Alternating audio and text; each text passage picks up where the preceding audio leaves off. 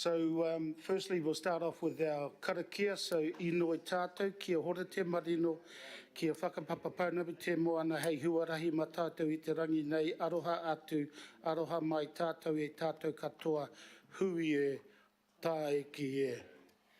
So look, that's our karakia for the morning. I'm now going to invite the boss lady here to do a roll call. So all yours, boss. Councillor Bartley is apology for lateness. Councillor Casey. Morena Sonia. Morena. Deputy Mayor Ketchmore. Kia ora. Councillor Collis' apology for lateness. Councillor Coombe. Atamarie. Councillor Cooper. Kia ora, Sonia, and apologies for early departure on council business. Thank you. Councillor Dalton. Morena Sonia, sorry.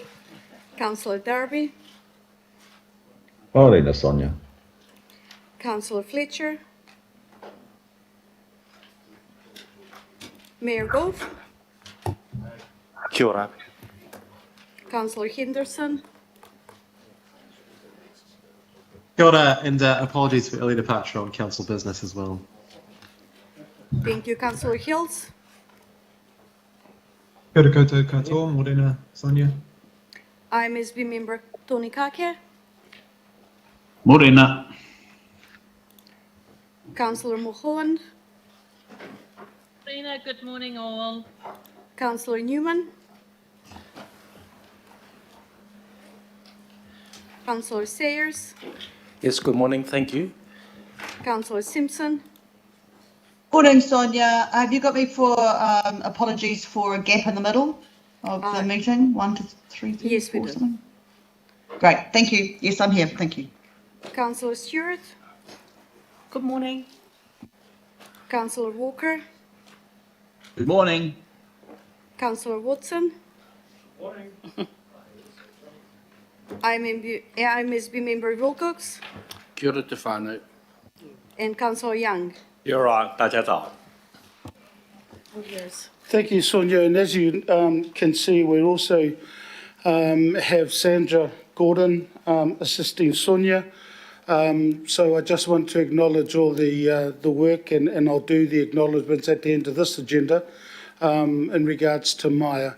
And also the boss lady, Sandra, is here as well, keeping an eye on Sandra and Sonia.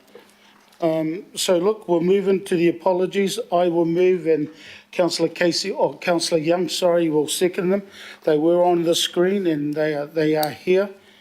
If there's no further comments or anything else, I'm going to move the recommendation. All those in favour? Aye. Against? No. Aye. Carried. Declaration of interest, there were none. Confirmation of minutes. I will move the confirmation. Councillor Casey will second. I will put the recommendation. All those in favour? Against? Aye. Carried. There are no petitions. Public input. I have declined the request from Golf New Zealand regarding the golf investment plan, and also Richard Brabant. Regarding that's under Standing Order 7.7.4B, and that's just for your information. I'm now moving into local board input. Mr. Chair, sorry, Al. Yep. If I could just ask about your clarification around people who've requested not being able to speak today. Just, I know you refer to a standing order there, but if I could get from the chair just clarification on that, because I'm under an impression, and you can correct me if I'm wrong here, that the reason that they have been declined is because they have made submissions or have had the opportunity to speak to their local boards. And they, I understand that their requests are to speak to us as a committee, Mr. Chair. Okay. So I just want to understand why they don't have that opportunity. I'll read the full standing. I'll read the full standing order out, Al. Councillor Sayers. and the Speaker may not use the time allocated for public input to speak about a matter that has a separate public hearing or consultation process attached to it. And we have had a consultation process attached to it, even to the extent that we extended it a month. So then the golf fraternity and organisations could be consulted a further month from that we ended up putting out for consultation. So that is my decision, and that decision will hold. And if I may, Ms, just for further clarification, and thank you for reading that to me and explaining that to me. So it seems, I don't know if you want to refer to an officer, Chair, or you can answer it directly, but it seems that means that no group or individual, if they go through that consultation process as you've described, ever would have the opportunity to speak to us, Mr Chair, directly, and we might want to hear from them, unless you decided not to. Am I correct in that interpretation? I have decided based on the standing orders, and that's why. So if you take that inference, that's your call. But I've taken the standing orders, I've read the standing orders, and we will move on from this, Councillor Sayers. I guess I'd just like to... sorry, Mr Chair, I'm glad you've asked the clarification. I have said it is the decision of the Chair that they will not be coming through for public input, and they have been advised. And I'd just like to record it as well. Please do so. Thank you, Chair. Yep. That I would look forward, and it's your discretion, Chair, I understand that, but I would look forward as a councillor to hearing from those individuals. And it seems a little bit anti-democratic, for want of a better word, that people don't have the opportunity to do that to us. And it seems to be something that's happened a lot, not through just your committee, Chair, but I just would like that recorded, that I am disappointed that the standing order precludes that opportunity. Okay, it gets recorded, and we'll move on to item 6, local board input. Local board input, I've declined the request, Devonport Takapuna Local Board, Kaipātiki Local Board, Albert Eden, and they were under the golf, and the standing order is 6.23B. And there's also Albert Eden Local Board. I've spoken to the Chair in regards to that. And so we'll be, hopefully, if we're around that table, that's what's going to happen in regards to the open space policy, because it's already been considered. Also, Otara Papatoetoe Local Board, along with the Maungakeke Tamaki Local Board, have have requested that they no longer wish to speak. There are, however, 3 local boards who will be speaking. One is the Upper Harbour Local Board, and that's the Chair, Lisa White. She is online. And also the Chair of the Franklin Local Board, Andy Baker. They will be speaking on behalf of the Sport and Recreation Facilities Investment Fund. And then we have also the Rodney Local Board, and that is Chair Phelan Piri.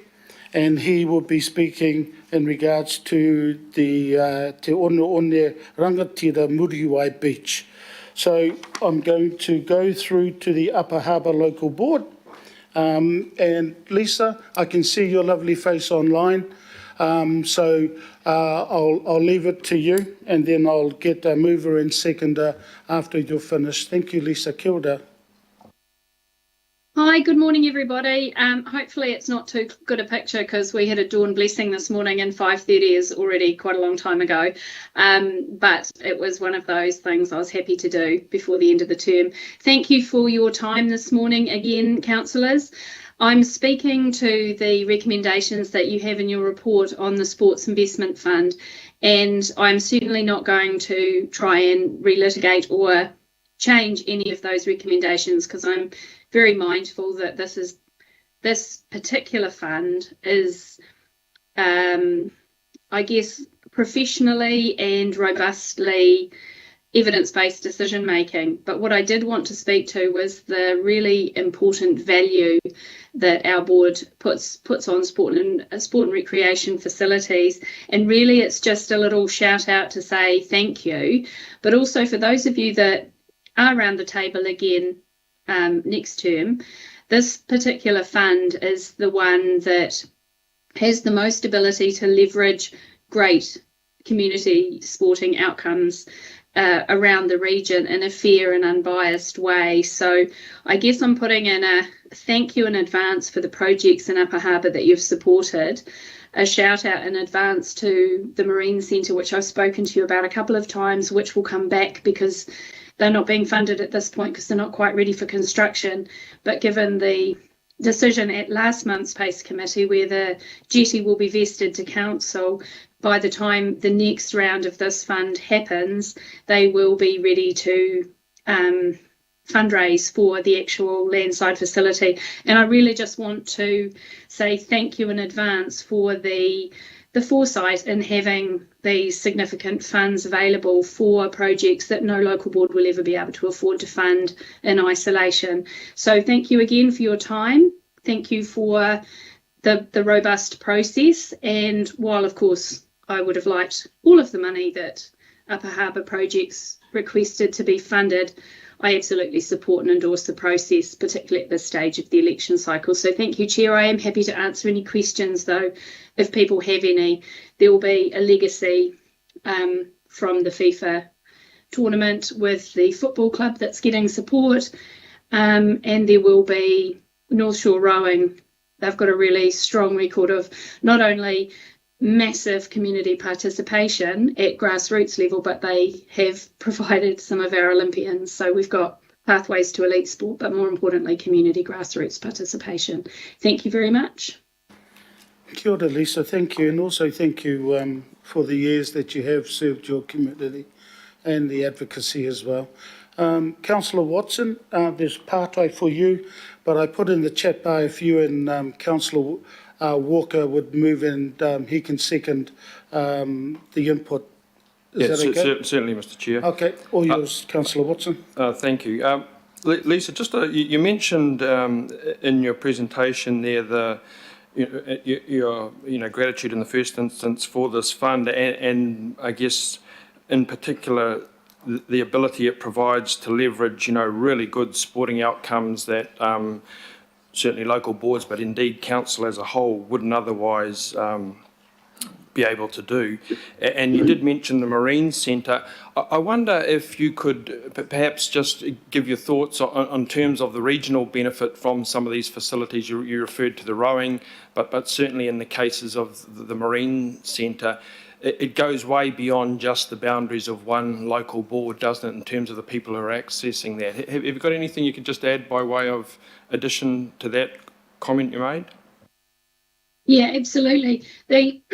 The Marine Centre will be sub-regional at the very least, but it is also going to be almost a regional facility because water access is such a priority for Aucklanders, and there are very few places where it's suitable. So it's for sailing, and rowers have been displaced by the developments at Hobsonville Point primarily, but because there are so few places, just by default, it will attract people from further around the North Shore and wider West Auckland.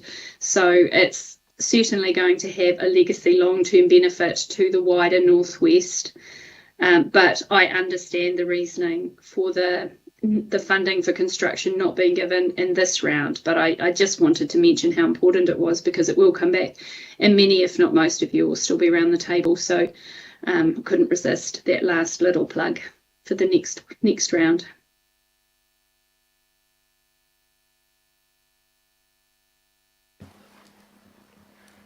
Kia ora, Lisa. I think that's the only part-time question that I have. So look, it's been moved by Councillor Watson and seconded by Councillor Walker. So I will move the recommendation to thank you, Lisa. All those in favour?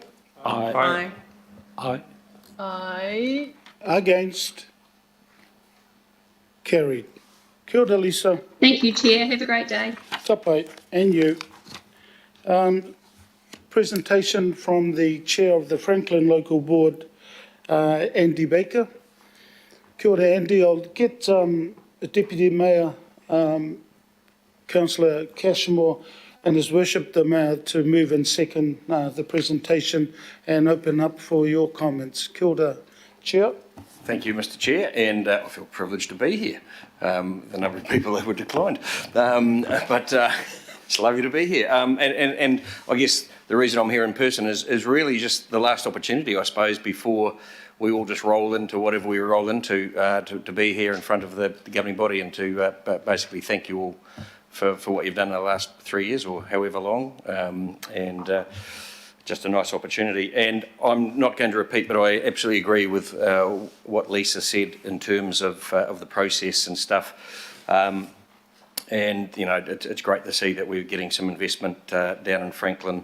I guess the purpose of me being here is to reiterate, similar to what Lisa said as well, but a little bit different, is in regards to, I think, the need for us to continue to invest in areas where there is huge growth and huge pressure being put on the existing facilities, and looking at how we, I guess, categorise regional and sub-regional type facilities that we can. And so, like Lisa, I had an early start this morning. I flew up from New Plymouth this morning, having been down there for a poor rugby result last night. But talking to people there within the council, just stunning and incredible the investment they are making in sport in New Plymouth. And we're talking hundreds of millions of dollars, and it's not to replace, some of it's to replace a grandstand at the park, but across what they're doing. And so it's incredibly important. And so as we see out south, huge growth in our area and across the border that we have no control over, the pressure being placed on our facilities is unbelievable, and we are getting more and more of these sub-regional type facilities. And you see that with the tennis, the tennis facility, which isn't getting funded this time around. We hope that ticks a few boxes in the future. It's not huge money, relative to what else we're seeing, and so it'd be great to see that included in the future. And also in the Auckland Rugby Union, who are working with counties in North Harbour in regards, Franklin has the largest number of dirt or earth fields in Auckland. That's a legacy issue, and all we've seen in the past few months is kids not being able to play because our fields are closed, whereas elsewhere in Auckland they're able to play because of the quality of the field. So sometime, somewhere, we've got to try and catch up, and working with the likes of Bombay Rugby Club, which owns their land, but is a great opportunity for us to get better bang for our buck. So love to see a bit more into those areas, but just commend the process. It's it's open, and it's, as always, oversubscribed. So thanks, and thanks to everyone for the 3 years or however long. Nice work. Kia ora, thank you, Chair Baker, and also to you and all the other chairs and local board members. Just thank you for your advocacy for your community. I don't know if I haven't had any pātai online. Any pātai questions around the table? No? So Andy, thank you so much. It's been moved and seconded. I will put the recommendation. All those in favour? Aye. Against? Carried. The Rodney Local Board, they will be having their local input at the item.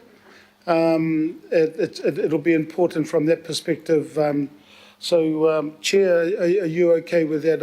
I think it's important that we wait till the item, and then I'll get you to come up, and then we'll get the item on the agenda. Okay, kia ora, thank you. So, well, there's no extraordinary items. The summary of parks is the first item on the agenda that we'll go through, and to let you know that all the presentations with all our agenda items are on Nexus.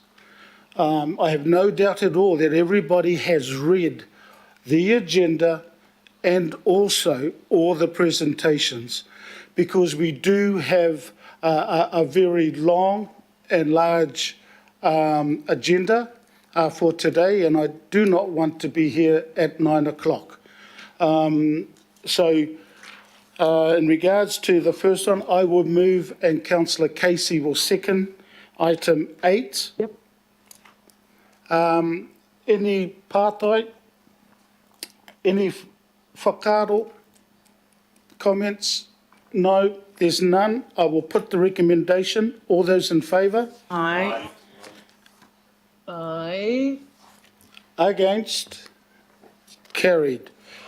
We'll now move into what I believe is one of the most important items on our agenda, and that is our demographic advisory panels. So Victoria, if you could come through. What will happen is that Councillor Casey will move this item, and His Worship the Mayor will second the advisory panels, and they will give a discussion. I'll get Victoria to open up, and then we'll move and Victoria, if you let us know which demographic panels the co-chairs will be going in that order, and then after each, we will ask to see if there's any pātai first, and then whakaaro questions or comments. So look, welcome, Victoria, and I'll leave it to you to go through and open it up. I do have, just before you start, I've got some comments from Councillor Casey, and she has asked me to read her comments around the advisory panels, but I will do that at the closing, as she is the mover, and she will close the debate, and I will read that on her behalf. Kia ora, tēnā koe. Kia ora. Thank you, Chair. Tēnā koutou katoa. It's my great pleasure to introduce this report, which, with its attachments, summarises the activities and achievements of Council's 6 demographic advisory panels over this term. The panels, established and appointed by the Mayor with work programs endorsed by the governing body, generously share knowledge, experience and perspectives through the lens of diverse communities. It has been said before that staff have a responsibility when giving policy advice to talk about the impact of that advice on people in our communities. We need to understand the makeup of our communities and the perspectives within those communities. A key way to access this understanding is through listening to people's lived experience, and this is provided by Council's demographic advisory panels. The report and attachments before the committee note the huge body of work undertaken by the panels in the last 2 years. They also speak to highlights of community engagement and increasingly integrated collaboration across the panels on issues that impact all diverse communities. I thank the panel members for their collaborative and constructive approach as we continue to pursue meaningful engagement. I'd like to thank and acknowledge the Mayor for his establishment of the panels and support, and the liaison councillors who, through their work, often very late at night, provide a link between the panels and the governing body. Thanks also to all members of this committee and the executive leadership team who readily answer any call to be involved with integrated panel sessions, open meetings and panels co-chairs forums. I acknowledge and thank the leads and deputy lead officers who guide and support the work of the panels in their own time and on top of their day jobs. I thank the governance advisors for keeping the whole show on the road. And lastly, I'd like to thank and acknowledge panel's chief liaison councillor and overlord, Councillor Casey, whose tireless advocacy and support for the work of the panels is richly appreciated and felt by everyone. Ngā mihi nui. I'd now like to invite Jason Boberg, co-chair of the Disability Advisory Panel, who I believe is online there, to present on the panel's term. The Disability Advisory Panel's liaison councillor is Councillor Bartley, and we also have our lead officer, Jonathan Benj, who's the head of REMU, and Elise Copeland, Principal Specialist Urban Design, And this panel's GA Governance Advisor is Sonia Tomovska. Thank you.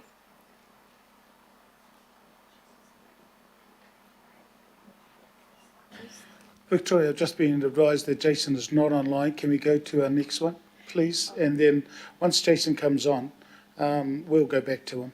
Sorry to the people in person first. Nobody's online yet. Okay. So for those that Sonia's just said, no, none of our other panels are online, maybe it's because we've gone through very quickly with our agenda. So those who are here, if we go to those co-chairs, we could then go with the flow, as my late mother would say. Absolutely. So I would like to invite Claire and Gail up from the Seniors Advisory Panel, along with Lead Officer John Nash. Kia ora. Morena koutou, ladies and gentlemen.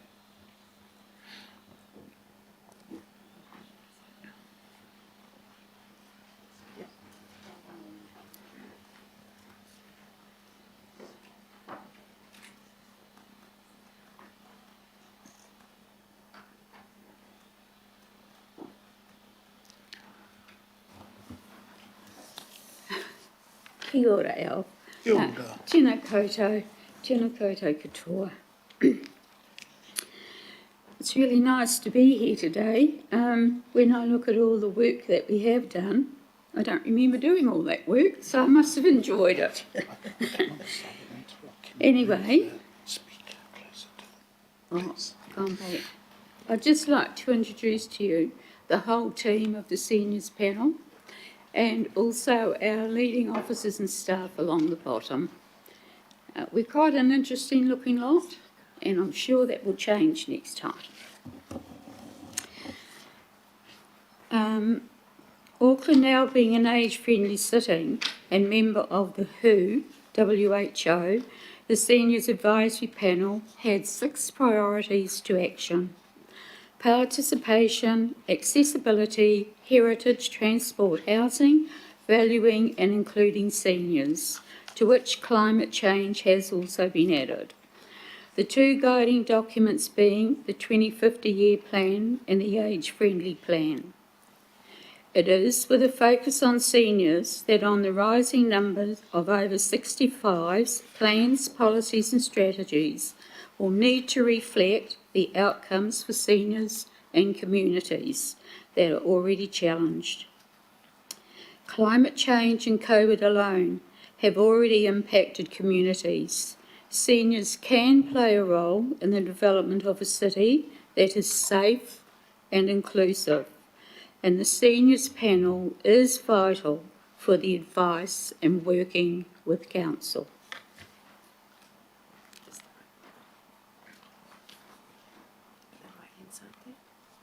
This one.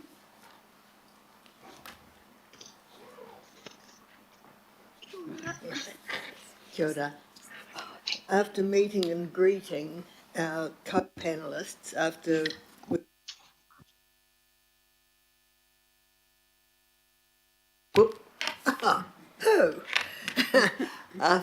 meeting and greeting our co-panellists, after our appointment, we got on with the mahi.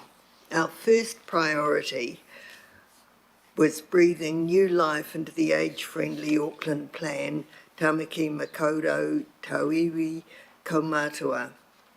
The Auckland Council team and wider organisations all joined in shared ownership of the project and development of the action plan. And what a wonderful and achievable plan it is.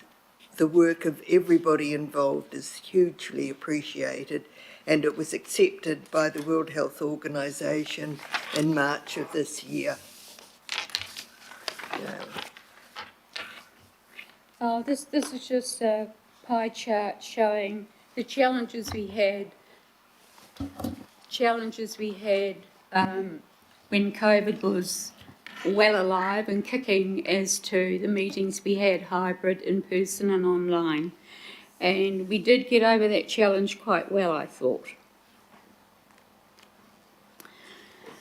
The seniors panel have had the benefit of taking part in the council working groups. Thriving Communities covers how the need to have a good working relationship with our communities. Objectives such as financial live well, health outcomes, participation, local leadership, increased resilience, sustainability, to name a few, and working on reducing emissions. These workshops are relevant as to what advice the seniors panel can offer. Members have also worked on elections and climate change. Where are we heading? What is the potential outcome? What affects us? Rain, heat, wind, emissions and more. As seniors, we want the best outcomes for this, ones that are effective, moving towards how we use power, what ecosystems could be put in place. Understanding these issues will change how we live, how our communities will support each other, re-educating and changing lifestyles. All this is very real, and the seniors panel can be there to offer advice and input in consultation with council officers. The co-chairs forums are a benefit as it offers the opportunity to discuss the issues and aims of other demographic panels.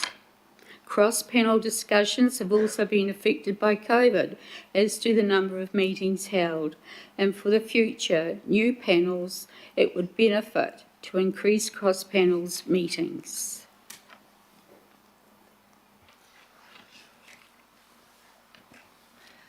Our role as a panel is primarily to provide feedback on council's plans and projects. Of particular concern for our panel have been issues around the possibility of reduced access for older people to public and private spaces and places.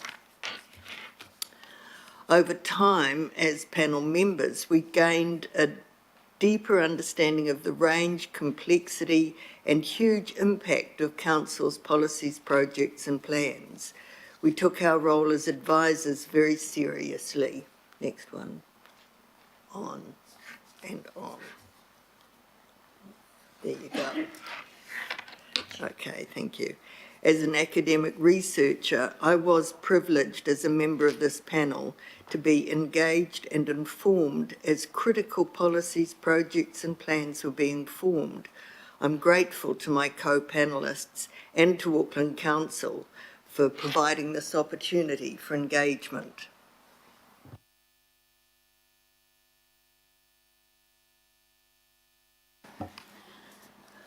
The last slide shows, we have there, the top picture is when Minister Aisha Verrill visited us, and that was quite something we'd been looking forward to for the 2 years we'd been there, so it was wonderful.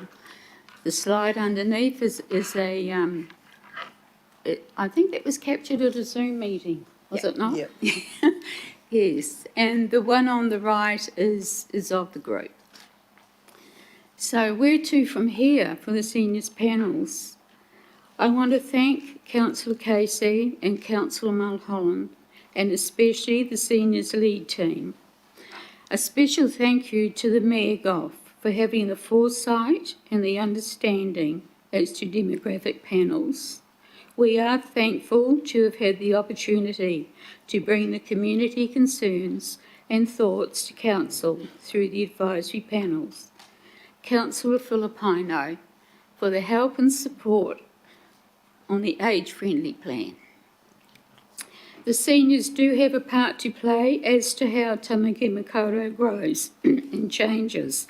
Parks, housing and transport will make significant changes to our Tamaki Makaurau Te Awhiko Mātua. There is still much to do in this very diverse city, so many different cultures with so many needs. The challenges ahead are numerous, and the seniors panel and the other demographic groups can, and I'm sure will, be the perfect medium to get advice from residents and communities, inviting them to answer surveys, to be involved in community matters, and to voice concerns that matter them. The new panels will be deciding on what their focus will be and understand the role and expectations Council have for them, to quickly come to terms with how Council works and what the priorities are, and how to give advice on Council strategies. The opportunity to work with a lead team and staff and other organisations is a bonus and valuable. I'd like to thank you all who have taken an interest in the seniors panels, and with that, as kaitiaki of the age-friendly plan, it stands to say, e hara takatoa, he takatahi, he takatini. Success should not be mine alone, but success of a collective. Thank you.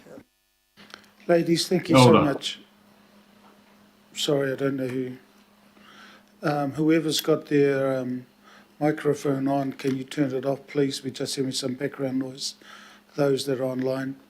Ladies, just want to say thank you. And, you know, I mean, I'm just going to open it up for any questions, and then I'm going to invite, firstly, John to see if he has anything to say, and then I'll close that off with Councillor Bartley as the liaison, if she wishes to say anything.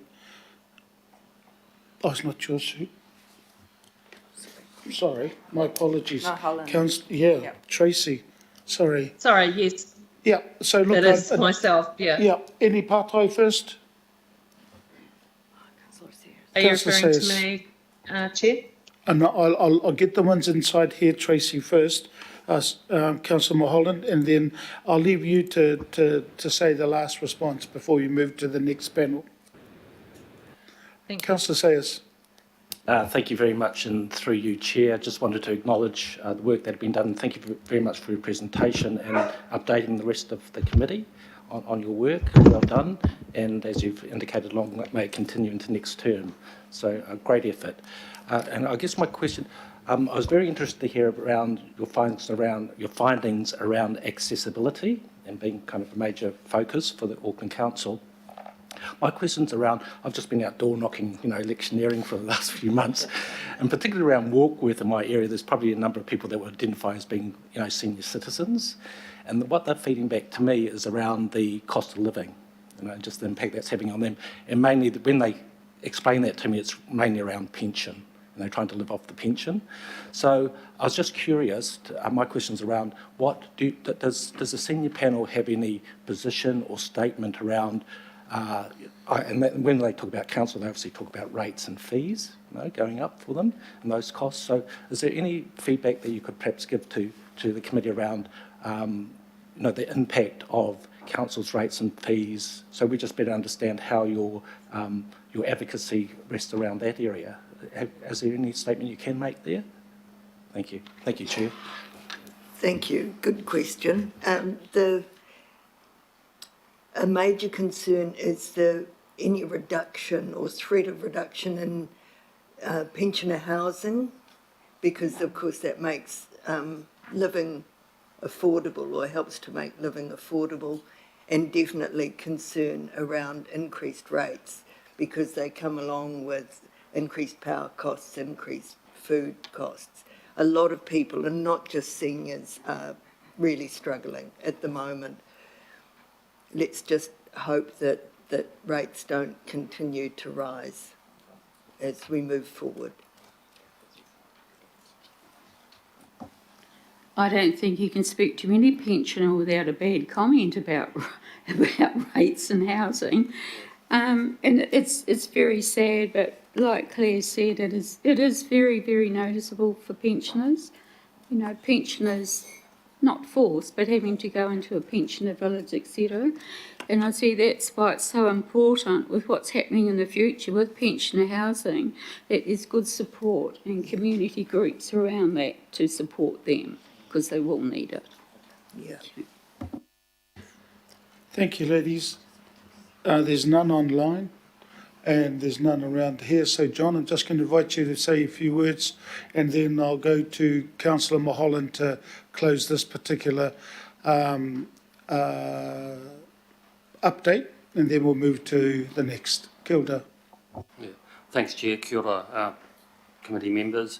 I really just wanted to point to the resilience of the seniors panel, and it's not exclusive to them, but one thing I certainly have understood and learned and appreciated during the term is, it's been one of the most difficult terms anybody's had to experience, and I think it's been a revelation to me to some extent, increasingly as I get older myself, the benefit of age, the experience that brings, and like I said, the resilience of the panel in getting right through a term, doing the extent of mahi which you've seen represented today has been no easy task.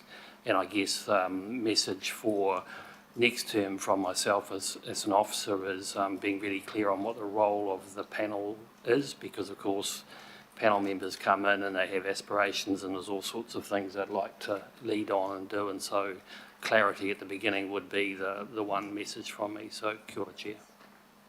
Kia ora. Thank you. Councillor Mulholland, to close this part, and then we'll move to the next. Kia ora. Kia ora, thank you, Chair. May I firstly acknowledge the panel and the co-chairs. I certainly agree with when Gail talked about the need in the future for input from community in other ways, which I think will support any future panels, and especially this panel. I also want to acknowledge that in the beginning we did, there were some challenges and we did have a couple of resignations. So I want to acknowledge the people that have all contributed in the way that they could and what they have done, because I think it does take a team. John, you're an amazing council officer, and the work that you have done to support this advisory panel has been outstanding. You talked about resilience, John, and I would like to acknowledge all of the just super fabulous panel members, for their resilience, their kindness, and the conversations I've actually had with some panel members about, their understanding of how the panel works and working through this process. And it has been especially difficult for everyone, Chair. So what it says to me is the team collectively, as stated by John, have been resilient, but they are also a skilled and positive group. In my view, they have done the best they can with the tools they have, and I know they would like to, from the work from what was shared with me, like to see more occur in the future in relation to the opportunity to get more feedback from seniors in Tamaki Makaurau. So thanks, Claire and Gail. You have been real champions, and to those members for the second time round and for this term, you are the spirit that drives us to, I guess, keep standing in these positions as elected representatives. I acknowledge you and thank you for everything you have done. Thank you to the staff for your contribution and your support. Kia ora tātou. Kia ora, thank you. And ladies and John, thank you so much. Kia ora. We'll now move to the Youth Advisory Panel. I just want to welcome Muriwai and Amy and also Carol. Kia ora.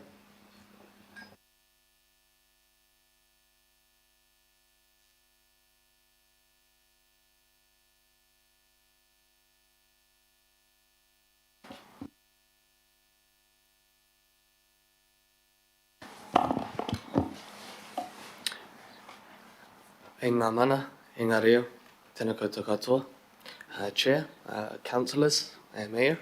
Thank you for having us this morning. My name is Muriwai and I'm joined here today with Amy Irvine.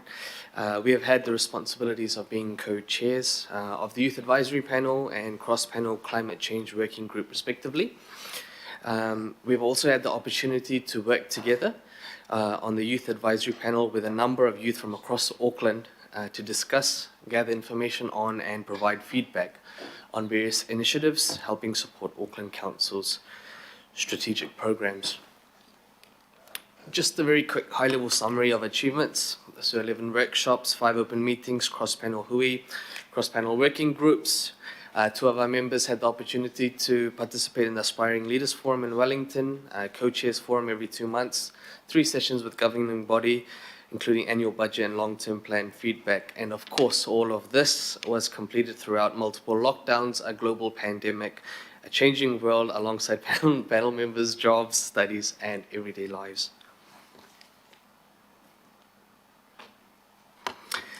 So the Youth Advisory Panel held open meetings on annual budget, youth mental health, employability, and climate justice.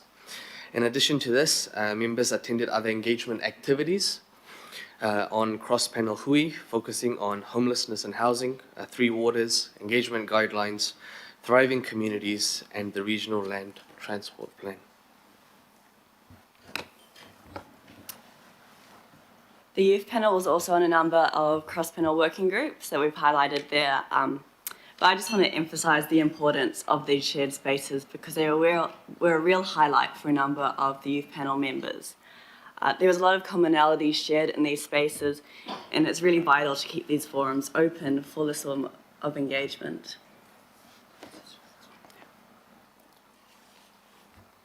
So in the last quarter of 2020, the PACE Committee approved the Youth Advisory Panel to work on these areas as part of our strategic work program. And so in regarding mental health, we had an open workshop at the Te Atatu Peninsula Community Centre. An amazing turnout, considering this was just before lockdown and during that whole phase. So I could see the community wanted to participate in person. Youth employability, fantastic open workshop with representatives from universities, from businesses, local businesses, and young population as well, coming together to work on potential solutions regarding this area. Cost of living and youth homelessness. So housing has been an issue, not just for our own panel, but panels across the board. So there was a cross-panel hui regarding this matter. And regarding climate justice, not only was there a workshop on the climate action targeted rate, but we also provided a detailed report and participated in the Design Your Future Climate Change digital campaign. So throughout our term, there was a number of other pieces of feedback and advice we gave. There's a long list up there, but there was a real common theme with transport. There's a real sense from young people of where you live shapes your present and your future. So this was a real massive concern for youth because it shapes what amenities you have available. And I think that it also really highlighted the importance of the youth voice that we were coming and having to give all this feedback and advice and with such a highly sought after panel. One of the other projects we worked on was through the I Am Auckland refresh. So there's a series of workshops where we were partnering to ensure that the I Am Auckland plan is still reflective of young people today. And these workshops were highly centred on engagement strategies because throughout our time, a constant issue that comes up time and time again is how do we engage with youth? How do we engage with these hard to reach communities? And this was a real time to centre and have this korero around what are we missing from the youth picture? Is it just the way that Auckland Council looks to young people? Is it an uncool organisation to engage with?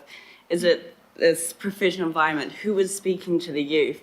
And it was a real fun chance to get to meet and discuss more creative ways of engagement. And this kind of leads on to our reflections from the panel. I want to highlight that there has been some real incremental changes and real positive changes as well. I served on the previous panel, so it's about 6 years I've now been with Auckland Council, and I have seen a massive shift. And it is a real positive highlight to feel this. Despite the challenges of being in a lockdown, the demand for youth voice was still strong, which is really showing the importance of having rangatahi perspective. And look, even though these have been incremental changes, which aren't my favourite mode of change, it is nevertheless strides forward. I want to just end from my point saying that we are the future as youth, but that does not mean you can place the onus on us to solve the problems of the future, as it requires action now. So just adding to that finally, as you all know, from lack of in-person meetings to changing how we engage with the community and try collate insights to share with Auckland Council. This journey has had its own challenges, but in light of this, the Youth Advisory Panel have done a tremendous job, and as a co-chair, like this is my first time doing this, I'm very proud of the panel and the work that they have done to navigate through this environment and still contribute to numerous working groups and workshops, as well as delivering to the key work areas proposed by the panel to the PACE Committee. We hope the momentum of the work that was achieved over this term is continued by the incoming panel, and we look forward to seeing the progress that is made in the coming years. And wrapping that up, I just want to say a big thank you to Sophie, Olivia, Carol, Morgan, and Victoria, because without all of them, we would not have been able to achieve what we have. So a big thank you to you as well. Tēnā korua, I just want to say again thank you as well. Any pātai? Councillor Watson. Yeah, thank you very much for your presentation. You, Amy, you in particular mentioned the challenges of engagement and the steps of some sort anyway that have been made in your 6 years. Do you have a view whether like a kind of civics education at some point in secondary school would help, kind of stimulate that engagement or give people the young people the background as to what council does, how its elections function, what opportunity there is for people to influence things. Do you think that would be like a good grounding that then could be built on, even just by way of a short block or course at school at some point? Yeah, it was actually through council. I think this was a couple of years ago now. I attended an event with some council staff where it was looking at, is there a missing gap in civics education? And that's definitely one route to do it. I think that some schools currently have programs where they're looking more at national elections and education there, but there is a real gap of knowledge. I would say not even just in young people about the importance of local elections that we see time and time again. The one thing I do think about constantly though with civics education is making sure it is inclusive, because a lot of it is in the most privileged schools where they have these spaces, so making sure it is representative of Tamaki Makoto's youth across the board and how that education might look like. Is it more discussion based? Is it having some kai and having councillors come in and talking through how that looks is also really important, not just the content. Yes. Thank you. I think that's really good. And just by way of follow-up, we're at election period now. In some previous elections, Year 8 students, for instance, voted for the candidates. And certainly the schools that were in my ward, that was incredibly successful. The students were better informed than the community as a whole, and they took that information home to parents. So it was, to your point, they're actually educating other people who didn't know much about it, who are adults who'd been around for a while. But thank you, there's some really good comments here. There's no further pātai around the table nor online. I'm going to invite Carol to say a few words, and then I'll go to the liaison councillor, Councillor Henderson, as I would do with all the updates. Kia ora. Thank you, Chair. Kia ora koutou. It's been a real privilege to have supported the Youth Advisory Panel over the last year. When the term started, when I was Principal Advisor Panels, I've been involved from the beginning in terms of the whole recruitment process, and to see them grow and develop and contribute in a really meaningful and constructive way. And it's been a real privilege when I changed roles last year to have continued to serve with them. I really want to spend a little time just to acknowledge the work of Morgan, who has been the Deputy Lead from the beginning. He spent a lot of last year carrying the load for being the leader and the deputy lead while we were waiting to try and appoint somebody new into that role. So I just really want to acknowledge his work and his support to the panel, which has been amazing over the last couple of years. So thank you so much, Morgan. It's been a privilege to work alongside you as well. And just want to acknowledge Victoria coming into the principal advisor role as well. So she's been a great advocate and a great support, and she's been doing a fabulous job in terms of looking after us and keeping us all on track. So thank you to Victoria as well. And lastly, just to thank all the teams who have been really receptive and really encouraging of the Youth Advisory Panel and really wanting to engage with them in an authentic way. And particular shout out to the I'm Auckland team who've been with us from the start. So yeah, thank you all. Thank you, Karen. Also, just to acknowledge your work prior to Victoria coming on. Kia ora. Councillor Henderson to close this part, and then we'll move on. Thank you. Yeah, just want to add my voices to these acknowledgements because, you know, this is the hardest term for our advisory panels maybe ever. With COVID lockdown really challenging, you know, any kind of engagement and process like this. So particularly for our young people and our older people as well, I think personally we're the most hard hit through this process. And so just seeing how much the Youth Advisory Panel have done in this term and really trying circumstances, I think is a credit to the people involved, a credit to our young people that have done such fantastic work. And again, I just want to acknowledge the staff that have been really passionate and diligent and really hardworking and supporting the Youth Advisory Panel all throughout this 3 years. I think you've all done a really wonderful job, and the city really is in your debt, all of you, for what you've provided. So thank you very much. Kia ora, Shane. And thank you to you both, and also to you, Carol. Kia ora. We'll now go online, and Jason. Kia ora, Jason. I'll leave it to you. And I know that John Benj is the liaison officer, but he won't be here. So I just want to acknowledge you, Jason. Kia ora. I'll leave it to you.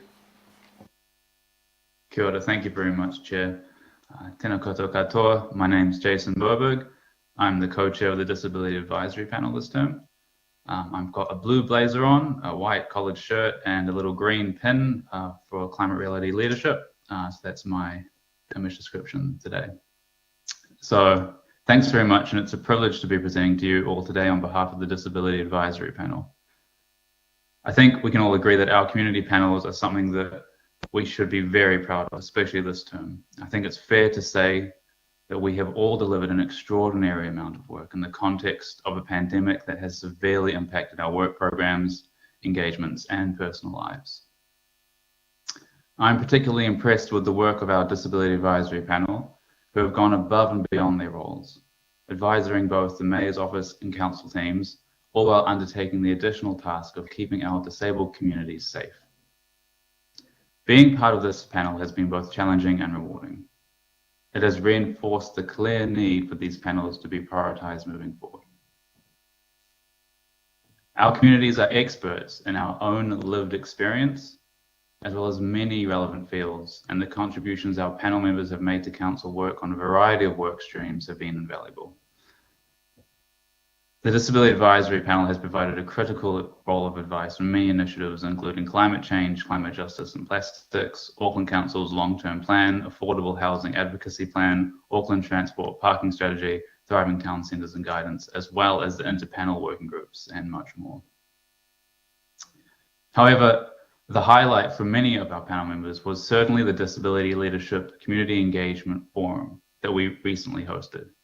I was privileged to facilitate this meeting with fantastic speakers from our community, including our own co-chair of the panel, Martine Abel-Williamson, the CEO of Able, Dan Buckingham, and the then Disability Rights Commissioner, now Chief Executive, Whaihaka Ministry of Disabled People, Paula Tesareo, who was the first disabled person to lead a New Zealand government ministry. Amongst the rich conversation, the feedback from our community was overwhelming on the need to centre and support disabled leadership across council operations. We must ensure that disabled people are recognised as the experts that we are, and that our knowledge, work and relationships are valued. Engaging with disabled people and supporting our leadership is not a tick box exercise, but it makes projects better and delivers better outcomes for all Aucklanders. We hope to see that Auckland Council embodies this ethos with a strong call for increased representation of disabled people within Council. Auckland Council's policy for our community must be led and be written by disabled people. Engagement with our community must be disabled-led, accessible, supported, and resourced for success. It must also recognise that the disabled community is not a monolith. Within our community, there is rich diversity and culture, and engagement must be inclusive for whāhaka Maori and disabled people who are also members of other communities. Nothing about us without us is not merely a catchy slogan, but it must be an embodied practice. And this is something that is a space for Auckland Council to continue to grow in a leadership of. I would stress that what makes our Disability Advisory Panel successful and what has been enabled us to do our best work and provide inputs on such initiatives has been the strong relationships we have forged within Council. Engagements work best when Council teams and COOs recognise the importance of designing and ensuring disabled inclusion in their work streams, when our panel's terms of reference were well understood, and when our input was sought significantly early on in the process to meaningfully influence project design and approaches. As co-chair and on behalf of my fellow panel members, I would like to express our deep thanks to the Auckland Council panel support staff who have supported our participation and helped us do justice to our communities, including Victoria Ricks-Brown, Elise Copeland, Jonathan, Sonia, and Greg, along with the support of our liaison councillor, Josephine Bartley, and of course, Councillor Kathy Casey. This term, our panel members were our co-chair, Martine Abel-Williamson, Chantal Griffiths, Gerard Martin, Bonnie Robinson, Rachel Pedersen, Ursula Thine, Kramer Hothelt, Ronald Baker, and Renata Kotua, who was there for us for the first part of our term. I think it's important to recognise that the work of the panel is upheld by its members, and this term we had fantastic panel members. So thank you, everybody. I would also like to acknowledge the hard work and collaborations of the other advisory panels and hope this continues in the future. And I'd like to leave this council with one last thought, as well as for the incoming council, that our city is at a crossroads. We are facing rapid urban development, the dual crises of climate change and the ongoing COVID-19 pandemic, the challenge of how to create equitable transportation and housing. All of these adversely affects disabled people. To reach the inclusive city that works for everybody, Council must increase its disability leadership, create jobs that are designed from the ground up for disabled people, and set a gold standard in appropriate engagement with our communities and organisations. And I know that with trusted relationships and disability leadership within Auckland Council, this can be achieved. And I think we can all agree the time to act is now. Thank you very much for your support, Chair, throughout the journey, and I return to you. Kia ora, thank you, Jason. I'm going to open it up for questions as we have with previous. So, Councillor Coombe, you're the one at the moment is the only one. Kia ora. O tēnā koe e te hia mana, Alf, tēnā koutou, ngā mihi nui kia koutou. Kia ora, Jason, and thank you for your presentation. I've just realised my pātai is more directed at officers, but as I've got the microphone on, can I just take this opportunity to really acknowledge all of the panels, just have this one moment, and all of the contributions that add to such a richness of our understanding and depth of our decision making. So I just want to acknowledge everybody from all the panels, but kia ora, Jason, and your panel as well. So is this an opportunity, it's about the early input into our work. Can I ask this pātai now, or is there going to be a separate opportunity for a pātai to Victoria? Councillor Kim, are you talking about whether the advisory panels will be part of the next incoming council? No, because that decision needs to be made first by the incoming mayor, as you know. Right. And without that, we won't have a work program until a decision is made by on the advice, firstly, of the new mayor, and also the governing body. So I'm really sort of saying at the moment it's premature to ask anything around the work program when we don't know whether the advisory panels will be in the next triennial. Okay. Well, maybe I could just make a comment to Jason in the context of the disability panel and all the panels around the value of that early input into our plans and policies for us to have a really valuable understanding. And I think that's in all areas of our work. And I do hope going forward that we will actually, rather than sort of ask for consultation once we've already developed, say, plans are quite developed, we actually have that early input of understanding. And I think that's what's a theme that's coming through with all of the presentations. And the other one I just wanted to mention too was around the climate action, climate justice, which is another common theme. And I guess my query there is around, in the covering report, it says there's no climate impact, whereas actually all of the panels are having this incredible input into our work around climate action and climate justice, and our understanding that climate justice is what we should be aiming for, and that's come through very strongly too from the work from the disability panel. So I would have had a really big rethink about that statement and under the climate impact statement, because all of the advisory panels are having a massive impact. So kia ora, thank you, Chair. I know that I won't need to make any other comments on all of the other the whole package of presentations. So thank you for the opportunity. Kia ora. Kapai, I was going to get comments after the partai, but it is what it is, and I allowed you to make your whakaaro. So, Councillor Bartley, to close, there's no further indication of questions. Hold on. Happy to take questions. Jason, there's no other questions that I've got.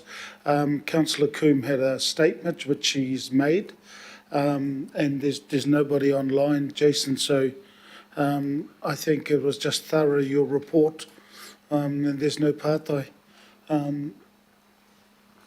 Yep, there's none. So look, I just get Councillor Bartley to close this part. Kia ora, Jason.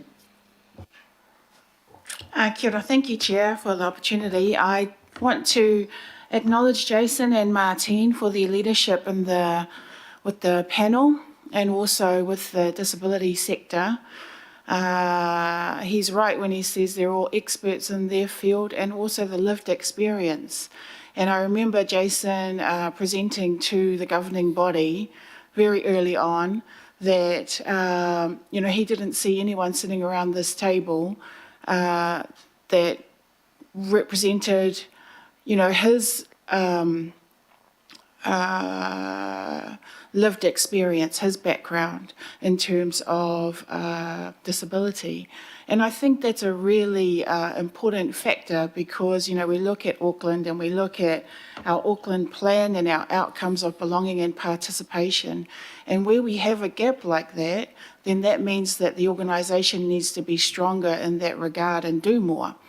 And one small part of that would be the disability advisor roles that we used to have at council, which are no longer there. That would help champion some of the operational work that needs to happen to make our organisation more accountable in terms of the disability goals, especially amongst our CCOs. So I credit the Disability Advisory Panel for all their advocacy. I believe that that people should speak, for their own lived experience. No one else can speak to that except someone that is living that. So I really want to see more of their voice come through. I do acknowledge Elise and the council officers, Victoria John, and their work, but especially Elise. She is 24/7 about, our supporting our disability sector and the issues raised, because it not only affects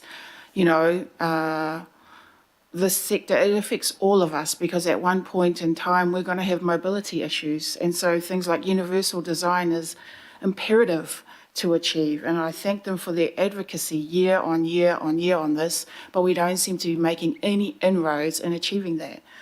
the parking strategy and their voice there. You know, just because you have a disability parking in one place, that restricts them to where they can go. You can't just have it in one place, you've got to have it everywhere.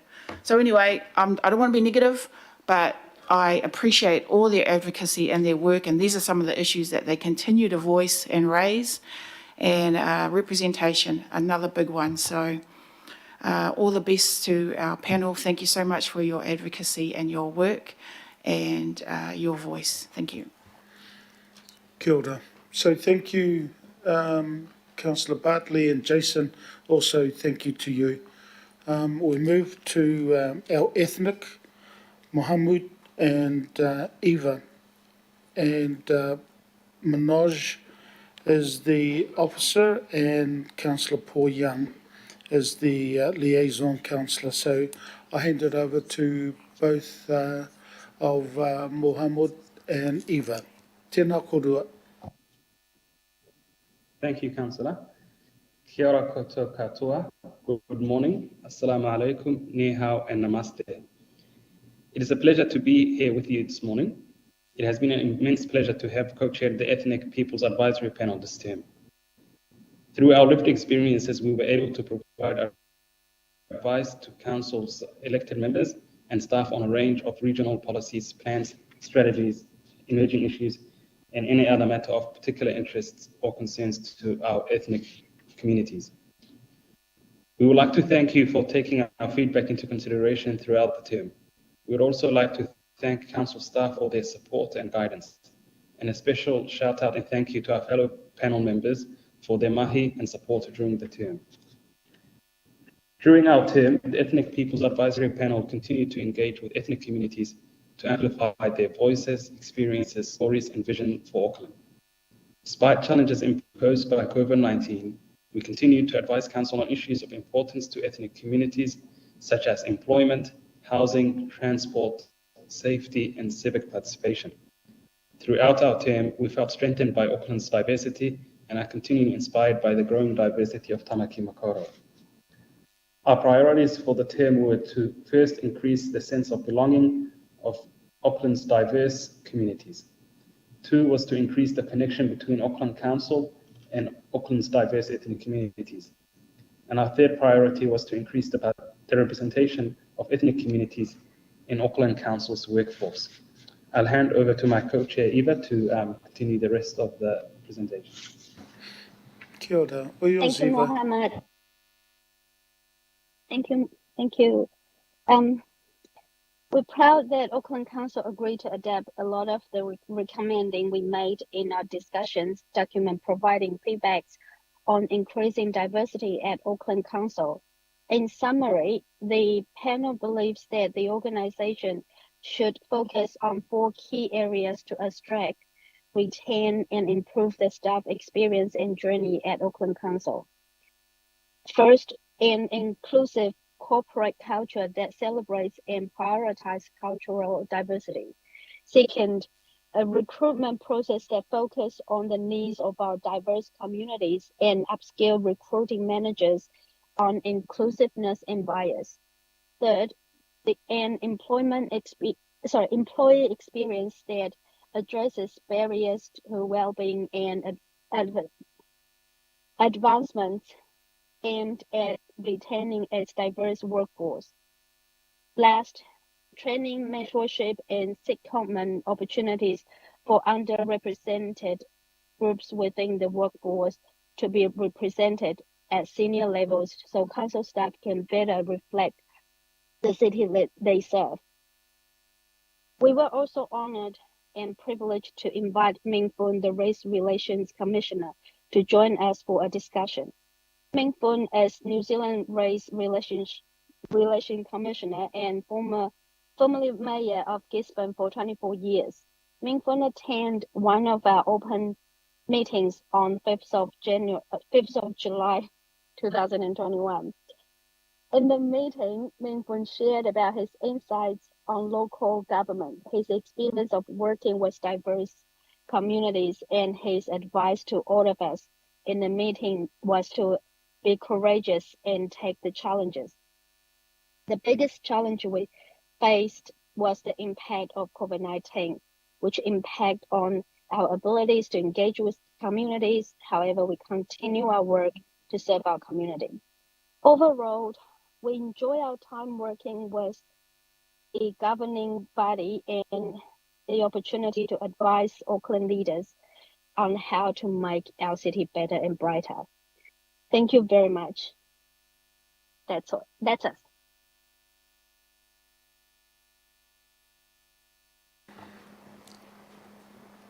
So Mohammed, is it going back to you to close off, or is that it from both of you? We've concluded, that's it. Oh, that was good. I'm not saying the others weren't, but thank you so much.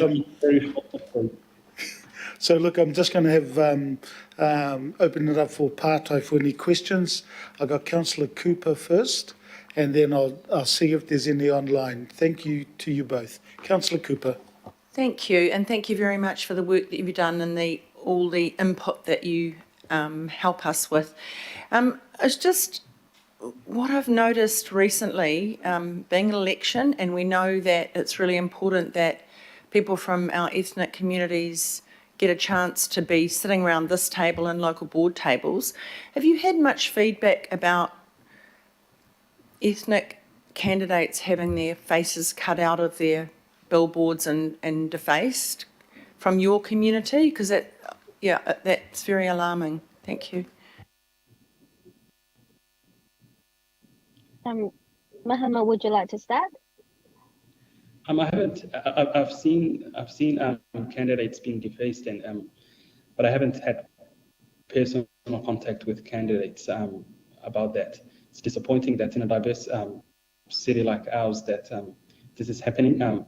But I think to increase the representation of ethnic communities in the governing board and local boards and throughout the decision-making processes of Auckland Council is to increase awareness of the role that Auckland Council has and what it does for the city. And I think that will encourage more people to participate in the democratic processes of our city. Thank you. I do have experience that you've mentioned about before.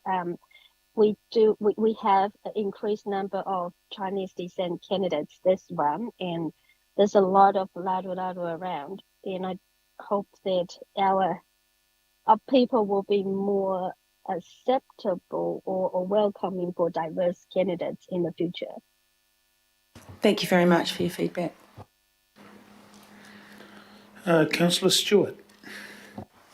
Oh yes, thank you for that. Just on the cutting out of the faces, were you aware that it's not only the Asian community and the ethnic community having them cut out, that I know Morris Williamson's probably had more cut out than anybody in my particular ward. Now I'm getting them cut out. So I don't think it's actually a racist thing. I think it's just a thing that people just do.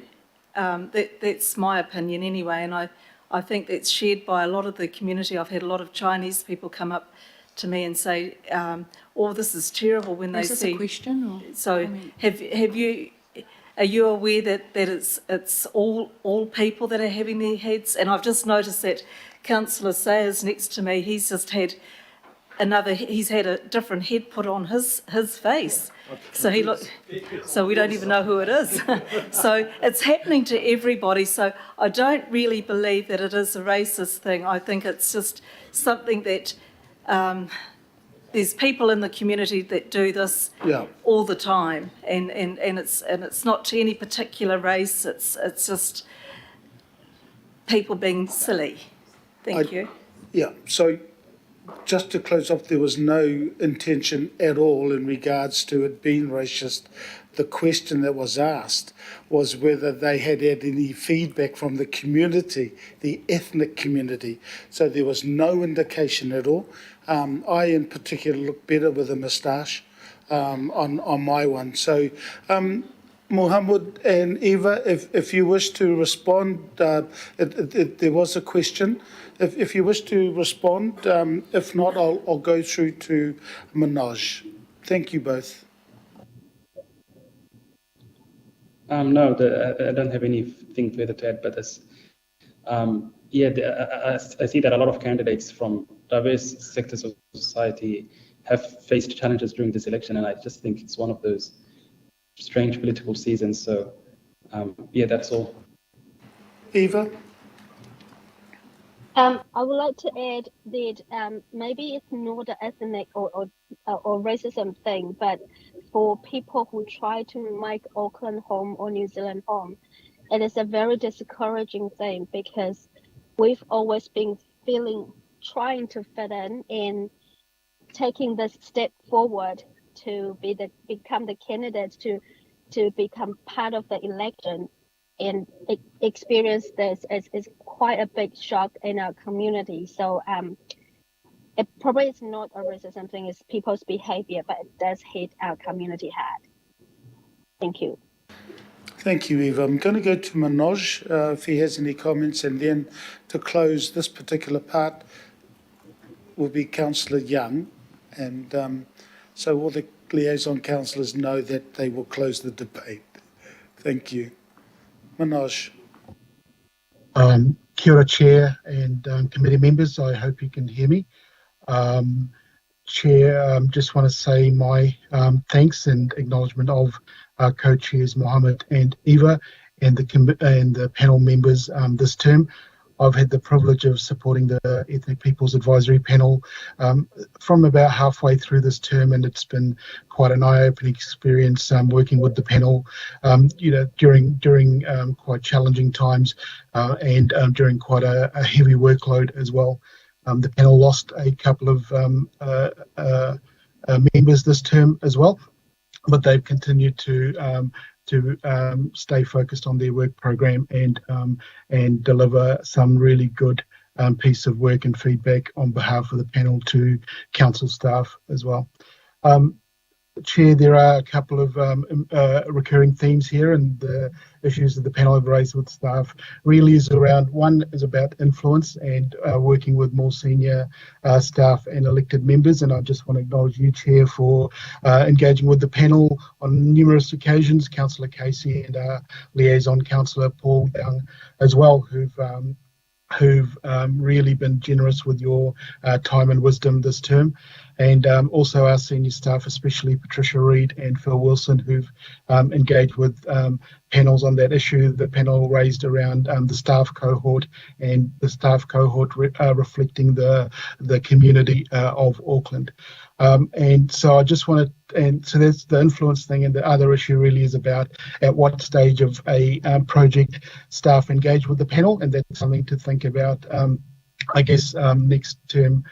In terms of the terms of reference, because the panel have had staff engage either at the beginning, in the middle, or at the end of initiatives. So that has been a recurring theme as well. But I do want to conclude just by speaking on behalf of my colleagues Suad, Olivia, Tao, and of course Victoria and Carol as well, just to say it's been a privilege and an honour supporting the panel this term, and I just want to wish them all my best and all the best for their continued mahi in the community. Thank you, Chair. Kia ora, Manoj. Councillor Bartley, and then I'll close with Councillor Young. As I said in the chat bar to everybody, this morphed into sort of questions, comments, and I'm not going to stop anybody because this is the last update for our advisory panel. So if we could keep it short, that would be great. Kia ora. Kia ora. Thank you, Chair. I just wanted to respond to Councillor Stewart's comments. I wanted to acknowledge the ethnic panel, but also there is a difference. There is an issue. I know everyone's signs gets vandalised, but where you are physically different to the majority, that is something that is brought to your attention and put out there and held against you. So while I can empathise with Morris and his signs, I'm pretty sure people don't say to him, go back to where you come from, or go back to your own home, or comment on the colour of his skin and call him a coconut or yellow or anything like that. So I do want to acknowledge it is harder to put yourself forward when you don't look like the majority. So acknowledging what some of our ethnic candidates are also going through. But yeah, thank you. Okay. And I'll leave it to Councillor Young to end on a good note. Councillor Young, you can close this and then. We have two more. Yeah, So, thank yeah, you, Chair. kia ora. Yeah, first of all, I'm probably the most haircut candidate this turn. I already got 32, and the numbers is going on. But it's not my main comment. And my comment is I would like to thank you, our staff, and all panel members in this turn, particularly the co-chair, Mohammed, and Eva, and the previous chairs, Kathy. As the ethnic community rapidly growing and grows and a high percentage in the Tamaki Makaurau of the population, and ethnic group will play a very important role in Aotearoa, New Zealand in the future, even now. So your role and your work are really appreciated and look forward your leadership and back to the panel in next turn. Kia ora, 谢谢. Yeah, Councillor Young, thank you so much. Mohammed and Eva, thank you to you both. Kia ora, tēnā korua. We'll move on to the Rainbow Advisory Panel. Tēnā koe, John. Sorry.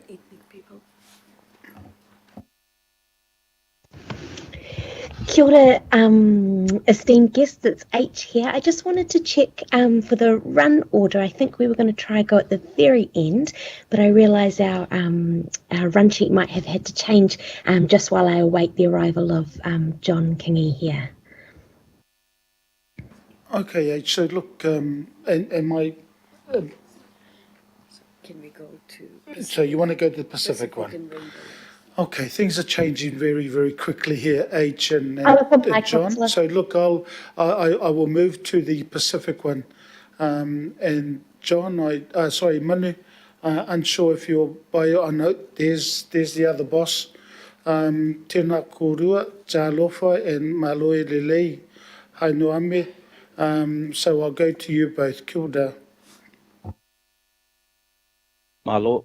Yes, whawhetai aloha lofa, moe mātou, ala mātou, whono i le manuia, whawhetai I le atua. Kia ora koutou katoa, ka nui te mihi ki a koutou I ngā poare o Kuniira o Tamaki Makaurau. Tēnei te mihi ki a koutou I te tautoko te kaupapa. Tēnei te mihi ki a koutou I te Independent Māori Statutory Board. Tēnei te mihi ki a koutou katoa I ngā mahi, tō mahi I tēnei wā. Tēnei te mihi. Kia ora, everybody. My name is Manu Sione, alongside Hainoami Fuliwai, co-chairs of the Pacific People's Advisory Panel. Great to be here today. I first of all wanted to give light to the great team that we had in the Pacific panel. Hainoami and myself are honoured to be in front of the PACE committee, in front of the Finance Committee, in front of a number of different committees, but our really hard workers behind the scenes are not in that light. And I just wanted to highlight Patrick Lino, Samoan and Niuean, Dr. Edmund Fihoki Tongan, Dr. Analosa Veokiso Ulungia, Samoan, Litiana Wilson, Fijian, and Mary Brown, who is from Fiji as well. We also lost two members during the term. Damien Lua actually went to go and work for Auckland Council, so that was a good thing for him. But we lost him from our committee, and Caroline Lingy Harris, who stepped down during the term as well. So congratulations to all of them, and I know Hainoami and myself would not have been able to do this mahi without the support of our panel members. If I think about what makes up the Pacific panel, we are lucky to have had the Auckland Council Pacific strategy, the Aramoana strategy. And when we developed our Pacific People's Advisory Panel work plan for 2020-2022, we wanted to make sure that the principles that were in Pacific strategy, Aramoana, were front and center in the mahi, in the plan that we were developing. So the sorts of things like empowerment, equity, respect and cultural appropriateness, reciprocity and partnership, teamwork and collaboration were front and centre when we were thinking about our Pacific Peoples Advisory Panel. And the contents of the Ara Moana strategy was also going to be great in developing our work plan for this last term, 2020 to 2022. So there were a number of interdependencies that were included in our work plan that made sure that we also shone a light on Ara Moana, on the Pacific strategy for Auckland Council, and making sure that actually the work that we were doing was aligned with those dependencies. So on page 4 and page 5 of the report that we've written for PACE, it'll give you those diagrams and understanding of the importance of the work that has been created and developed using Ara Moana and using the Pacific strategic goals. So our strategic goals were around economic development, engagement and civic participation, recovery, resilience, climate change and sustainability, which all fed into the Auckland Council Pacific Strategy, Ara Moana. So it was really linked throughout that term, and working with the council staff around Ara Moana was also a huge pleasure and credit to the work that had been done already. So I'll pass you over to Hainoami, who will talk about some of those successes. Malo taulawa e pongpongini, go councillors, Peheka ki Motole Kautaki. Thank you so much, Manu, for introducing our wonderful Pacific Peoples panel. And ofalahi atu malo au pito to any of our members who might be joining us online, as well as to all of our other fellow demographic panels as well. My job is to cover off our successes. For those of you that may have access to our report, there's a whole lot of content in there. What we wanted to achieve in this report was to showcase the voices of our panels, our panel members, to also showcase the diversity in our community. It's vast. It's there are so many layers to it, and we hope and we know that we've been able to achieve a lot of our successes and wins alongside the Ara Moana strategy. So on page 9, you will see that there are successes there that our members talk about and that they mention. Some of the key themes that are coming through from those comments are in reference to our commitment to engagement. And in the Ara Moana strategy, there's things around the principles around empowerment, equity, respect, cultural appropriateness, reciprocity and partnership. Teamwork and collaboration for us really came through in the form of our commitment to engagement, and so far we've been able to get some really good outcomes out of that. Our members were able to contribute to Council's policies and practice. In particular, Letiana talks about the Kakala Pacific Engagement and Practice Guideline that her and Dr. Fehoko were a part of, developing learning modules and building the cultural intelligence of Council through the training that's been delivered through that work. Some of our wins as well, we can't go far from the recovery budget that was supported by the Finance Committee. And that's all aligned to Ara Moana, the work programs, and understanding the challenges that are within our communities. And there was a particular focus on 3 particular local boards, of which we saw would really benefit from some of the recovery budget and also across the board. We also thought that raising the profile and emphasis of Ara Moana was important for us, and so actually we've included a 1-pager of the Ara Moana strategy in our report. We acknowledge the work that Council has done to endorse this strategy, and so we see it as an important document that our communities can also understand. And that will, in our work, bring across accountability and commitment to change. So I guess the final comment in terms of our successes is all about like-mindedness, finding balance between expertise. Social and economic change has been huge for this particular panel, and we're really, really proud of our work. I think that's it from me. I'll hand it back to you, Manu. Ofalahi atu, everybody. Manu. Malo pito Hainoami. One of the things I was going to cover off was around recommendations for the incoming term But as Councillor Alf talked about, actually, we don't know whether that's going to happen. So there might not be demographic councils next year. So I'm not going to talk about the incoming term, but what I am going to talk about is what councillors might be able to focus on in terms of the work going forward. So on page 10, you would have recommendations to the term. Page 11, we do talk about areas that Auckland Council and its agencies could work on to improve on Pacific communities in Auckland moving forward. So here's some challenges that our great team had talked to. One of them was, I believe that they know what the issues are. I just think moving forward, they should work with the Pacific community leaders and empower them to enable thriving communities rather than doing it to our Pacific communities. As we saw with the lockdowns, many of our Pacific communities rallied to address the needs of their own communities and made huge success around that. Better engagement and understanding of our communities would be a more effective way to engage in purposeful engagement. Another comment from one of our panel members, commitment to equity from top down. Evident in resourcing, FTEs, development of senior Pacific leadership roles across the whole organisation, and continue the investment in Ara Moana. Another comment, meaningful engagement in the right stage of the process, at the beginning of the process.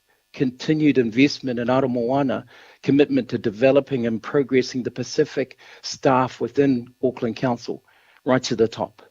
Being pragmatic about the levels of influence they have in communicating that to our communities so as not to raise expectations that it cannot be met.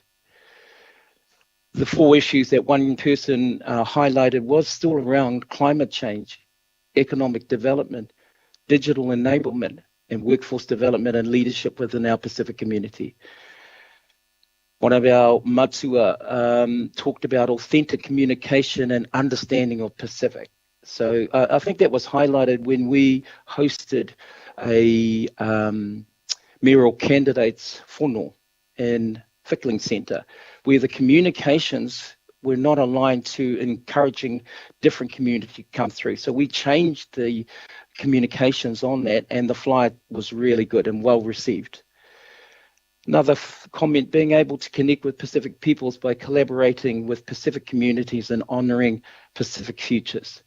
So I think that you can see, and finally, talk to our Pacific People's Advisory allies. And you've got some great people in the staff at Auckland Council, like Victoria, Mike, Eddie, and rather than talking at our Pacific communities, stop using internal jargon, simplify your language. Actually, we can help you on that. In this day and age, with heightened social technology, it's time for the Auckland Council to become world-class, equitable leader for meaningful, sensible and positive change across the board for much better tamaki makaurau. So in finishing, there are a lot of things that we learned, and certainly the report highlights a lot of those with the graphs and the information that you need to move forward. So I'd just like to, on behalf of Hainaami, whawhitai tele lava. Tēnā koe te rangatira e manu whawhitai tele lava, lau awhionga. Māloa pito, Hainoame, thank you both. I know that your officer for your advisory panel is not online, nor is your liaison councillor, but I know that he would end up acknowledging all the mahi, all the work that the advisory panel has done. So I haven't got any pātai from the committee, but if there's any from the local board, they will contact you directly.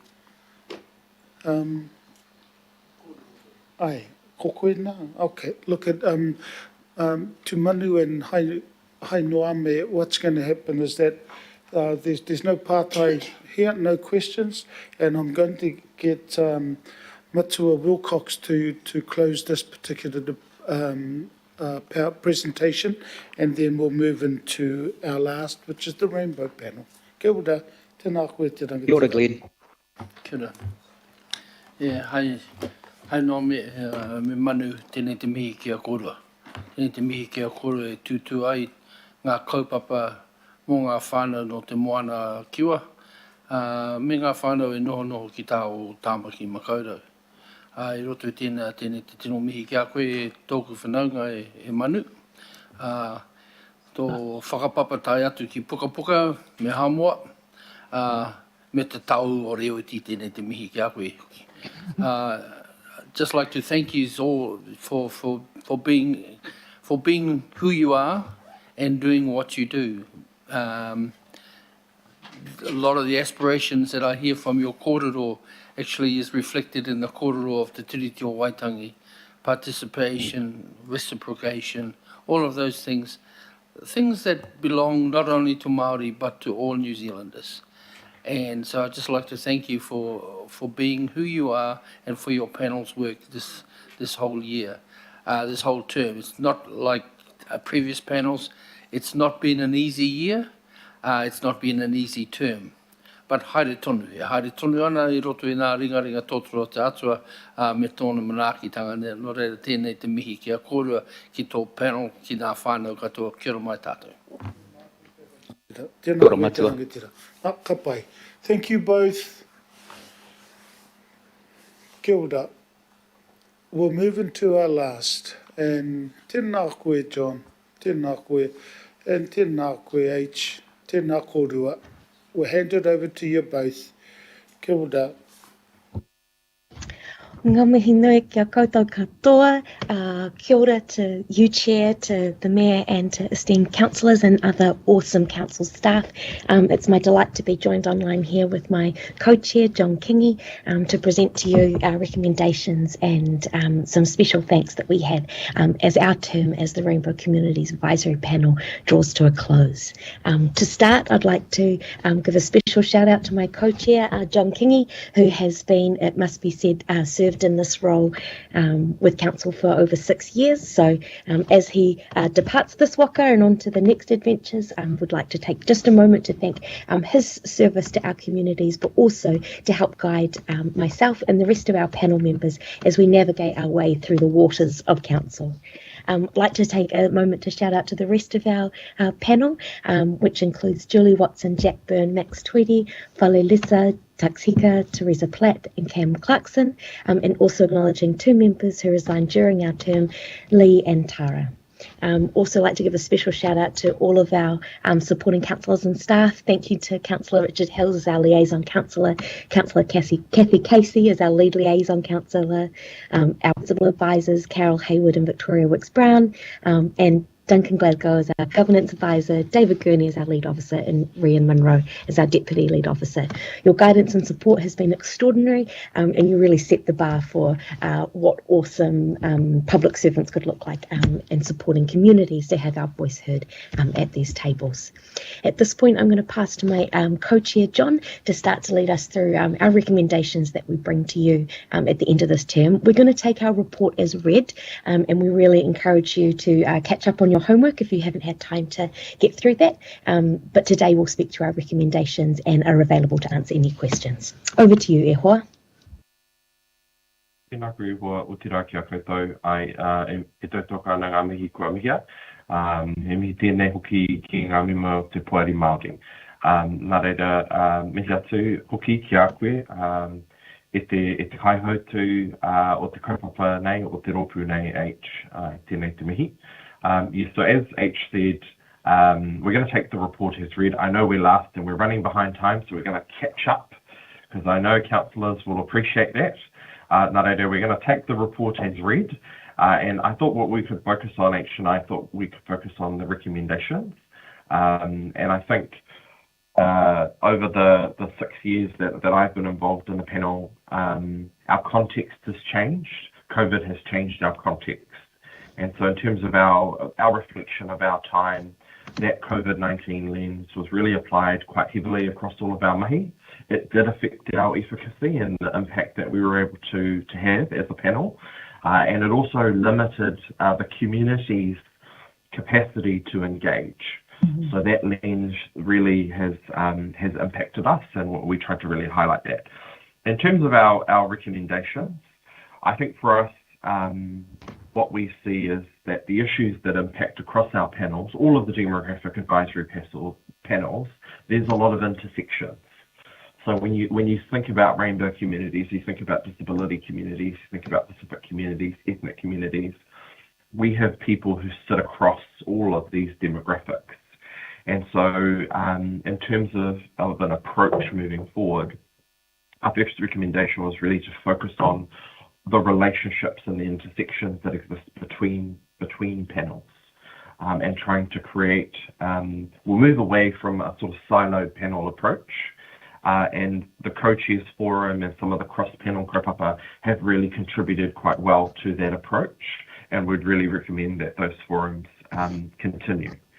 One of the things that the panel also found really useful was the regular hui and engagement with senior leaders, with the mayor, with councillors. And I think those opportunities probably were quite far in between. It's hard to bring a whole lot of people with heavy commitments together. The more opportunities for that, wā whakawhanaunga, I think the more effective the panels can be in providing the lived experience and the community representative views that we bring. The role of the liaison councillor, and it's been a privilege to work with our overlord Kathy, and obviously Richard as well as our liaison councillor, alongside great advocates and friends like I hesitate to say Alf, but he says that we must call him Alf. So it's with Alf and others who have been so supportive of our mahi and the perspectives that we bring.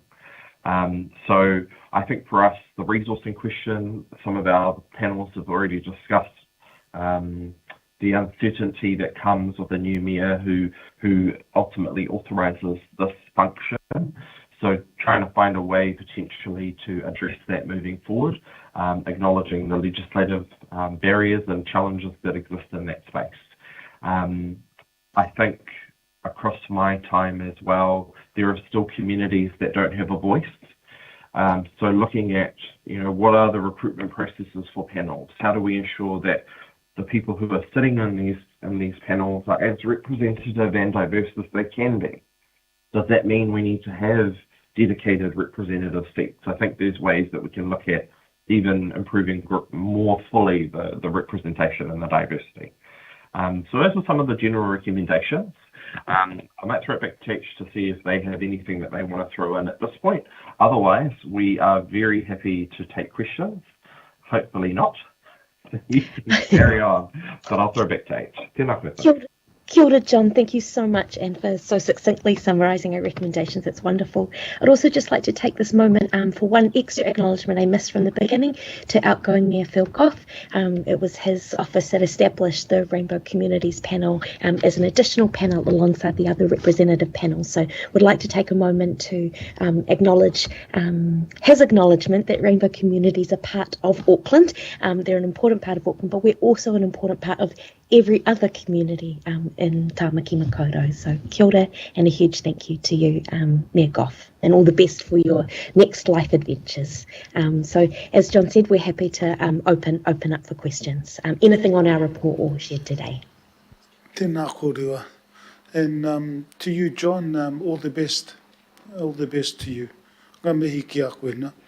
So we'll go to any pātai questions. There's none online. There's none here, and as everybody knows, we've morphed from questions into comments as well.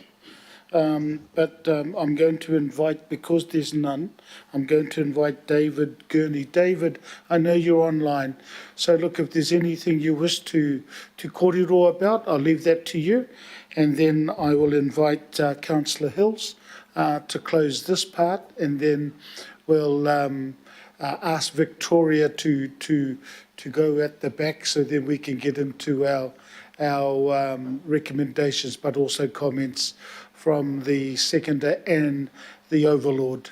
Kilda. David. Kia ora koutou, councillors. I just want to be very quick and say it's been a great privilege to support the Rainbow Panel alongside my Deputy Lead Officer Rion Munro and Duncan Glasgow, who's been our Governance Advisor Extraordinaire.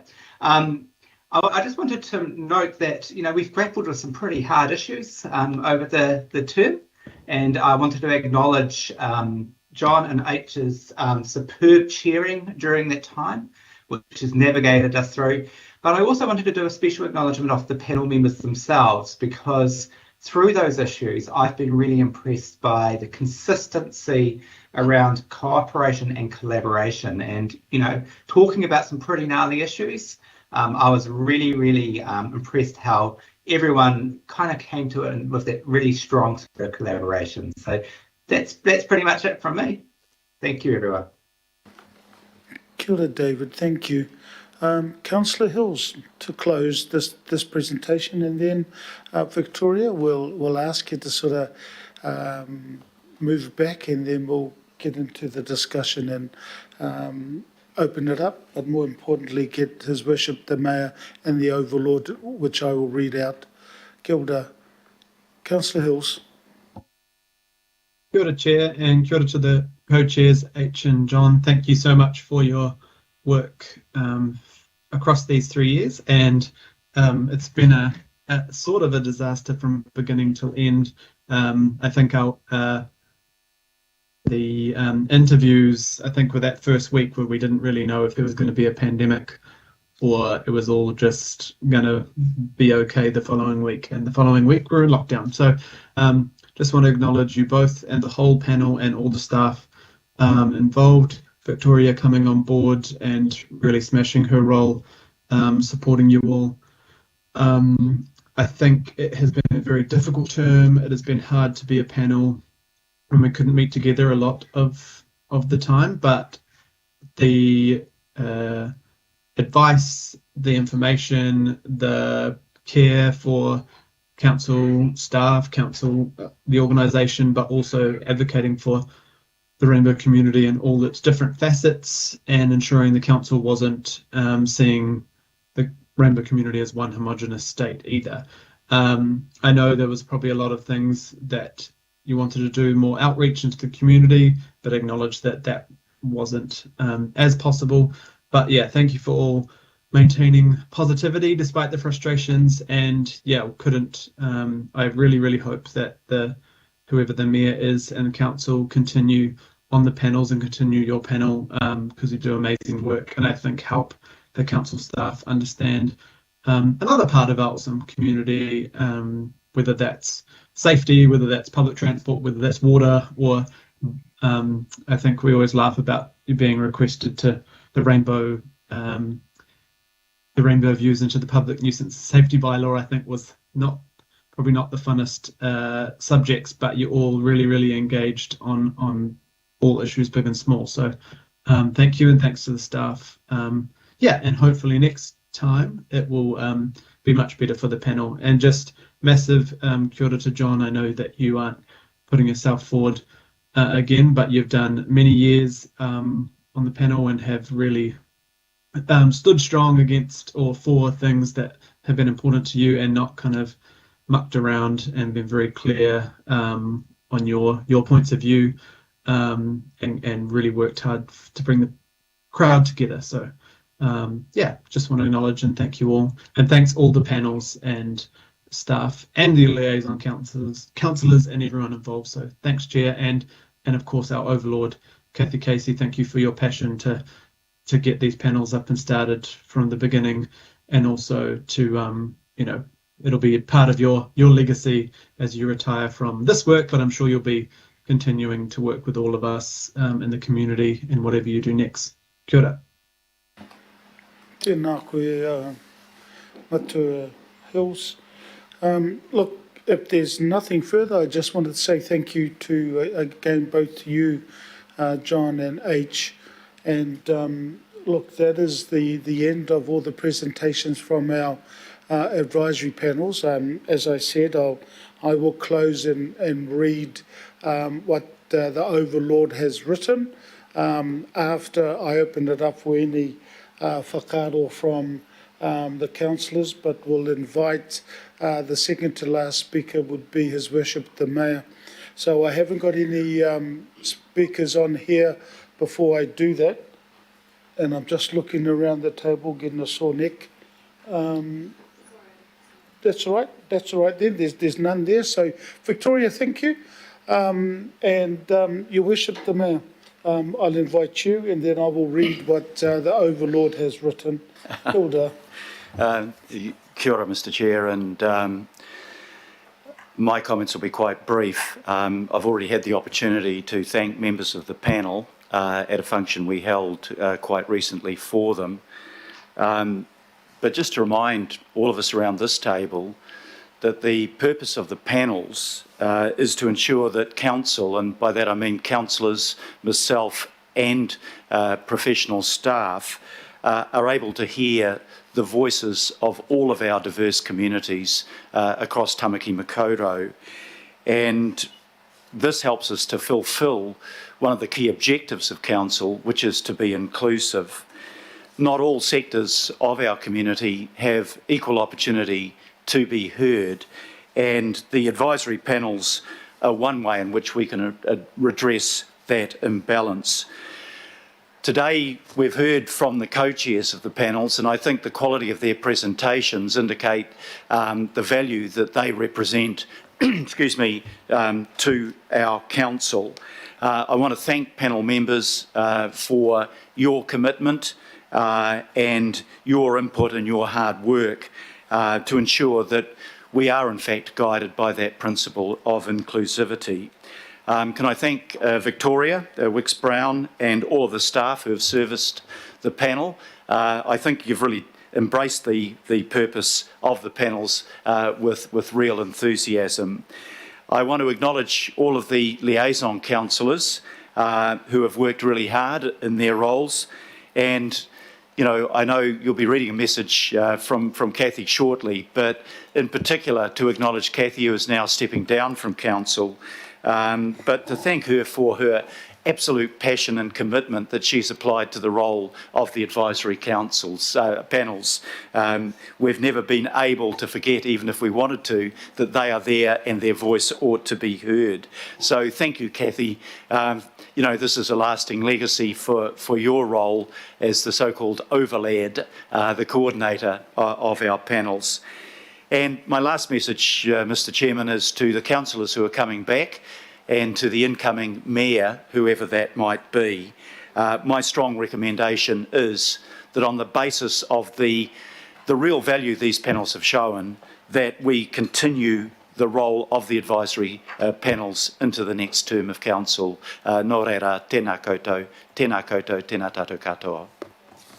Ngā mihi ki a koe te koro matua. Thank you so much for that. And also, Your Worship, thank you to you and Justin in regards to B. That is up there in red and everybody can see it. So thank you both.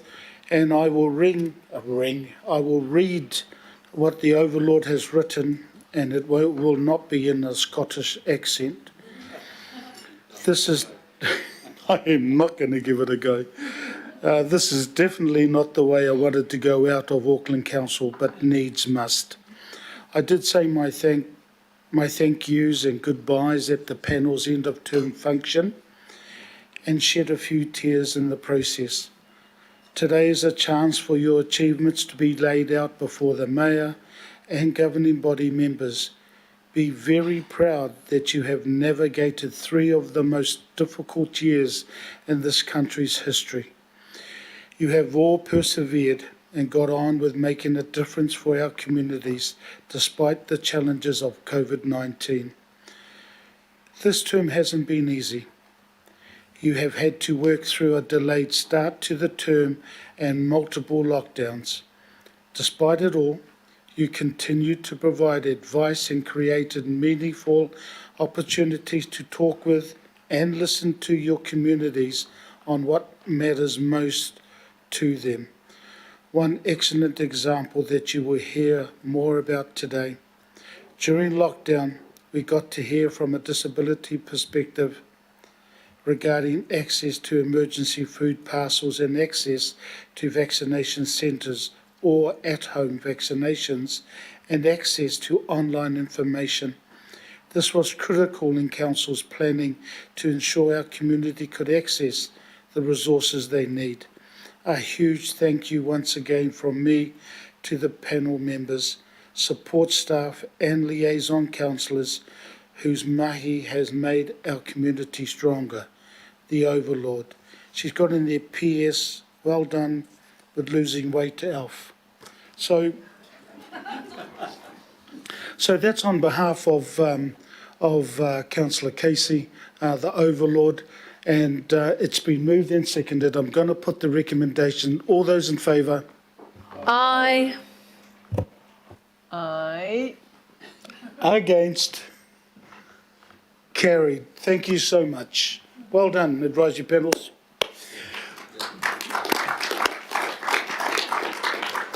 Now, just to let everybody know what's going to happen, because we have got a full agenda, as I said earlier, there will be a 5-minute break, and then we will get into two items. The two items that we will get into and discuss is the Golf Investment Plan and the regional parks. Once we end up getting that, there will be lunch after that, but those are the two that we will get through first. So the 5-minute break for toilet break and everything else. So, and there's also some cake. There's 3 cakes at the back to our staff and advisory panels. If you wish to have some cake, please do so. There's coconut and apple and carrot cake and banana cake. Kia ora. We'll be back in 6 minutes, 7 minutes past 12.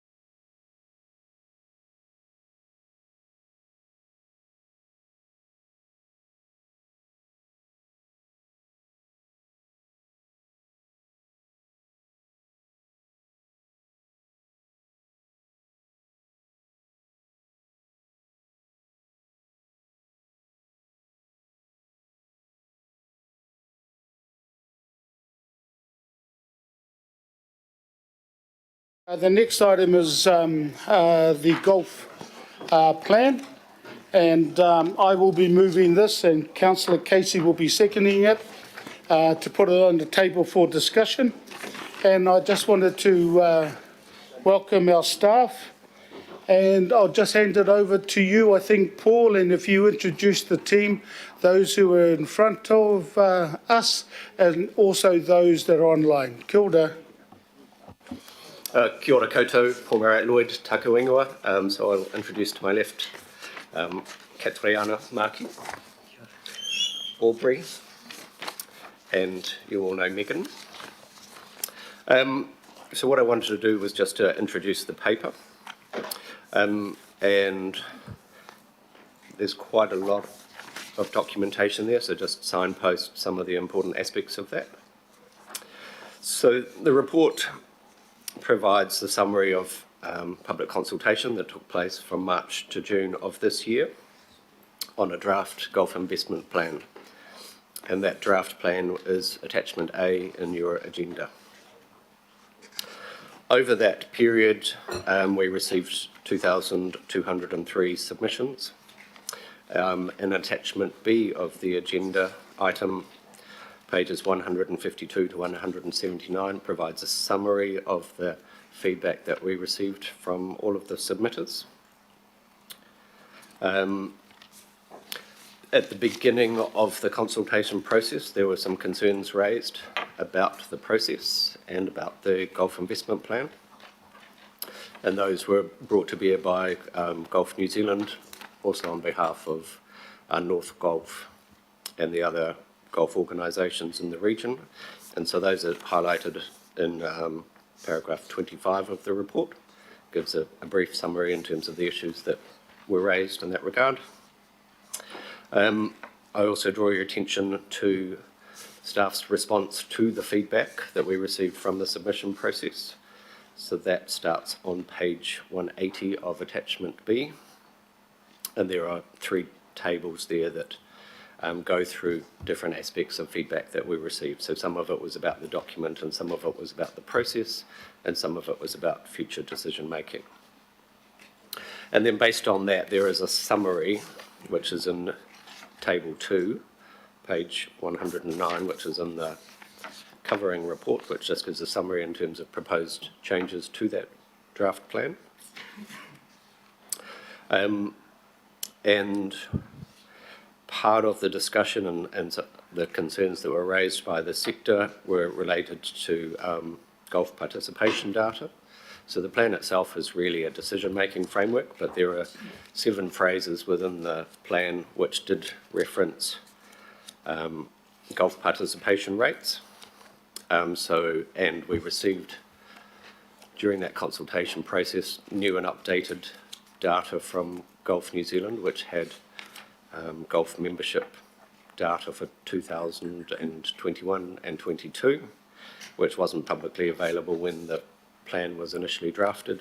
So what we did was go back and have a look at those statements just to see whether they were still valid based on that new data, and that's presented on page 196 of attachment B.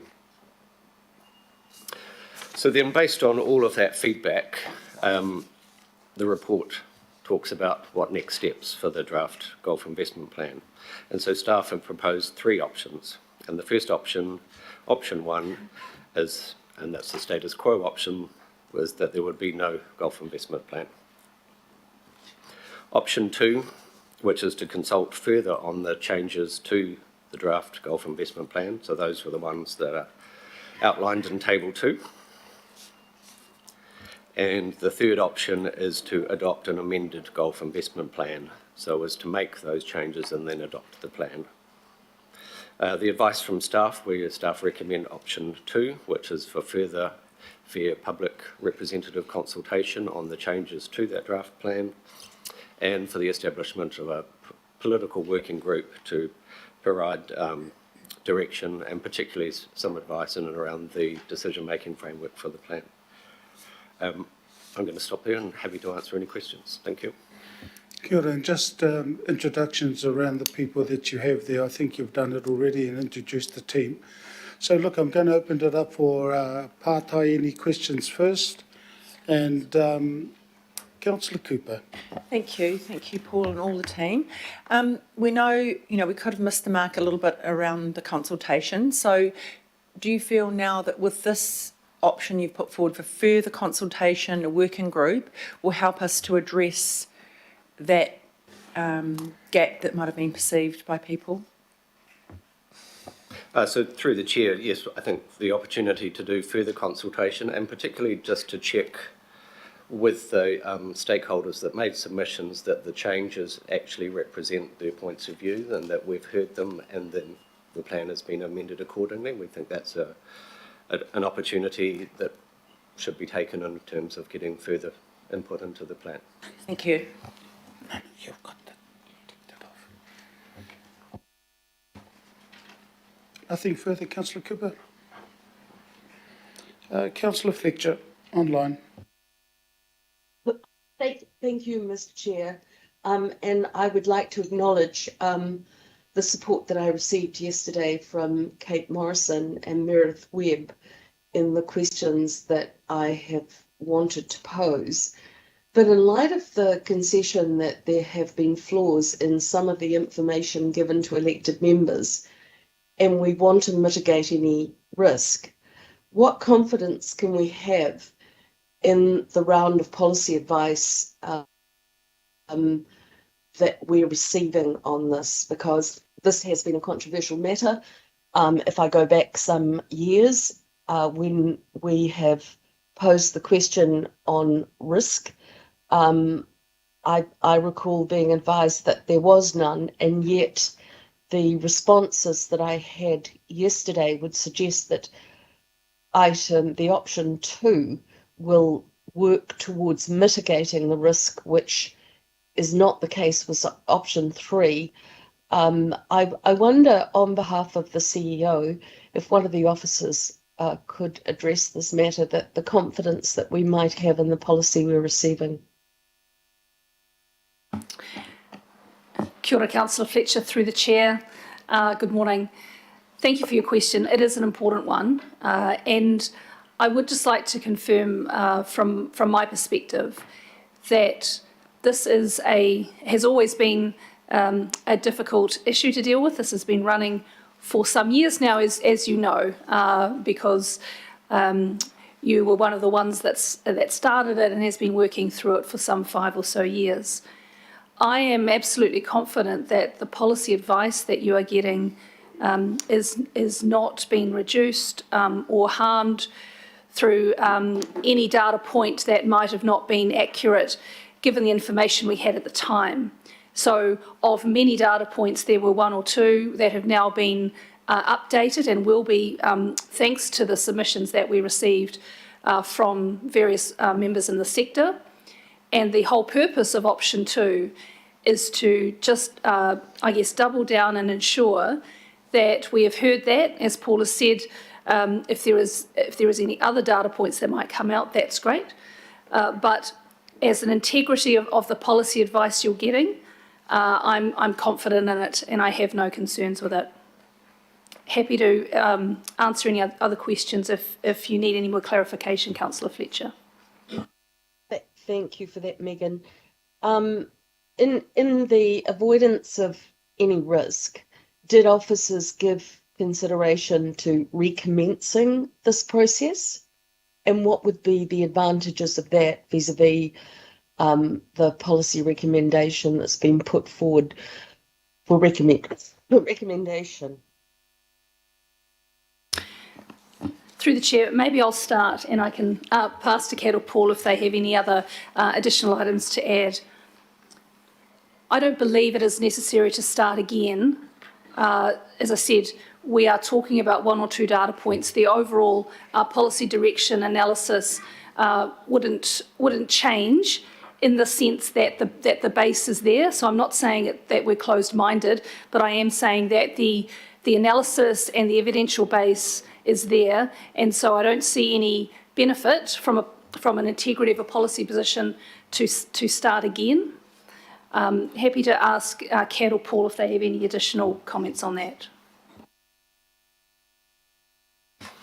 So just in addition to that, I guess my first observation was that this work started back in 2016, and we did go through a consultation process at that point in time, and so that helped provide some direction from Aucklanders in terms of the basis to which the plan was. So we're kind of working this as the second round of public consultation, and if option 3 is adopted, then there will be a third one. So I think through that iterative process, developing and testing ideas and getting clear feedback from the community, the plan will be able to be finalised this month. And in terms of, strong feedback from this round in terms of the policy objectives underpinning the plan. So, we're building on 2 rounds of consultation, and as I say, we're proposing a third one. Mr. Chair, I'll come back with further questions. I'll allow others to pose their questions first. Kia ora, Deputy Mayor.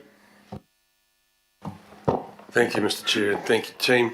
I guess, Paul, my question might be to you. We have a couple or more of leases who have expired. 2 of them are in my ward, and those clubs cannot now raise grant funding through various philanthropic organisations because their leases are not live.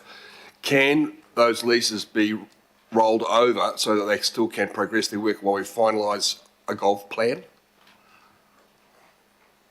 So through the chair, the process is kind of rolling them over until such time that there is a plan and to make decisions so that those clubs are able to continue to operate. But I think you raise a fair point in terms of their ability to raise revenue from external sources without that certainty. So one of the, in the report, it does talk about, with the agreement of the local boards, potentially commencing some of those processes now in terms of the indicative business cases, so they're not put on hold, there is progress until such a time that that decision-making framework has been adopted. So that's what staff were proposing to manage that in the meantime. Thank you, that's excellent. Councillor Simpson. Thank you, Chair. Look, my question is around Resolution B, but I'm online and the resolutions aren't up, so just forgive me while I'm trying to look at 2 things at once.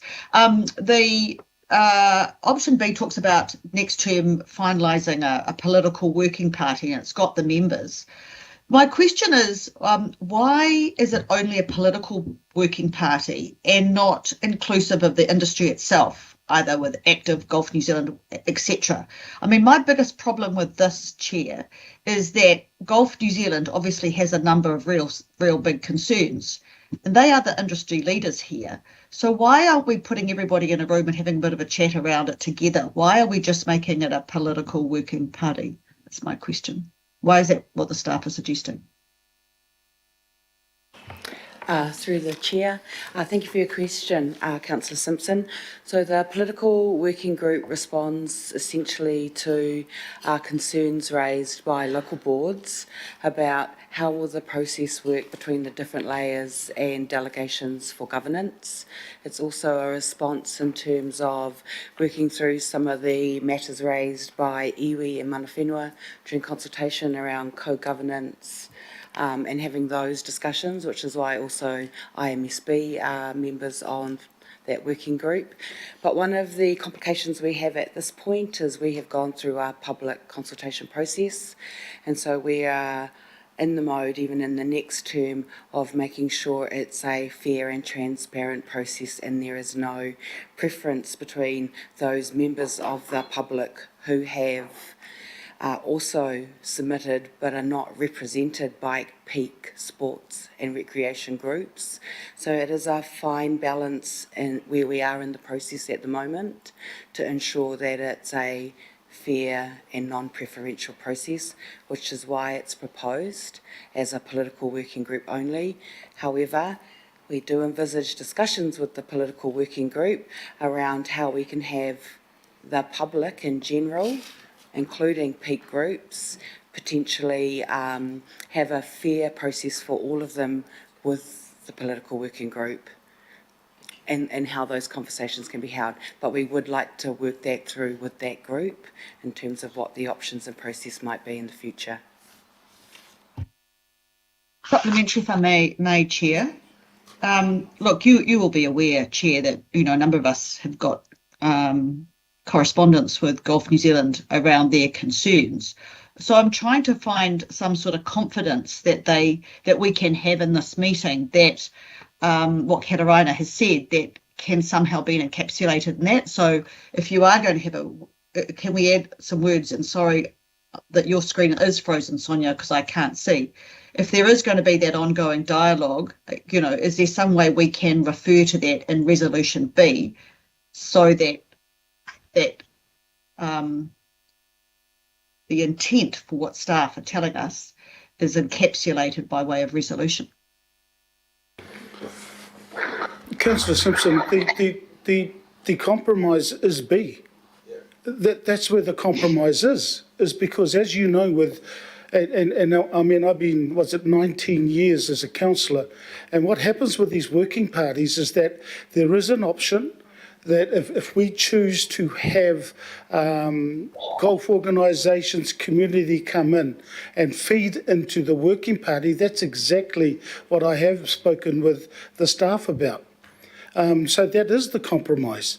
And also, don't forget what happened with the consultative process where there was an extra month given to the golfing community and organisations after we put it out to the public.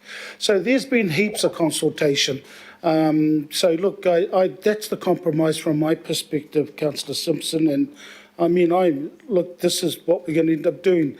What could actually happen, and that's the discussion we'll have with the staff, is the number. But I don't want to get, and that's going to be determined in the next local government triennial. But I'm not going to determine that the numbers could be set at just 221. That's a discussion that will happen with the equivalent of the committee. Yeah, okay, I get that. I don't think my question really has been answered, but I'll just leave it there for now. Yeah, I just don't think the golfing fraternity, whether it be Golf New Zealand or not, should be on the working party, as Kataraina said. But that's why it's going out for further consultation. Councillor Dalton. Yeah, thanks, Chair. And my question is along similar lines. I've read the report several times, and I see that adjustments were made to get us to the option 2 recommendations. So based on feedback from submissions, there have been some changes. I've read through those. Were there recommendations that should or could have been added to address any continuing concerns from the community or stakeholders? Or are we starting from the baseline that we had that sort of lacked integrity in a lot of different ways, but we're saying that it has integrity now because we've made some adjustments to it, but we haven't actually added anything else that might have been of concern from the submission. I hear what you're saying. We went out and gave them golf, for example, another month to feedback. That doesn't matter much if we're not going to take on board any new information. So that's my question.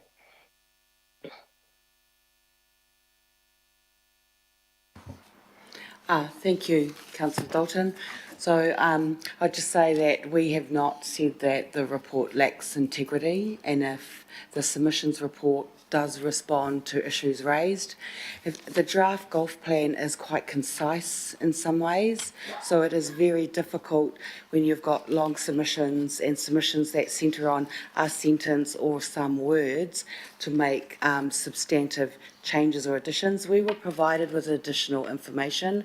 We have responded to that in terms of Table 8 on page 197, and we've walked through all of that with the information. So, transparently, we've looked at the concerns that were raised, we've re-looked at the information provided, and we've responded to that statement by statement. Thank you.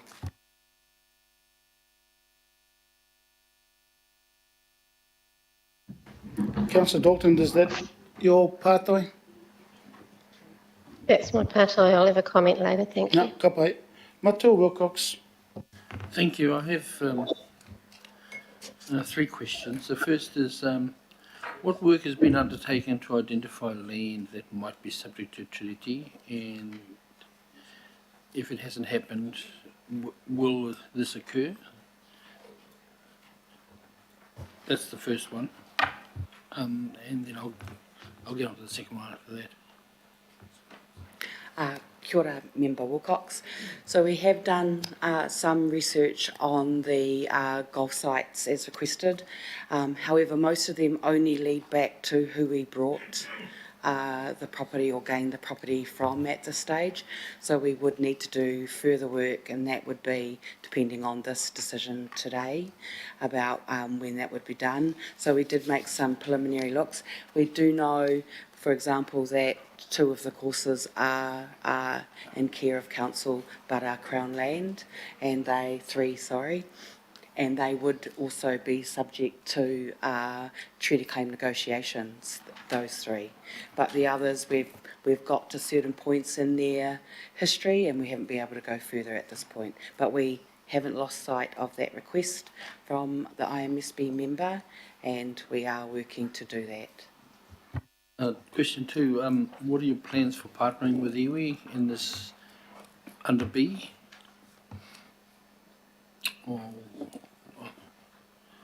So at this stage it was just proposed to be a working group with the members as outlined in Resolution B as per the standard joint working groups. So would there be any interaction or discussion with mana whenua in regard to this? Yes. I mean, Maori do play golf too. Yes, so yes. Depending on what option is chosen, then yes, there would be. And number 3, and my final one, thanks, Chair, is I'm just trying to get my head around the 2 local board reps that we've kind of put up there. And the question I'm asking is, are we going to say a local board rep from Rodney is going to be over the whole lot, or would, like if it's an area in Franklin, for instance, or Remuera, would we be using an Ōrākei local board? Thank you. Through the chair, so there is an agreed process and principles for input into regional policy, and the working group represents one of those approved processes. So generally it is the 2-2-1 for these joint working parties, and a call goes through local board services to select those members. Sometimes, and this might happen when we call for the names, sometimes the numbers can change around those working group numbers, but this is kind of the approved format for joint working groups. Yes, so I understand that, but normally when we do structure plans such like, it's always a local board member from the local area. And I'm just trying to get it around, how's this going to happen if you're in Franklin and and you're discussing things in Rodney? So through the chair, the working group that's being proposed under B there is to help finalise the draft plan. Within the draft plan itself, it also refers to there being working groups to make the decisions around the individual leases. And in that context, then the local boards where the golf courses are situated will be the ones that would be involved in that decision-making process. So in essence, there are 2 proposed working groups, one to get the plan, and the other one in terms of implementation of the plan. There will be different working groups for all of the different leases as and when they come up. And apologies, Member Wilcox, because that was based off also our experience of the structure plan process. And just through the chair, in addition to your first question as well, we have had some initial discussions with the Office of Treaty Settlements just to get an understanding of their future work program as well. Kia ora. How did that go? It was very informative. Kia ora, na matukake. Kia ora tātou. Thank you for the report, comprehensive report too. Thank you, and just acknowledge the officer's first statements around being privy to further information that may have changed the game a lot. So my initial questions were somewhat changed, and also acknowledging Councillor Cashmore had my question too around the leases, but that has been answered with some confidence. Second question was going to be around what Councillor Simpson mentioned, and you kind of set up to fail here really around determining what is fair and what is fair and representative, because you've got big wheels and you've got little wheels and so on. So really just want to understand, do you think that through the working group, be it political or otherwise, the working groups, that we will be able to answer that fair? And I guess what I'm asking for through the chair is that to be given some assurance that most of this debate and discussion will be done through that working group, and that we have confidence in that working group to put up their recommendation back to this committee, because it's quite large. Do you agree? Through the chair. So yes, you're right, there are little wheels and big wheels in some of the public consultation and submissions, and we will need to plan a range of different types of engagement to make sure those wheels are fair and representative. For example, we will probably need to do not just people panels, but we'll need to do a representative panel to make sure we're getting across some of those little wheels. And we are envisaging that the working group will be a key part of working through some of those engagement loops. Sometimes, like this round, when we consulted with mana whenua, we also did a public consultation round with them where we made sure that we were able to get the submissions and feed them back to mana whenua groups so they could see what was going on and then provide their feedback based on knowing what the big wheels and the small wheels were saying. So we still envisage that we will do that process. We will try and work through a process with the working group around verbal have your says, if we can make that fair as well. So yeah, we envisage an engagement plan being worked through with the working group. Thank you. And just subsequent question, I appreciate that you're following form and including a member from the Independent Māori Statutory Board, and I know we haven't got a crystal ball, but if David Taipari does get back on, I'd expect him to be on that, our representative on that group. You can just note that. If he gets back on, I'd go straight to him. Do you agree to put it into a question? Kia ora, Councillor Watson. Yeah, a couple of questions. The first one goes to this wording in A through option 2, where further open, fair and representative public consultation will be undertaken. Open, fair and representative, that should be a given in any council consultation, shouldn't it? Open, fair and representative? I'm just curious as to why those words have been included. Through the chair, those words were included in regards to some of the feedback we had from the workshop to make sure that future consultation wasn't preferential and had a mix of the big wheels and the small wheels that Member Kake was talking about. So that makes that really clear. But it also helps to direct staff to look at whether we are being representative and what other mechanisms, apart from just like have your says, we may need to use. So that's when we use surveys, the People's Panel. Sometimes we need to get a better mix and we need to purchase local board level results. So for the local boards, we can go down to a local board level so that we've got enough. Okay. Yeah. So it's just a reminder for staff and the working party that we've got to look at many methods. Yeah. Okay, so I understand that with representative, but I'd hope all consultation is open and fair. As far as the options that have been put before us go, and this question really goes to really the extent of the options we were able to consider today. And I've been reading through their correspondence from Golf New Zealand. Option 3, which is highlighted at point 62. I mean, to what extent is that a genuine option given the the legal communications we've had and the shortcomings that have been pointed out. So to what extent is option 3 here today actually viable in any sense? Through the chair, so we thought all the options are viable. They are presented to you through criteria assessment, showing that each have different risks. So option 3 has a higher level of risk given the correspondence from others about their potential future intent. So it's a riskier option. It's still viable, but it's riskier. Yeah. Yeah. Yeah. So we wouldn't usually consider an option that has a high risk of legal challenge, would we? Through the chair, the gender report was almost published before we received the most recent letter. So, things have evolved in the last couple of days. Okay, thank you. As far as option 2 goes, and again, I'm looking a bit at the communication from Golf New Zealand, and it goes to the sense that we can still continue with the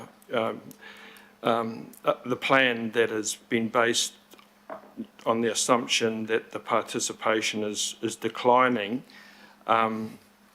So that informed that consultation. If we are still keeping that draft plan that was informed by that consultation, don't they have a point in saying that we're proceeding still from an assumption that is wrong, and that has implications for the people that submitted and the information that we are then including in option 2?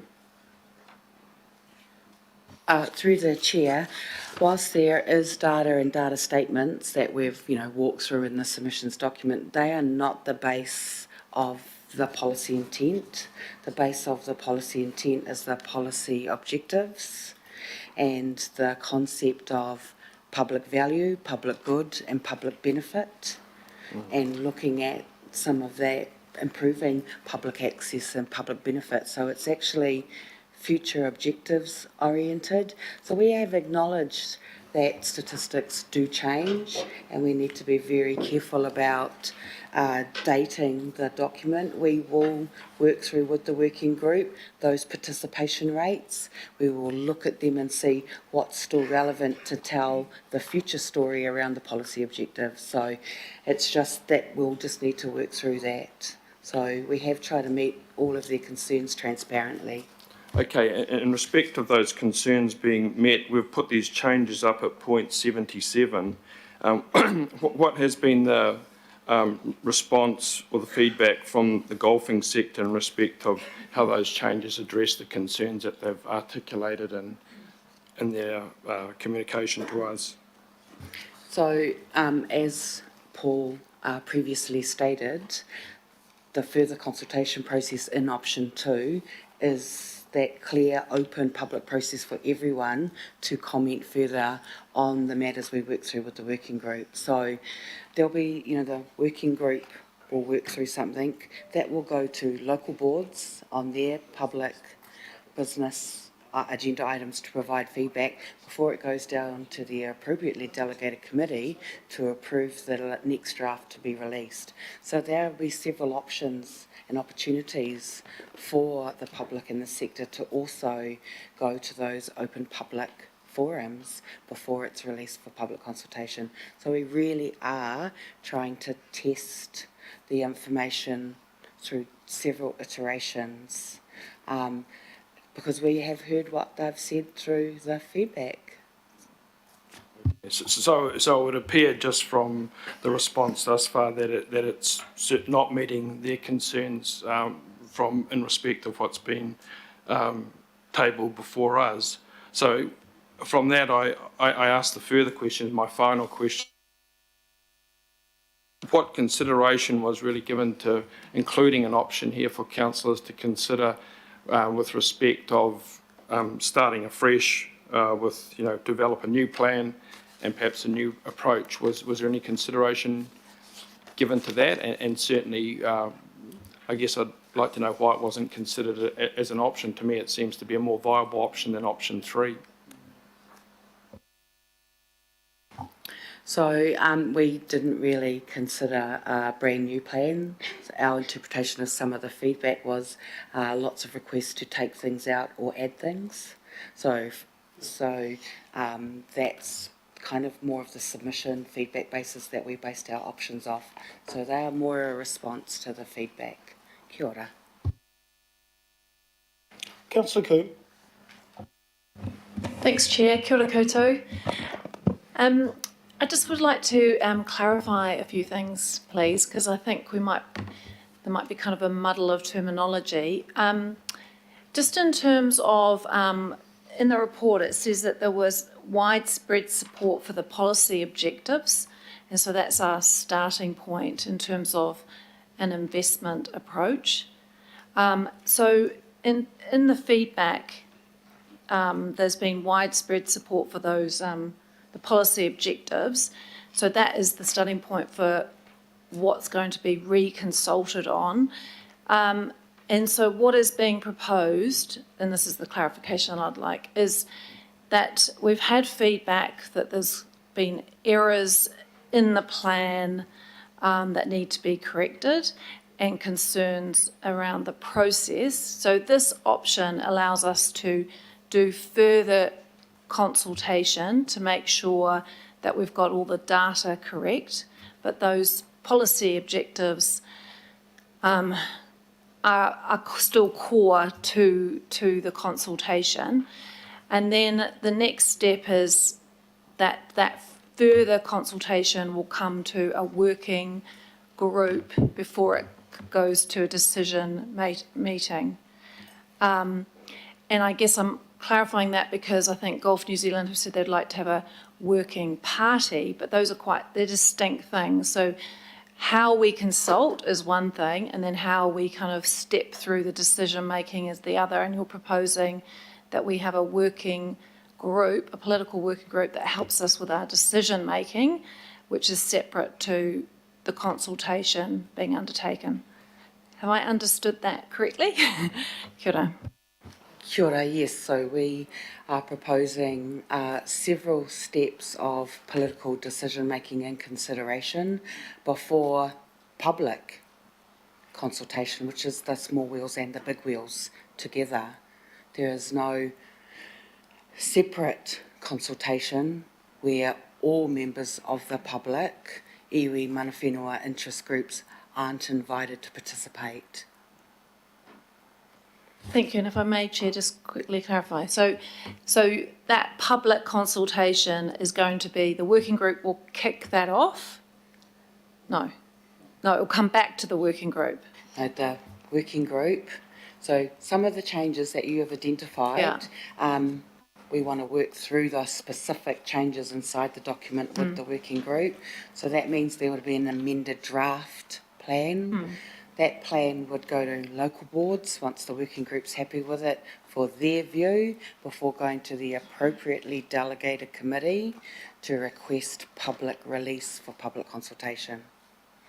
So, and the engagement plan for that public consultation and process would also have been worked through with the working group and go through to local boards and then back to the appropriately delegated committee before being released. It is the standard process for things like bylaws, thriving communities. So it's going through that process of approval to consult. Yeah. Thank you. That sounds like a good solid way of being able to do more of a sense check, a deeper dive, and redo some extra consultation. And I think it's really important that we acknowledge to the role of the local boards, which is this is ultimately their decision-making around new leases. So keen to get their input further as well. But thank you, Chair. Kia ora. Councillor Sayers. Thank you, Mr. Chair. I've developed up half a dozen questions here. Most of them are just clarification questions. Some of them may be yes or no answers. So the first one, when I read the report title, it said a golf investment plan, but then when I read through the report, there isn't really an investment by Auckland Council monetary-wise. So was just curious, why is it called a golf investment plan? What was the thinking in terms of the title? So through the chair, council has a sport investment plan, and this is a subset of that investment plan. And it's an investment plan because council is investing public land for the practice of sport, and that is what we do in other sports. So council provides sports fields for the practice of football and rugby, provides other facilities for the practice of other sports, and it's largely through our investment in land that we support sport and recreation throughout Auckland. In addition to this, there is a sport investment fund. I think that's an item on the agenda today. So that is where council mobilises monetary support to the sport and recreation sector. So those are the two main vehicles, and land being the primary one. Thank you very much. Thank you, Chair. So just perhaps elaborating on that, does it bring me to my next question around financial benefit? Right? So there must be, so some of these clubs, because some of these clubs have been around for almost 100 years, some of them maybe even longer, been operating all that time. So there must have been input from either in kind or financially by the club, by the course developers or the residents or the memberships or societies that are involved with those. So how is that captured for our digestion in the report? So through the chair, the leaseholders of the golf courses make quite a lot of investment in terms of into the maintenance of the land, and that being one of the largest costs associated with a golf course. And that's really, a lot of it goes into turf maintenance in particular. So golf courses will cut their grass to about 4 millimetres, maybe once a day, several times a week. They will cut other parts of the course to about 10 millimetres quite frequently. And when we compare that, so that becomes quite resource intensive. They'll pour the greens probably twice a year. There's a lot of underground infrastructure in terms of drainage, irrigation that goes into it. There's a lot of other inputs that go into it in terms of sort of fertiliser, other things to support or to suppress growth that happens on a golf course. So golf courses themselves are investing a reasonable amount in their day-to-day operations. So then one of the pieces of feedback in the consultation exercise is that we weren't acknowledging, I guess, the investment that was made by those golf courses. So that's one of the amendments that we're proposing to make in terms of the decision-making framework, page 21 of the plan, was to, as doing those indicative business cases, acknowledging that investment, and that feeds into the economic case of the indicative business case, which then unpacks the costs and benefits of that investment. So tied up in that larger cost-benefit analysis brings into play the investment of those leaseholders, and we certainly acknowledge the work that they do. Just to clarify also, we did do work on economic impact, the what golf and playing golf brings to the economy of Auckland. But because the work was quite early, I don't think we reflected it enough in the golf plan. So in Table 2 amendments, part of it also is about bringing back some of that other story that we had previously. So the feedback rightly said you didn't put the full story in, and so we have that full story and we acknowledge that we didn't. So that's part of the changes we're also proposing. Through you, Chair, I think those are very helpful answers. So what I'm taking from that as a takeaway point, those things will be quantified per golf course. Is that right in terms of financial contributions in some way? Because some of them are obviously quite significant. We will quantify, we will update the economic impact, but it's if a golf plan gets improved, the detailed costs and contributions and benefits would be done at that indicative business case. Yep. So, for example, if you're one of the golf courses whose lease is not up for a long, long time, then that's not going to be done till 5 years before, I don't know, I'll pick one, 2055. So 2050 for some golf courses. So it's about doing that work closer to when the lease comes up, because economic cost data gets out of date in a monetary way so quickly. So it is about doing those, kind of more right on time at that course by course level. Okay. As a regional input, yes, we will get the 2023 dollars updated of previous work we've done. Okay, I don't know if I'm confusing myself, Chair, but just so I'm clear, because some of those, thank you for the answers, some of those leases have expired, some of those courses have expired, so I'm probably, my colleagues haven't got the visibility at this time around what those OPEX costs are resting at, what levels those contributions are. So I'm just trying to understand when we get to see that. I know it's through the indicative business case, I've just heard that, but when would that happen, for example, for the ones that expired? Well, sorry, Kat, I'm just going to say that that'll become clearer once it goes out for further consultation as well, and it also will end up being clear because I've already received phone calls from some of those golf courses, and I've relayed that information back to Kataraina and talking to Taryn, our GM around that. So, look, it'll become very clear once we end up around the leases what happens with this plan. That's where it'll become clearer, but it's a matter of getting up there with the consultation. And up until then, at least Kataraina's explained what happens around some of the changes in the plan. Okay, so yeah, thank you. Thank you for that. Kataraina? Just to note that the Deputy Mayor also asked the same question. So some local boards have talked to us and indicated they would like some of those indicative business cases to start early for those golf courses who already have leases that are expired or are coming up shortly. They would like to start that process early, but not all local boards would like to start that process early. So we are just trying to say we are willing to plan and start that if local boards are also on board with it. Thank you. They're very helpful answers, and they are clarifying my thinking. So, in terms of, so I've obviously talked about the financial stuff, but I think contributions, other than stuff. There would obviously also be, I guess, what I'd term social benefits. I think you touched on those, and there'd also there must be, because of the nature of them, there must be biodiversity and ecological benefits as well. So, are they captured in those indicative business cases? Yeah.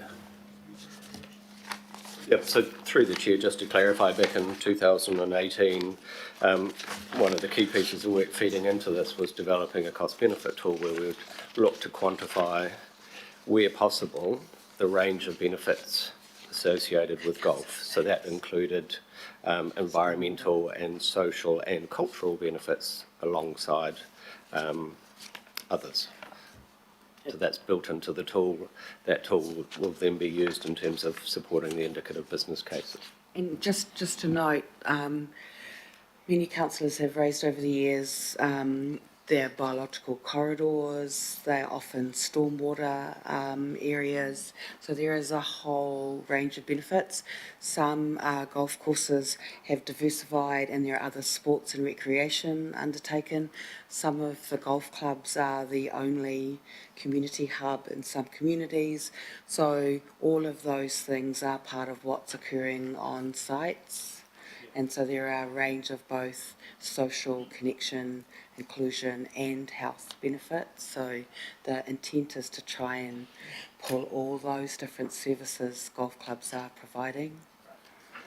That's excellent. So probably, I think I probably might just have one question left through you, Chair, and that's probably around the, when I read through the report, I saw a total land value, it just stood out, I thought, it all totals to about 2.98 billion, just under 3 billion in terms of that value there. And of course, they probably picked up my ears and probably other councillors as well in terms of opportunities, in terms of other goals that we've got that we want to achieve as a council. Some of those could include disposals. So I just want to, my question, Chair, is probably around just wanting to understand how each golf course gets valued. Obviously, they've totaled up to around about $3 billion. So each one of those, how is that valued? Is that valued on a current market valuation, a potential development valuation, or have we taken it off the CV value of our council record? So how do we get to that figure across that number of golf courses? And just if it helps the officers, Chair, the reason why I'm asking that is just make sure, I'm trying to understand if there's potentially any, in my head, inflation about how much we could get per golf course if we were able to get the land value. So through the chair, I will send you 2 reports because there's one report is for May 2018. So the dollars aren't 2023 dollars, but it's the methodology. So I will send you the cost benefit methodology and model from 4 May 2018. And then in 31 May 2018, we did an application of that methodology. And so that sets out exactly what land values were used, what values in terms of residential value next door and percentages. So it's the numbers are based on 2018, but it's the methodology that we look to reapply. So that's the important part, because each business case will update the cost value based on the methodology. So that's the key part, and we'll send you that. Okay, I guess that's the crutch of my question, Chair. It's almost called you Mayor, so that was not running.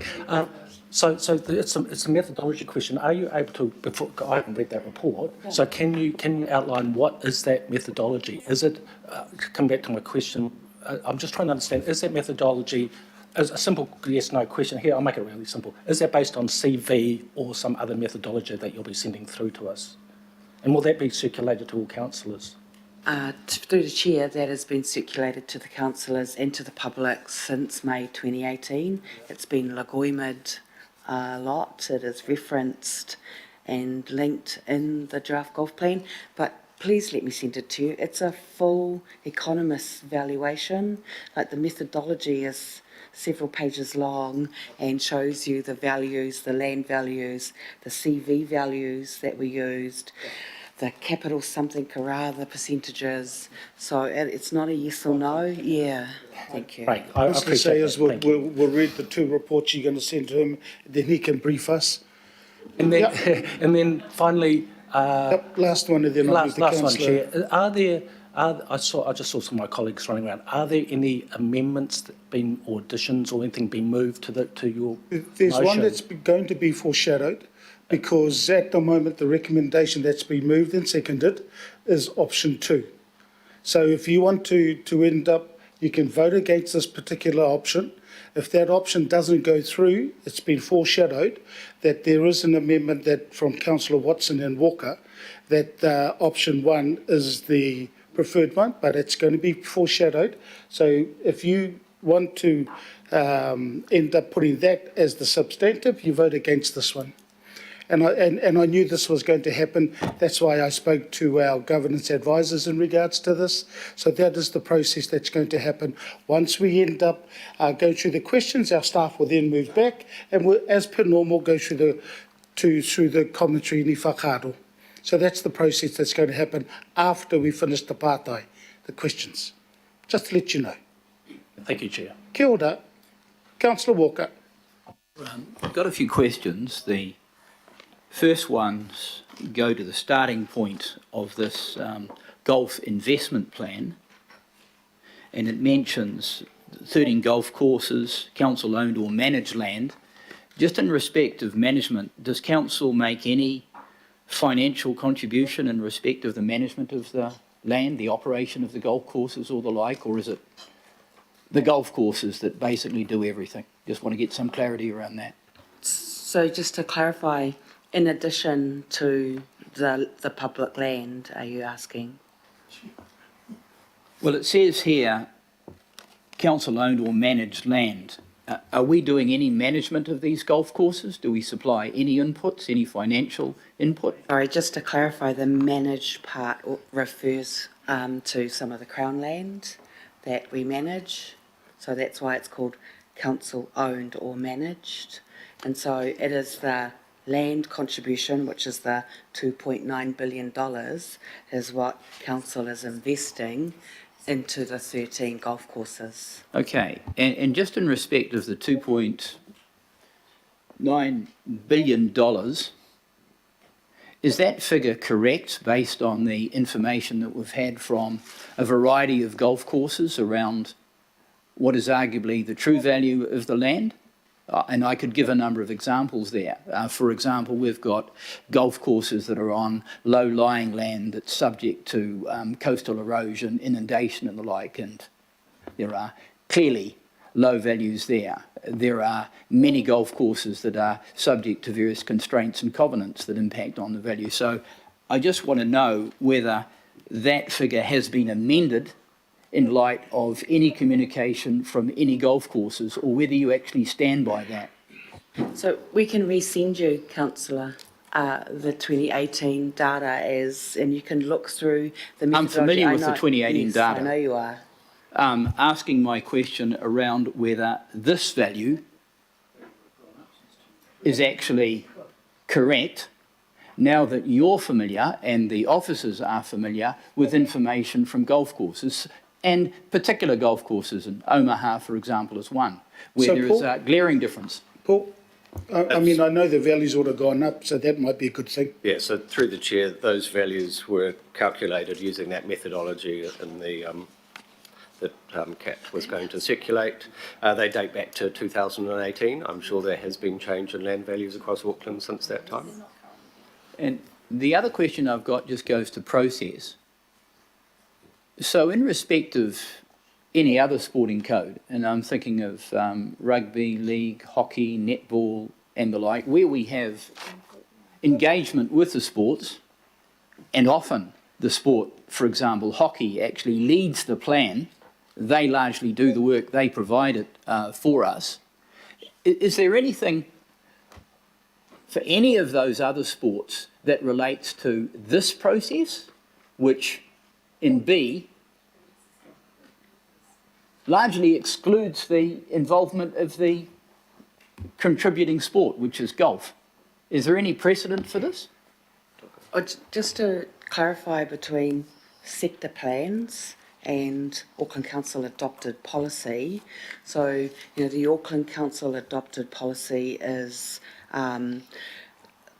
SARSAP and the Sports Investment Plan, and then the sports sectors who staff and operational staff and policy staff have worked with to assist them with their sector plans.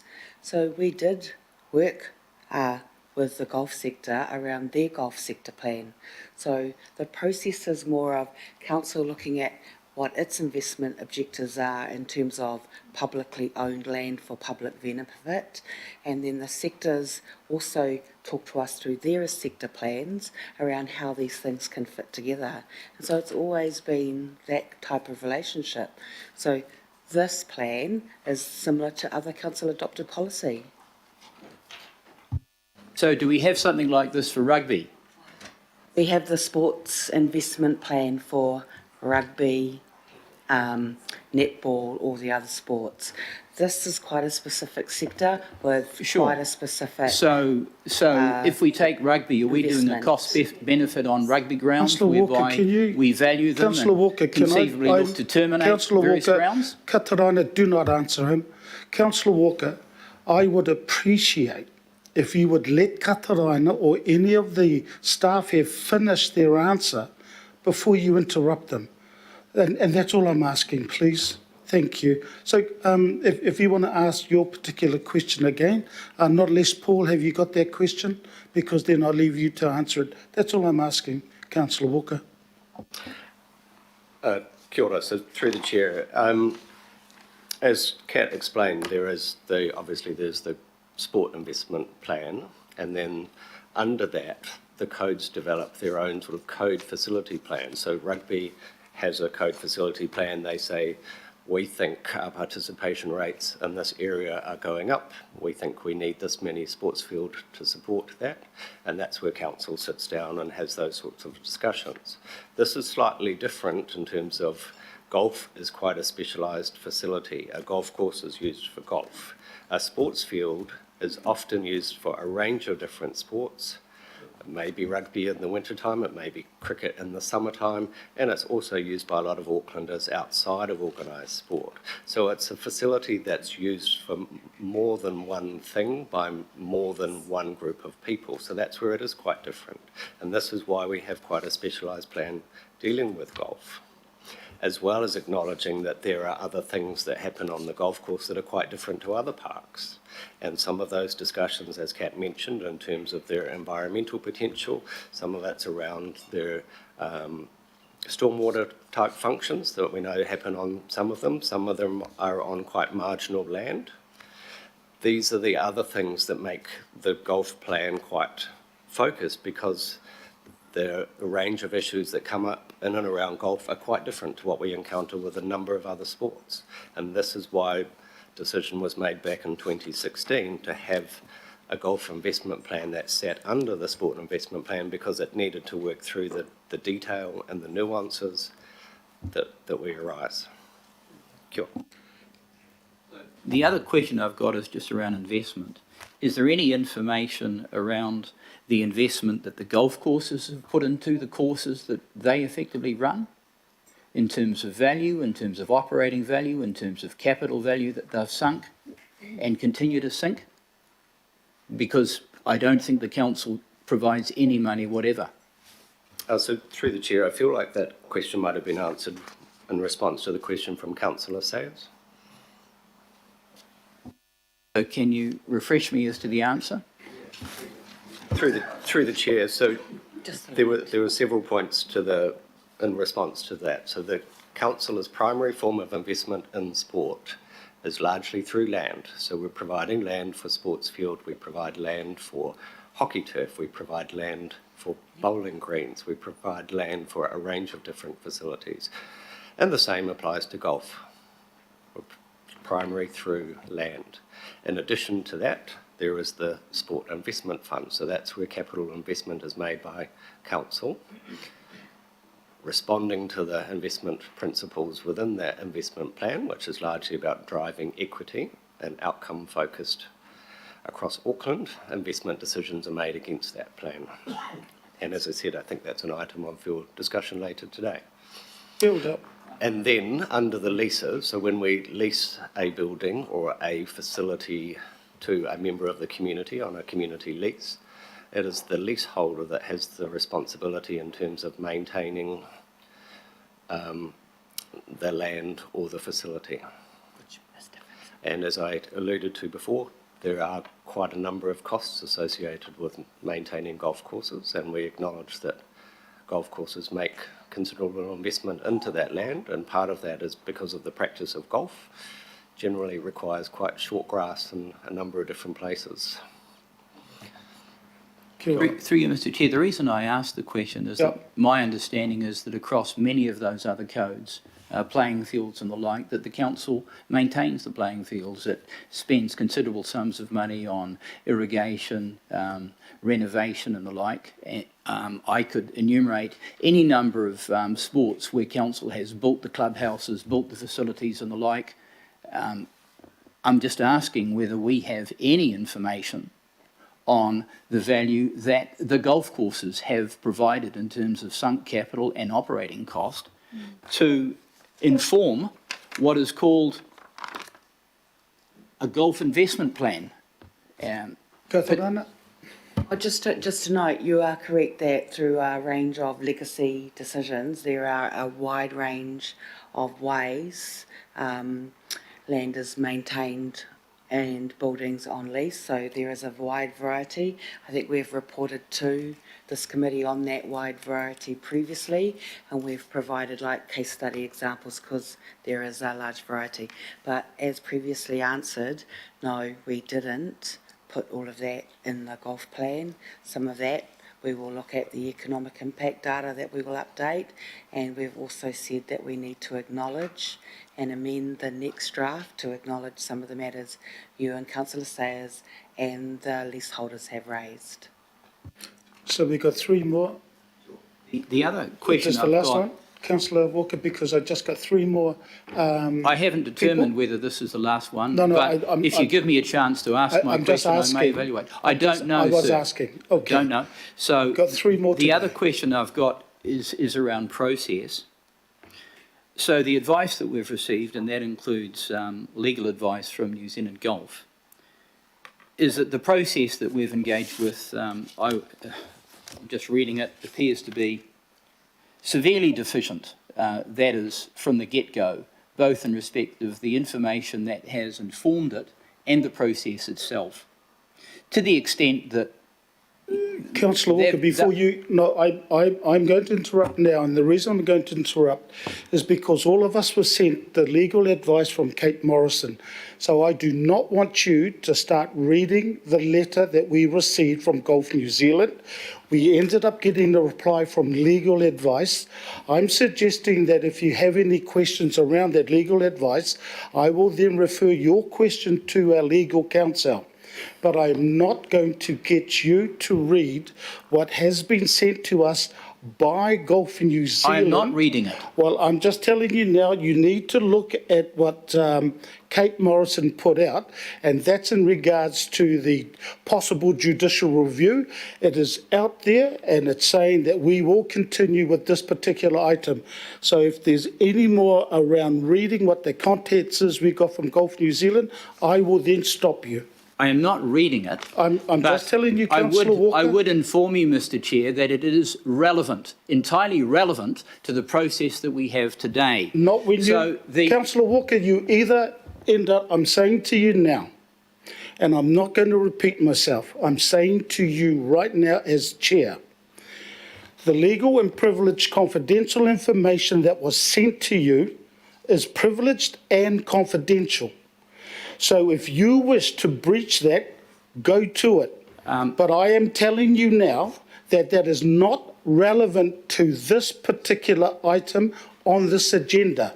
The reason it is not relevant is because of what the email that you received, along with all of us, from Kate Morrison. So it's not relevant. If you're going to continue, I will then move on to the next person who is going to ask questions. So I'm just letting you know around Kate Morrison. If you wish to end up pursuing it, I will then stop you from there. You've had your warning, Councillor Walker. Mr. Chair, I am not referring at all to anything from council officers or anything that is legally privileged in that respect. I'm just telling you now that you mentioned Gulf New Zealand's letter that we all received. But this is public, sir. I'm just telling you.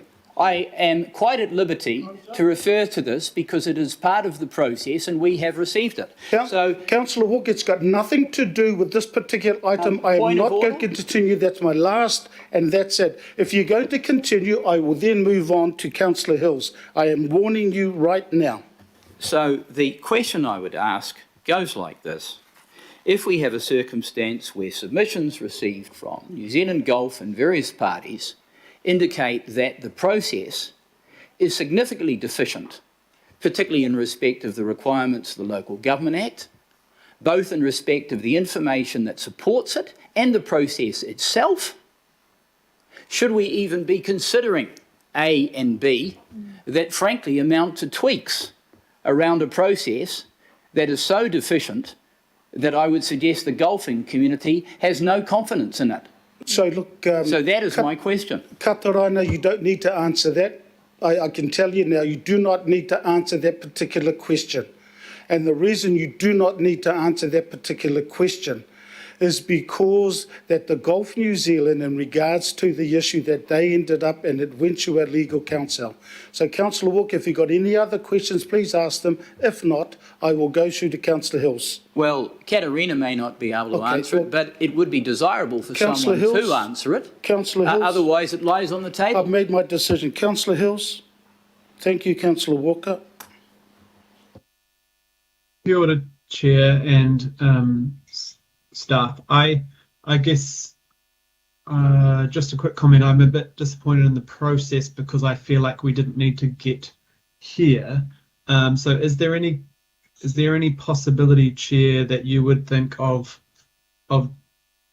delaying or changing the resolutions, as I guess I feel like the process from the workshop didn't quite go as I thought it would, which was getting everyone around the table to ensure we were all on the same page from the beginning. It is because I just feel there are some good, important things in here, but I feel like the process doesn't feel like it's going to move forward in a positive way for anyone. So is there a way to, I guess maybe that's more a question for you than staff, would you consider delaying or not going through with this process? I just think that restarting the process again with those current leaseholders to make sure everything is on the table first before we go out to think of a plan going forward. I just feel like we're not going to get a good outcome for anyone, in my opinion. So, Councillor Hills, and yes, the question is to me, and the answer is no.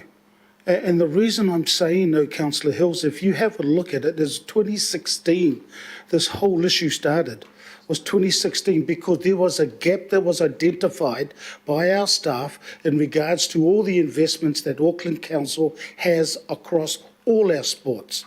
The gap was identified through the emergency budget, through everything. From 2016, we ended up having a situation where we couldn't end up pushing forward with the golf investment plan. As a result of that particular one, there was concentrated consultation that was put out, not only to the golfing sector, but also to the community in Tāmaki Makaurau that went out there. And if you recall at the workshop, and there was a question posed to our team at the workshop around the consultation, what is the best way forward to this?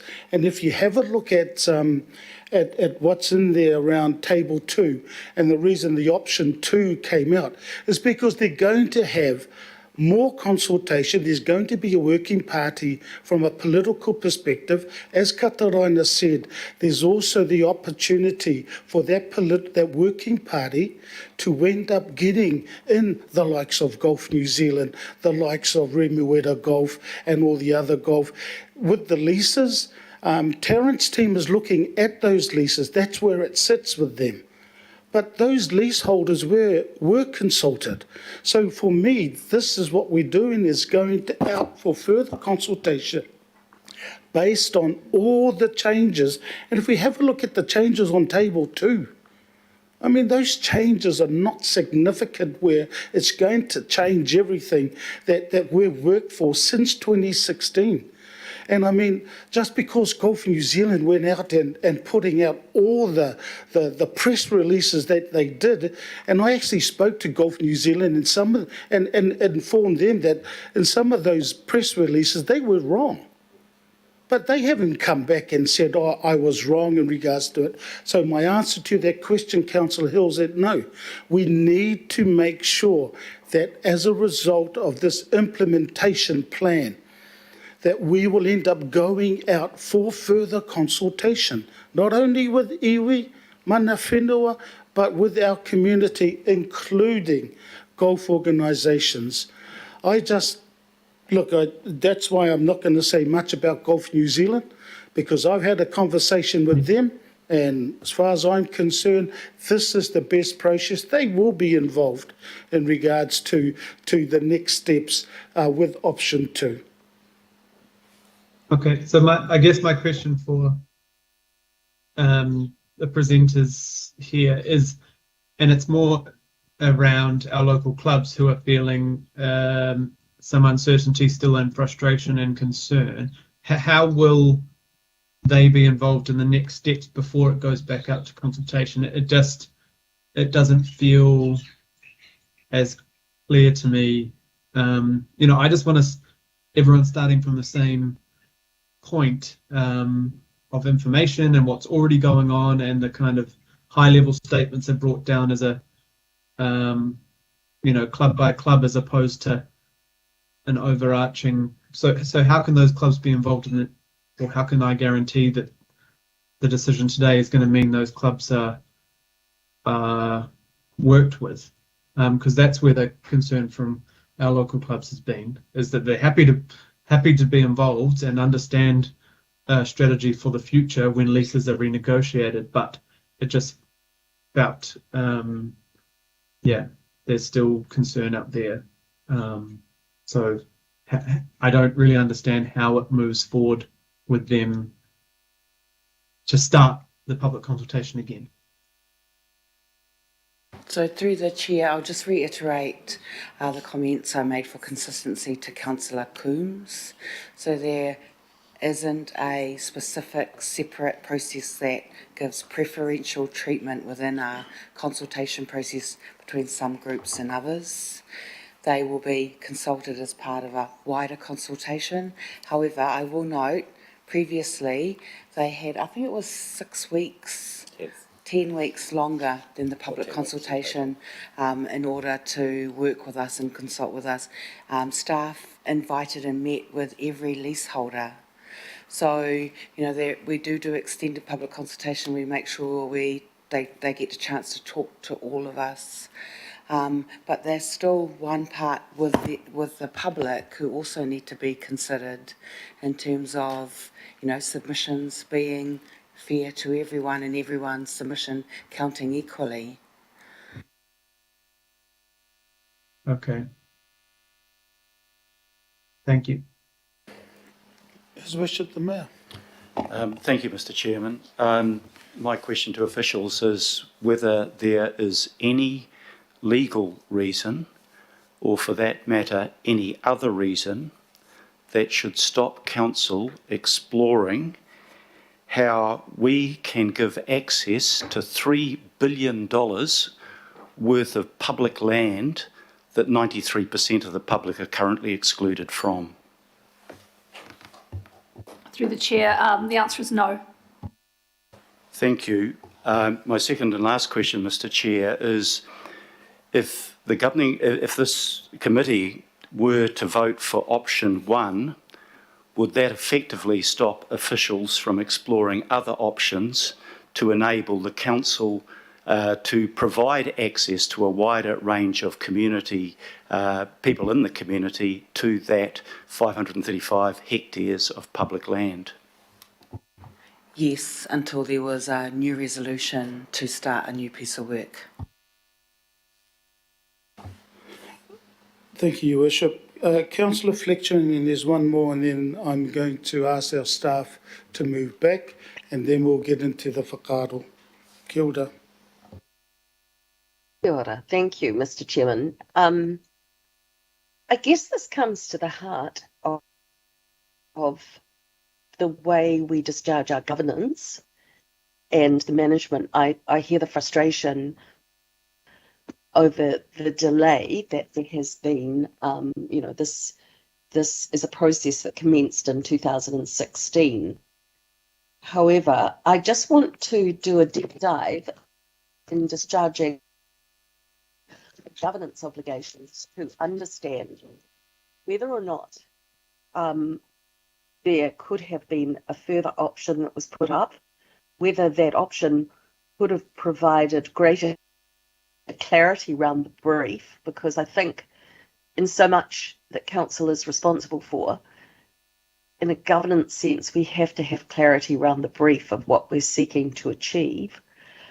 And if this was held over, well, I can come back to my second question, but just so that officers can have the opportunity to think about it.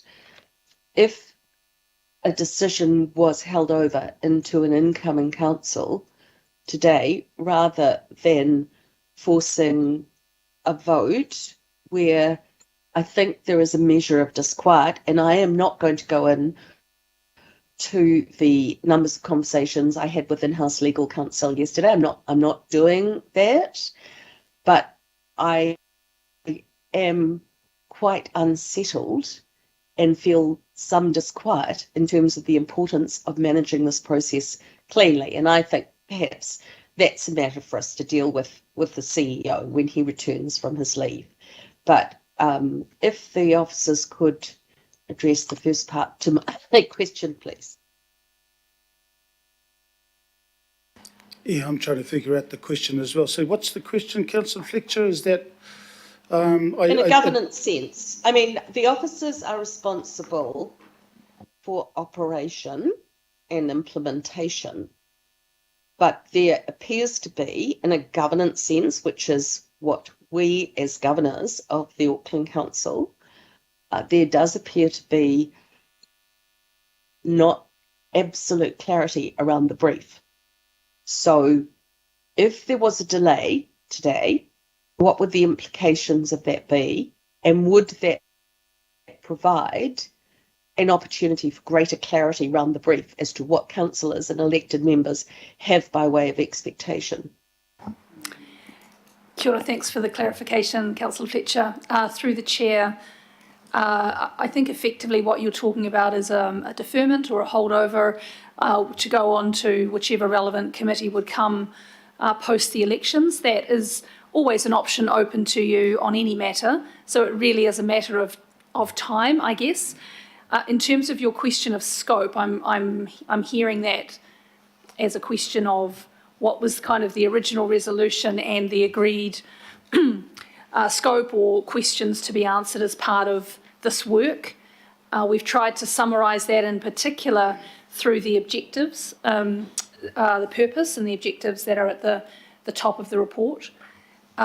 If this matter was deferred over, the new council in whatever committee could relook at that.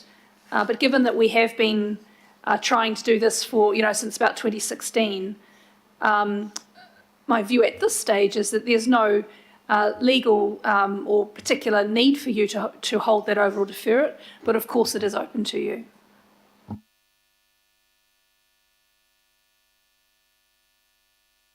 Thank you for that. It is also a factor that circumstances change. I know with COVID and all of the additional pressures on council, there are occasions when circumstances do change, and at a governance level, perhaps we also need to be mindful of all of the factors at play. But I'll leave that for further discussion when we come to debate this. Yep, thank you, Councillor Fletcher. Yeah, so look, I just got a couple of questions and then we'll leave it and we'll get into the whakaaro. Is Golf New Zealand putting any money into the 13 golf clubs that we have?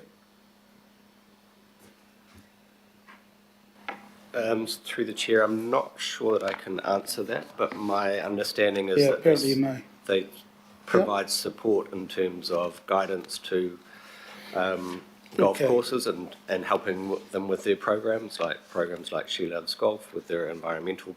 And so it's in an advisory capacity rather than a Okay. financial capacity, is my understanding, but I don't have the full facts on that matter. Thank So you. We can find that out. Yep. Also, the other question that I have is, again, clarification so we're all clear that if option 2 goes through, that means that the community will be consulted again. There will be a political working group formed, and that will be still at the discretion of the incoming council. I know we can't hold the incoming council to anything from the previous council. So am I correct in that it's a recommendation that, this is the way forward in regards to this particular plan, is the working party, but the incoming, whether it be governing body or equivalent committee, may end up declining that? So just through the chair, there was just several questions here. So yes, we can confirm that there will be further public consultation. Yes, we can confirm that the current resolution proposes our working group where we just need the members selected. So that is actually our governance function where once we know who local board members are in the right committee, it's just the members. A new council would actually have to rescind the resolutions that you make today to stop A and B from going forward, which, as you know, they could. Yeah. Okay, and just this last one, and then we'll get into the whakaaro, is that the opportunity for the working party, there is an opportunity for the working party when it's formed to end up asking for some of the community to feedback into the working party to help them with any decision that they will have from a political perspective. So yes, through the chair, as long as that's fair and representative, then the working party can of course do that. Kia ora, look to you all, ngā mihi kia koutou katoa. Thank you so much. We're going to get into the whakaaro now, and as I previously said, it's been foreshadowed a recommendation that option 1 is the preferred option, which is no plan at all, and that will end up putting in if this doesn't pass, this particular one. So look to our staff, ngā mihi kia koutou katoa, thank you. So if we end up moving into whakaaro comments, I got the Deputy Mayor first. Thank you, Mr. Sorry, Deputy Mayor, can you please indicate for those in the room or online if you wish to speak? Kia ora. Thank you, Mr. Chairman, and thank you to the staff and for all the questions from councillors and from the input we've all had from Golf New Zealand. 6 years, and we need to progress this. Option 1 to stop it dead now means you'll wait another 6 years and there'll be no golf investment plan. The other action is to push the go button on the investment plan as it's been modified. That comes with risk, so obviously that shouldn't proceed. That leaves with the resolutions we have here, which is forming up a group of people across the elected members who will work with the golf institutions, work with the golf clubs and the community groups to come forward with what is wanted by both golf and the communities per se. That to me seems a pragmatic and sensible pathway forward. Stopping means exactly that. The other end of the sector is covered with risk. So, Mr. Chair, these recommendations means we can progress this and try and get it resolved so there can be investment in the golfing fraternity as sport per se, along with the community investment going forward. Thank you, sir. Councillor Coombe. Tēnā koe, Chair. I would also like to just speak in support of progressing option 2. I think this is a good compromise in terms of taking into account the process and the issues that have been raised, and this gives an opportunity for further consultation. And I just wanted to make some comments generally around golf. I've been asked, do I support the future of golf in Auckland? And absolutely.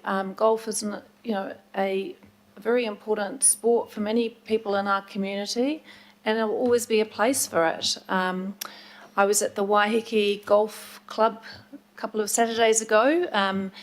Retiring member Upchurch invited me to come up to the club room to just meet the players as they were coming off the course, and there was a fantastic camaraderie, and that was a real highlight for people on a Saturday to be at the golf club. And at the same time, there's a whole community involvement in the golf course over on Waiheke at Rangihoa, where the wetlands are being planted, where a whole lot of restoration work is going on, and a collaboration with the golf club after many years of a bit of a standoff.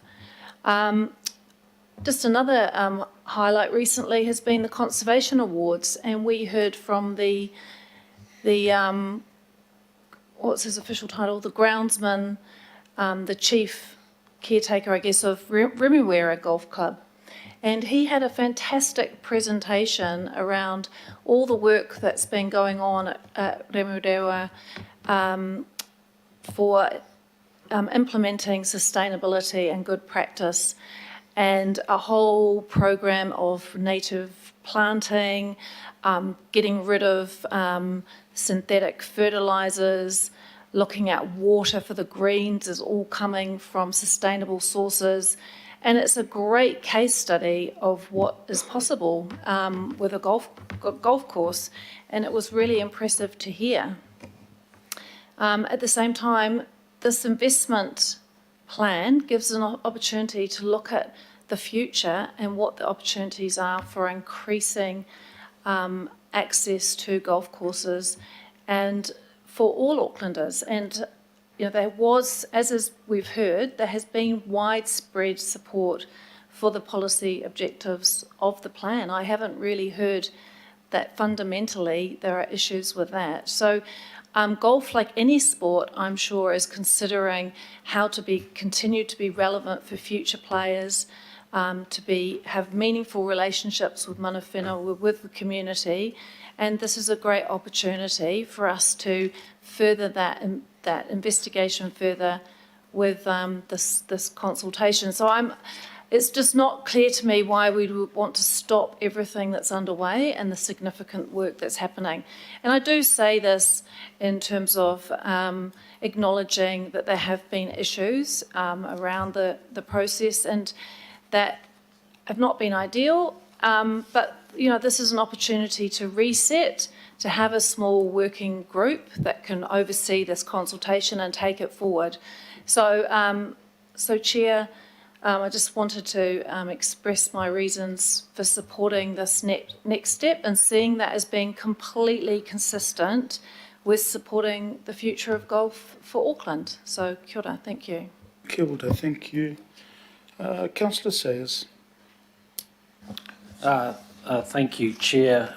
I won't be supporting the recommendation as it's proposed, just for the following reasons. I guess I just feel, and perhaps Councillor Fletcher best reflected on just a lack of confidence in terms of where we've landed to date, and it's probably better, in my mind, Chair, to actually go for a full refresh on this. I gauge from my questions that there's been an omission from just those contributions, the financial, the social, the environmental benefits are just not captured, and doesn't at this stage. And I think before we move forward, that needs to be something that's quite clear to all Aucklanders. It appears that the golf courses have been singled out too as and I quote, exclusive use by the public land, without comparison or context to other sporting facilities owned by the council. And I think Councillor Walker might have alluded to that. I guess I'm concerned that there's basically, in my mind, a lack of buy-in, hasn't been successful by the Golf New Zealand certainly, and New Zealand Maori golf, and it's a reflection of it seems to be, in my mind, a reflection of some poor partnering that hasn't occurred with the key stakeholders. It seems that there's a trend towards ignoring existing usage rights. In my questioning, I also was concerned that the club's self-funding and all those maintenance improvements that get made, and even perhaps capital ones as well, aren't being captured or haven't been captured. And I think that all goes towards a sense of the industry feeling a little bit nervous. I guess in summation, Mr. Chair, I would have preferred, my preference would have been that the plan was withdrawn and there was a restart of the process that partnered, for want of a better word, or is the word I would use, partnering with Golf New Zealand, Auckland Golf, Golf North, New Zealand Maori Golf, Active, and a number of other industry players that actually I would classify as stakeholders, and I think that's where we've made a mistake. So those are the reasons why I am not supporting the motion. Thank you, Chair. Goodbye. Councillor Watson. Thanks, Mr. Chair. Some good points made there by Councillor Sayers. This is a significant matter and a significant decision we're making today. 13 golf courses operating on 535 hectares of council-owned or managed land, estimated value of near enough $3 billion in 2018. Important to the golf clubs, but also important to the communities that live around them and the wider society. You know, these golf courses just don't serve the purpose of golf. We know that. They have all manner of biodiversity and practical stormwater uses, but further than that, particularly as intensification increases, they're important to the whole community. So in a decision like this, I think we need to examine exactly what's happened here, and certainly in respect of the feedback continuum from our last consultation, it's not all that encouraging. 60% near enough didn't support the draft plan. The majority of leaseholders opposed the draft plan. In the golf sector, the consultation and submission process was identified as being flawed, and they were strongly opposed to the plan. And even in amongst the local boards, over half of them had concerns about the data and information. So by any measure, the feedback to date on what we have done so far has not really been all that impressive. And I think, you know, you'd have to say, if you're being an objective, that at this stage in proceedings, you know, there is a lack of faith or good faith in the process that has been expressed, and not just by Golf New Zealand and the golf sector, but by other groups as well. And certainly in that respect, I did find the comment in the advice from, not the legal advice, but just the summary comments, where Golf New Zealand said that they had offered to work with the council officers developing the investment plan, but was quote unquote frankly ignored. And they say they could, for example, have provided officers with up-to-date information on participation rates and distribution. And I think that's what Councillor Sayles was getting at, is that there appears to be a lack of trust here, for want of a better word. And I don't think it's being ameliorated any by the options that have been put up before us today. So if we look at option 1, you know, no golf investment plan, well, I haven't heard of any golf clubs or any golf organisations, or certainly any councillors, who don't think the golf courses should be opened up. So in response to the Mayor's assertion that somehow this, you know, might be linked into some desire to keep these golf courses separated, I don't think that's correct at all. I think there is a genuine will to make the most of these golf courses, as they happen in Scotland, to open up, to make it safer, and to utilise that land. I think we have to do that. I think everyone recognises that. But that's not really being reflected in the options, I think. So number 1, you do nothing. Well, that's hardly, you know, taking us forward. Number 3 is we're told open to risk, and if we read the legal advice, we can see why that's been has a little one tick of low in terms of priorities. And option 2, we just really continue to build on the basis of what has been labelled flawed consultation to date. And certainly the notion that that data sets are changing, we know that. But in this case, the fundamental data set was one asserting that participation rates were falling. Now that, by any measure, influence that consultation, because what's implicit with that is that less people are using these facilities, therefore there is less demand, therefore they are perhaps less needed for that activity. Where in actual fact, it is the opposite that applies in this, where more people are using them, they're a limited quantity, we're not building new golf courses, not any I'm aware of, so they're actually more in demand. So that whole process, as indeed they said in their letter, has been tainted, and I don't see how we can cherry pick a few of these, you know, have not been all that well received by the golfing fraternity, and ignore that fundamentally flawed starting point that has influenced this consultation. So I think Councillor Sayers was right, that the option that we should be considering, but which is not here, is to go back to a new plan with a far more prevalent input from the golfing fraternity. For goodness sake, they are the ones with the expertise. They are the ones who hold the information in terms of investments, usage, safety, any of the things we want to do. And the fact that they feel, and they've been quite explicit about that, that they have been left out of that process, is not a very good starting point, and none of these options do anything about it. So my preference would have been to build on what we've done over the last 6 years, but to start afresh and to try and regain that trust and to come with a solution that does meet the needs, the better use that we're all seeking here. So that's my tuppence worth, Mr. Chair. Thank you. Kia ora, Councillor Watson. Councillor Walker. I'll just follow on from Councillor Watson, and I agree completely with all of his comments. Essentially what we've got is a fudged report and a fudged process. The information is deficient. The whole basis of it around this 3 billion valuation is so far out of whack, it wouldn't stand much scrutiny at all. And this is against a background where we're dealing with the largest club-based sport in Auckland, if not New Zealand. So this is not something to tweak with.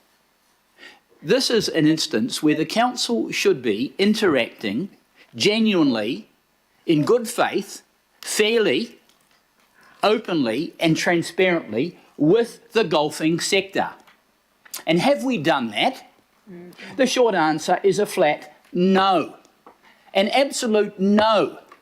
We have not engaged with the clubs that over some time have spent huge amounts of money developing courses for the public benefit.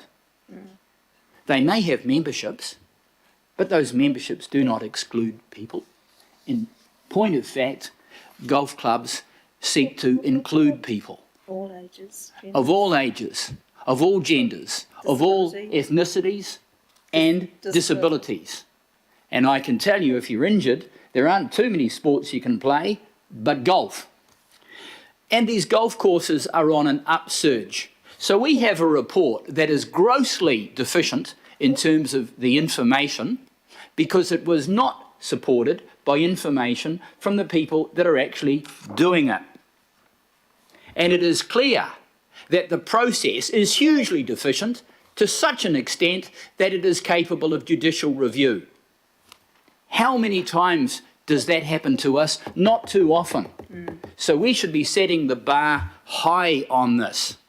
And yes, as other commentators have said, these golf courses deliver in terms of biodiversity, they deliver in terms of environmental benefits, they deliver in terms of carbon benefits. And who is driving that? The golf courses are actually driving that themselves. My local courses are driving that, particularly the course at Whangaproa, and I could exemplify any number of courses. That's not being driven by council, that's being driven by the sector. But have we sought their input? And again, I go back to it and I keep repeating it, a flat no. So on the part of the golfing fraternity, there is a crisis in confidence in this council, And no amount of tweaking, which is essentially what we're seeking here, is going to change that. We should go back to first principles and base one and start over. And that is the way we would do it with any other sport, and we would do it genuinely. So I have no confidence in this. We should vote it down. And there is a clear option, and that is to develop a sector plan, an investment plan, all of these plans as it goes to environment, social and cultural, with the sector. And we have a sector that is sufficiently resourced to do that. Golf courses actually have their act together. And I would suggest that they have their act together far more than we have, which is reflected in this process. So why wouldn't we go to them? And option one, which is the option of not doing this, is the pathway to that. And that will be a pathway that the next council will seek to pursue, because under this council, the underlying agenda behind this, frankly, as we all know, is to sell stuff off. To sell stuff off, not to engage genuinely with the community, not to put the appropriate values on them, but to eliminate open space and park space and recreation space, which is what we are doing across Auckland, and will be to the detriment of generations to come. So when you vote for this, councillors, around here and those that aren't here, Just appreciate that. Appreciate what is at stake here and what you will be doing. Because in voting for A and B, you're just tweaking a process that seeks to lower participation in golf, to reduce the number of golf courses, to reduce the amount of open space, and who knows what will happen to it. Thank you. There's only two more speakers, His Worship, the Mayor. Thank you very much, Mr. Chair. We have three options in front of us. One option is option one, which means that after 6 years of work and consultation, nothing will happen. That's what our officers have told us. That means the status quo is fine, and the fact that 93% of Aucklanders who own this land won't get access to it. And despite what's been said, I'm not aware that there has been any significant change on the golf course side to allow significantly more public access. Option three says we should go ahead without further consultation, but we're told that has risks, and I agree with that. And I'd prefer that even after 6 years, we should ensure that the council process is exemplary, that all the facts on which a decision might be taken are correct. So I rule out one and I rule out three. Option two really is the no-brainer. It says that we should ensure that through further consultation there has been good process, and we should also explore how a hugely valuable asset to Aucklanders can be enjoyed to a wider cross-section of people than currently have access to it. Mr. Chairman, golfers have legitimate interests, and I acknowledge those interests. They should be respected, but those interests, which are vested interests, need to be considered alongside our obligation to take into account the interests of the community as a whole. Right around the world, golf courses that are in public ownership have worked to provide greater access. And Councillor Watson referred to St Andrews, where they open it up on a Sunday and the public can enjoy that outdoor recreation on a Sunday. Well, if St Andrews can do it, what golf course in New Zealand thinks their status is too grand and too great that they can't involve the wider public and give them that access? There could also be ways of allowing walking and cycling in a way that doesn't interfere with the process of the game. But if we vote for option one, we've effectively killed any further consideration of those things. Mr. Chairman, where is the public at on it? According to the People's Panel, 81% either support or partially support the idea of broadening public access. 11 local boards support or partially support it, 2 were opposed. Mana Whenua suggested that this could go even further, but I think as part of the new process what we want is independent and objective survey work through something like Kantar to say where is the public at, because we need our role, our obligation on this council is not to represent any particular vested interest, it's to act on behalf of the wider public interest. That's the obligation of every councillor around this table. Yes, a vested interest group, whether it's this issue or any other issue, will be well organised, will put pressure on, particularly just before an election, and will try to skew the results in their own interests. But we have a wider obligation. What is good for the people of Auckland, taking into account that we also want to protect, in this instance, the interests of golfers, but we don't give them exclusivity to what happens as a result of our considerations. So, Mr. Chair, I think absolutely the vote on these options must go to option 2. It's the only one that makes any sense. Thank you. Thank you, Your Worship. Councillor Fletcher.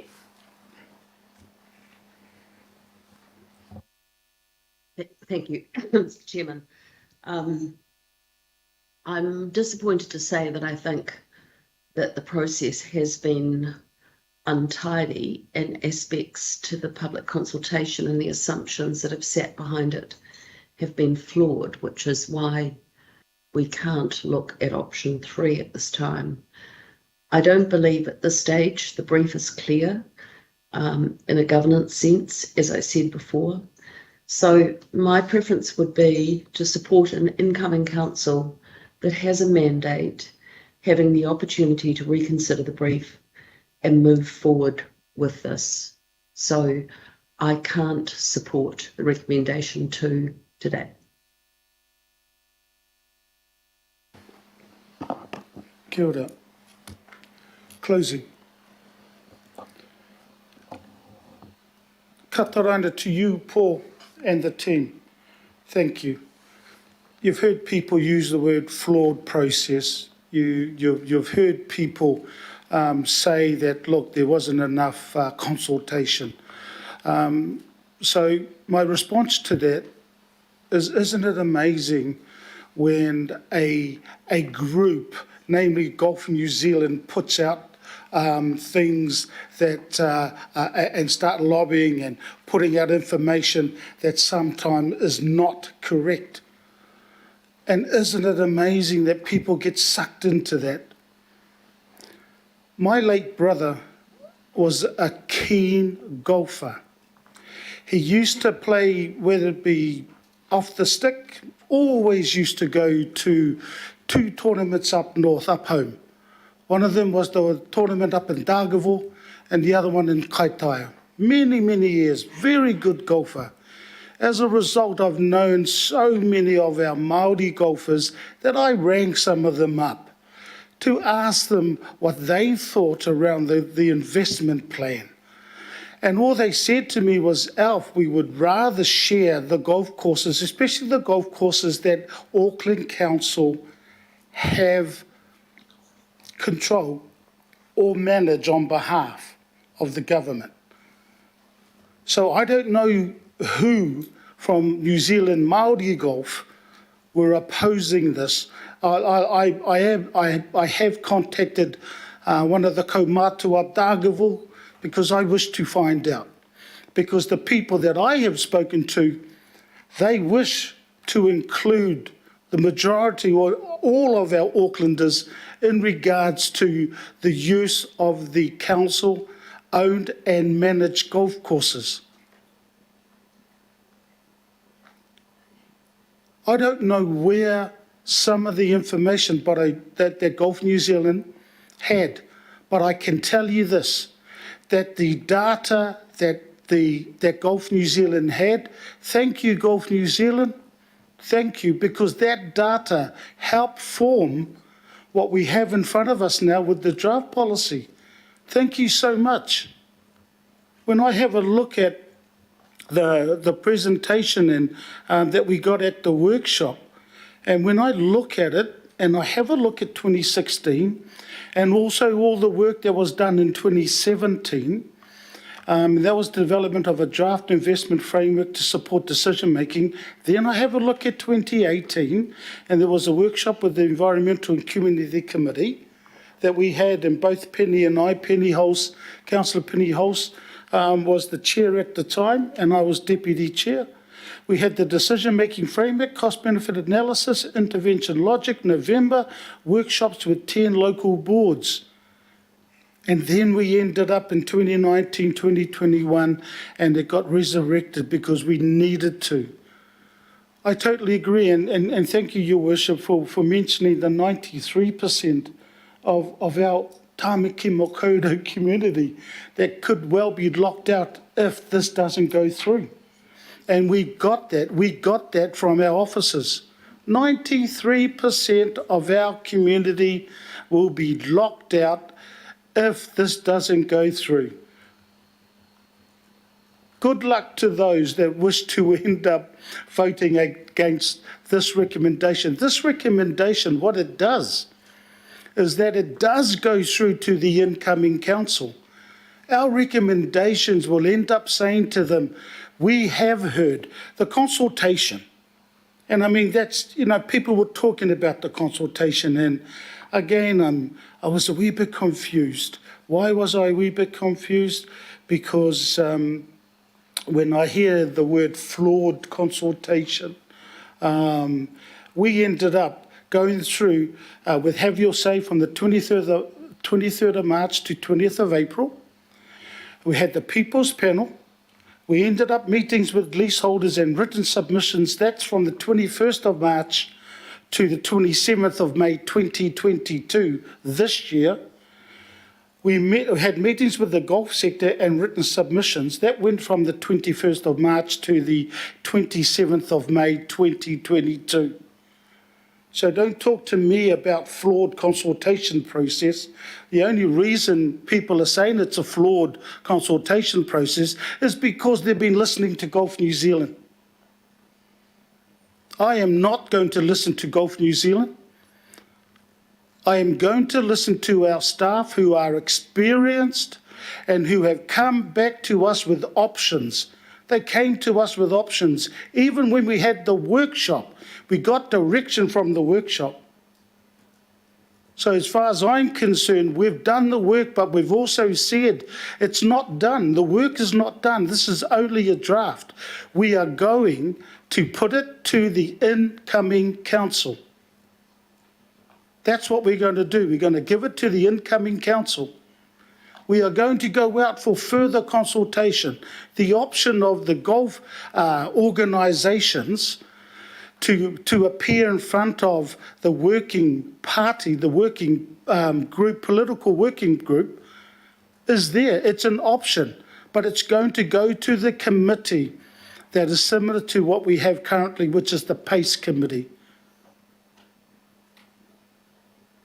So I'm asking the councillors around this table and also online and the Independent Māori Statutory Board is to get this one through. We still have the chance of putting it through to the incoming council. Option one, let's do nothing. We can resurrect it next year. That is not an option.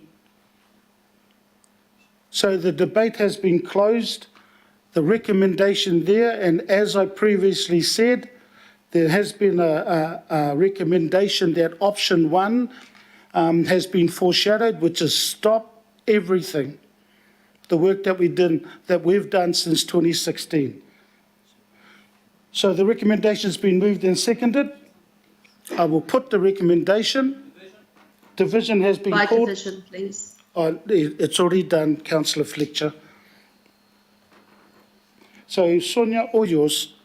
Councillor Filipina, Aye. Councillor Bartley, Aye. Councillor Casey, Yes. Deputy Mayor Cashmore, Aye. Councillor Collins is absent, Councillor Kuhn, Aye. Councillor Cooper, Aye. Councillor Dalton, I think she left the meeting, Councillor Darby, Against. Councillor Fletcher, Against. Mayor Goff, Aye. Councillor Henderson, I believe he's still absent, Councillor Hills, And no, thank you. I'm SB Member Kake, And we're going to rotate. You'll see how this works. Yeah, you'll see. Councillor Cooper, can you turn the volume? Thank you. I'm SB Member Kake, For. Councillor Mulholland, Against. Councillor Newman, No. Councillor Sayers, Against. Councillor Simpson is away, Councillor Stewart, Against. Councillor Walker, Councillor Watson, I'm SB Member Wilcox, Yes. and Councillor Young. Abstain. Abstain. So that's equal. No. Yep. It is equal, so It is Chair. equal. I think you know what I'd say. 4. So with the casting vote of the Chair, the motion is passed. Kia ora. So look, again, thank you, everybody. Thank you, staff, and apologies to everybody that's here and also online. And the reason I apologise is because we're going to have a break for 30 minutes for lunch. And so we will get back at 2:39. Kia ora.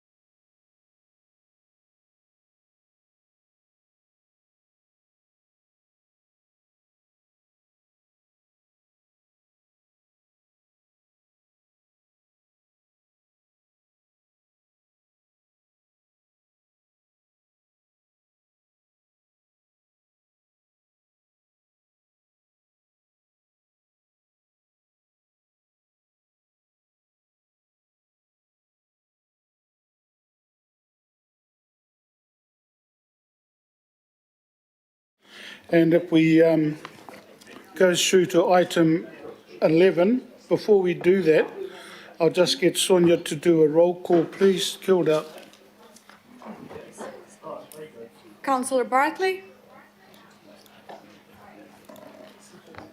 Online present. thank you. Councillor Casey,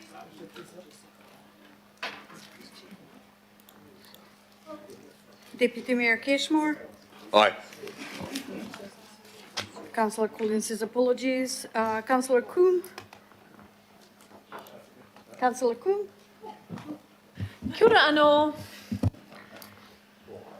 Councillor Cooper will be back at 3:30. Councillor Dalton, Councillor Darby, I'm here. Councillor Fletcher, I'm here, thank you, but I've been advised I've got to go up to the hospital where I was diagnosed with COVID this morning. thank you. Mayor Goff, Present. Councillor Henderson, Councillor Hills, MSB Member Kake. Kia ora, Sonia, sorry, Thank you. I missed my mute, sorry. Member Kake, Councillor Mulholland, Present. Councillor Newman, Councillor Sayers, Present in person. Thank you, Sonia. Councillor Simpson, Councillor Stewart. I'm here. Councillor Walker, Councillor Watson, MSB Member Wilcox, Kei konei ahau. and Councillor Young. 大家下午好。 Thank you.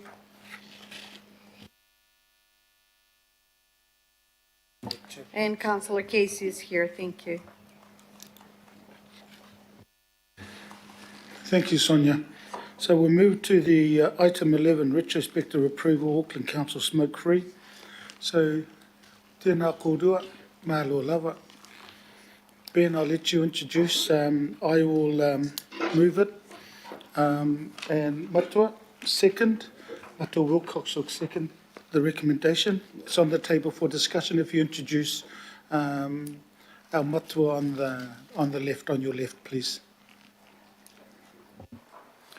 Kia ora, Ben Brooks, Senior Policy Manager in the Social Wellbeing Policy Team, and I've got Victor Whalatutulu, who will speak briefly to the item, and I've also got Rebecca Ruthu-Collins and Tara Leota-Siuli, who are also involved in preparing the submission and are involved in our work in the community around smoking cessation.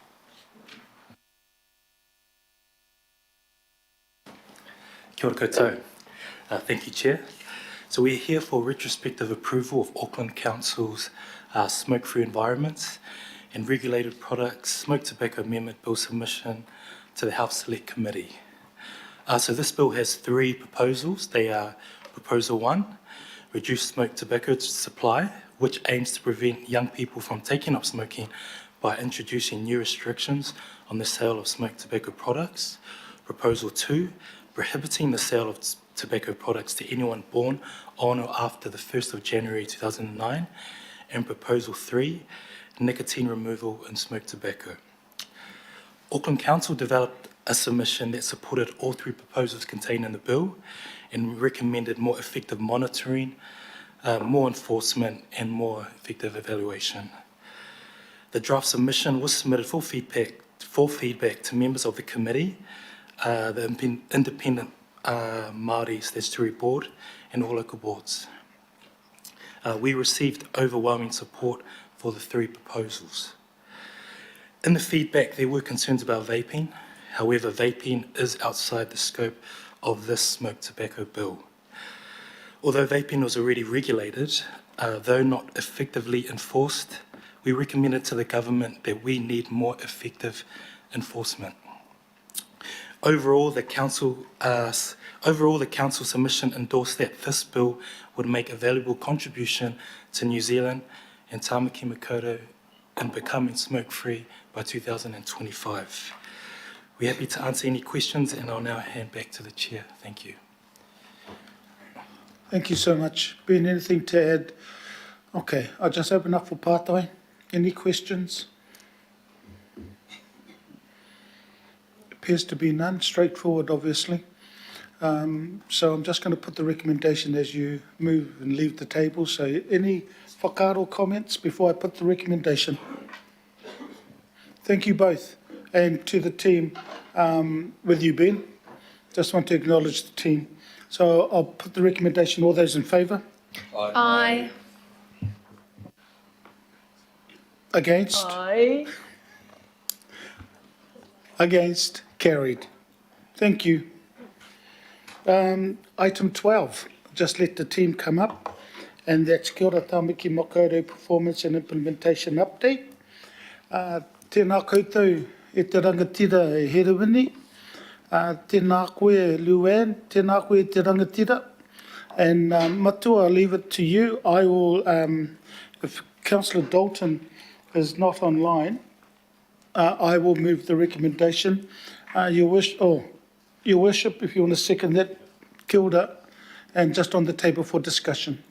Tēnā koutou. Tēnā koe e te hemana, te koromatua Phil, me tō tūrua, te Deputy Mayor Bill, koutou ngā mema o tēnei Committee of Pace. If I can just introduce colleagues, Luann Valentine, Herewini te koha ngā mātarai, Luann Valentine, who does all the heavy lifting in ngā mātarai, and our colleague Sam Bunge, who helped prepare the progress reports to PACE Committee. We have, if you're going to work through the agenda order, Mr Chair, we've got this item and the one following, and that we cover the 6-monthly update to PACE in item 12, which I'll soon hand to Luann to take us through. So that's a 6-monthly report to the current PACE Committee on how we are progressing with the implementation of Kia ora Tāmaki Makaurau.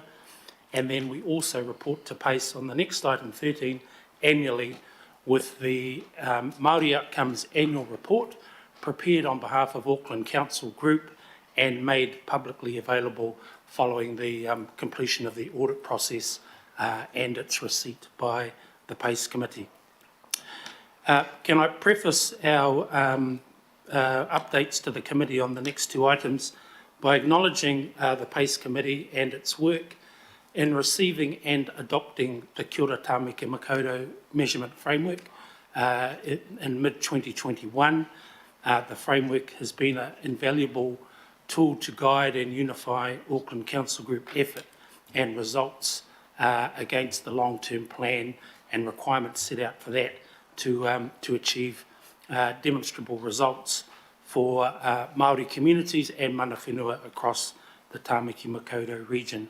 And the continued and regular oversight by PACE Committee of that work, Kia ora Tāmaki Makaurau, and its consideration annually of the Māori Outcomes Report. So at this stage, I'd like to invite Luann to take us through the report against item 12, Mr Chair.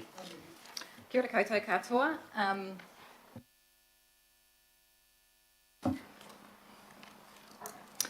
So this is the second report for our Kia ora Tāmaki Makaurau measures. Our first report, which went up to PACE in April, identified some positive progress, including Kia ora te kāinga with the issuing of consents and collaboration with other agencies, including Te Pune Kōkere.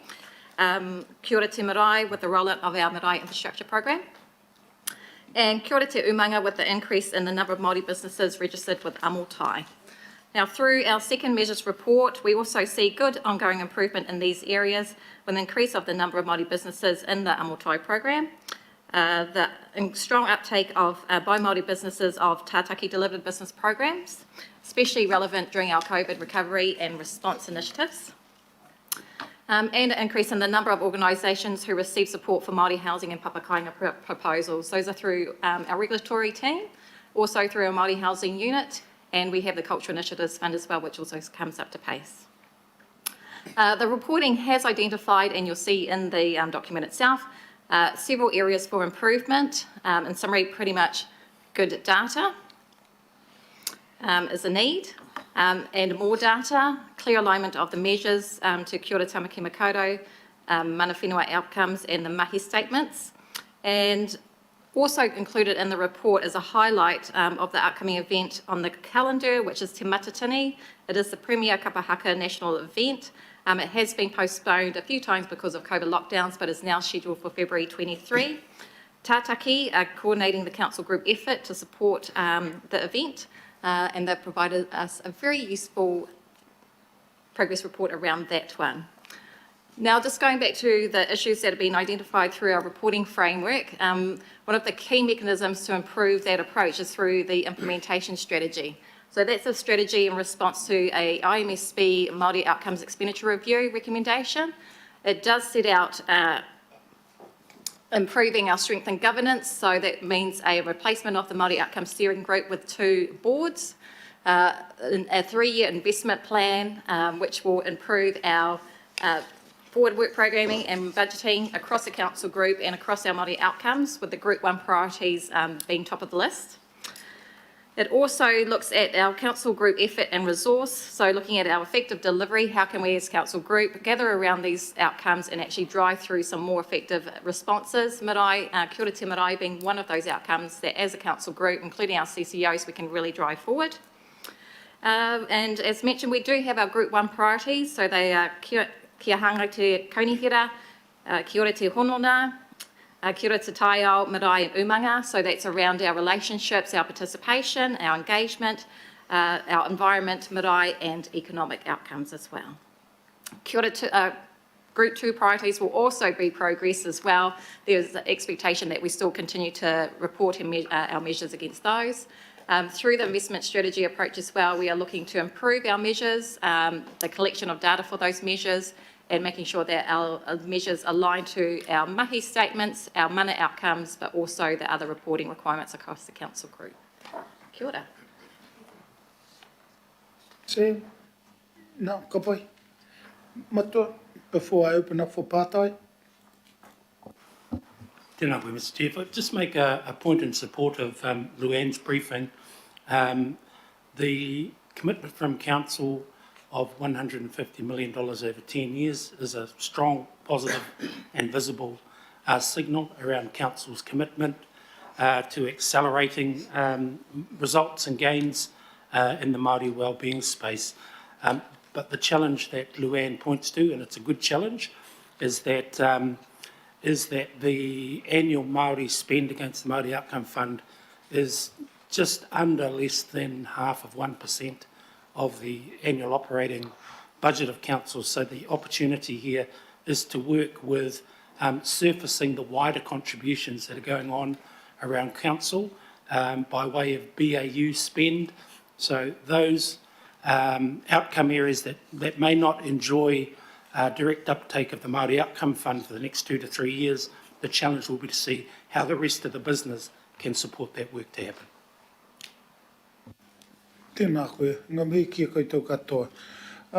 Any pātai? Councillor Coombe, there's nothing online at the moment. And Matua Wilcox. Councillor Coombe. Kia ora, Chair. Tēnā koutou, ngā mihi nui kia koutou. Thank you for all this work, and I appreciate it's a really full program, and thank you for the update. My pātai is a little bit of a tangent because I know that LG&Z are going through a long overdue process of thinking about Māori outcomes for the whole sector of local government, and there are some amazing resources and knowledge that we have in Ngā Matarai. And I just wondered, did the conversation ever kick off with LG&Z about what they could take from Kia ora Tamaki Makaurau? Because I know they were very interested in sharing the knowledge in this and our own outcomes for their own work. Kia ora. Through the chair, kia ora, councillor. Not yet, but we're more than willing to work with LGNZ, share our experiences and probably glean some good practice models from other regions as well, but not yet. I can maybe dig out, there was an email, a little email exchange. So would that be okay to follow that up direct with you, Hedawini?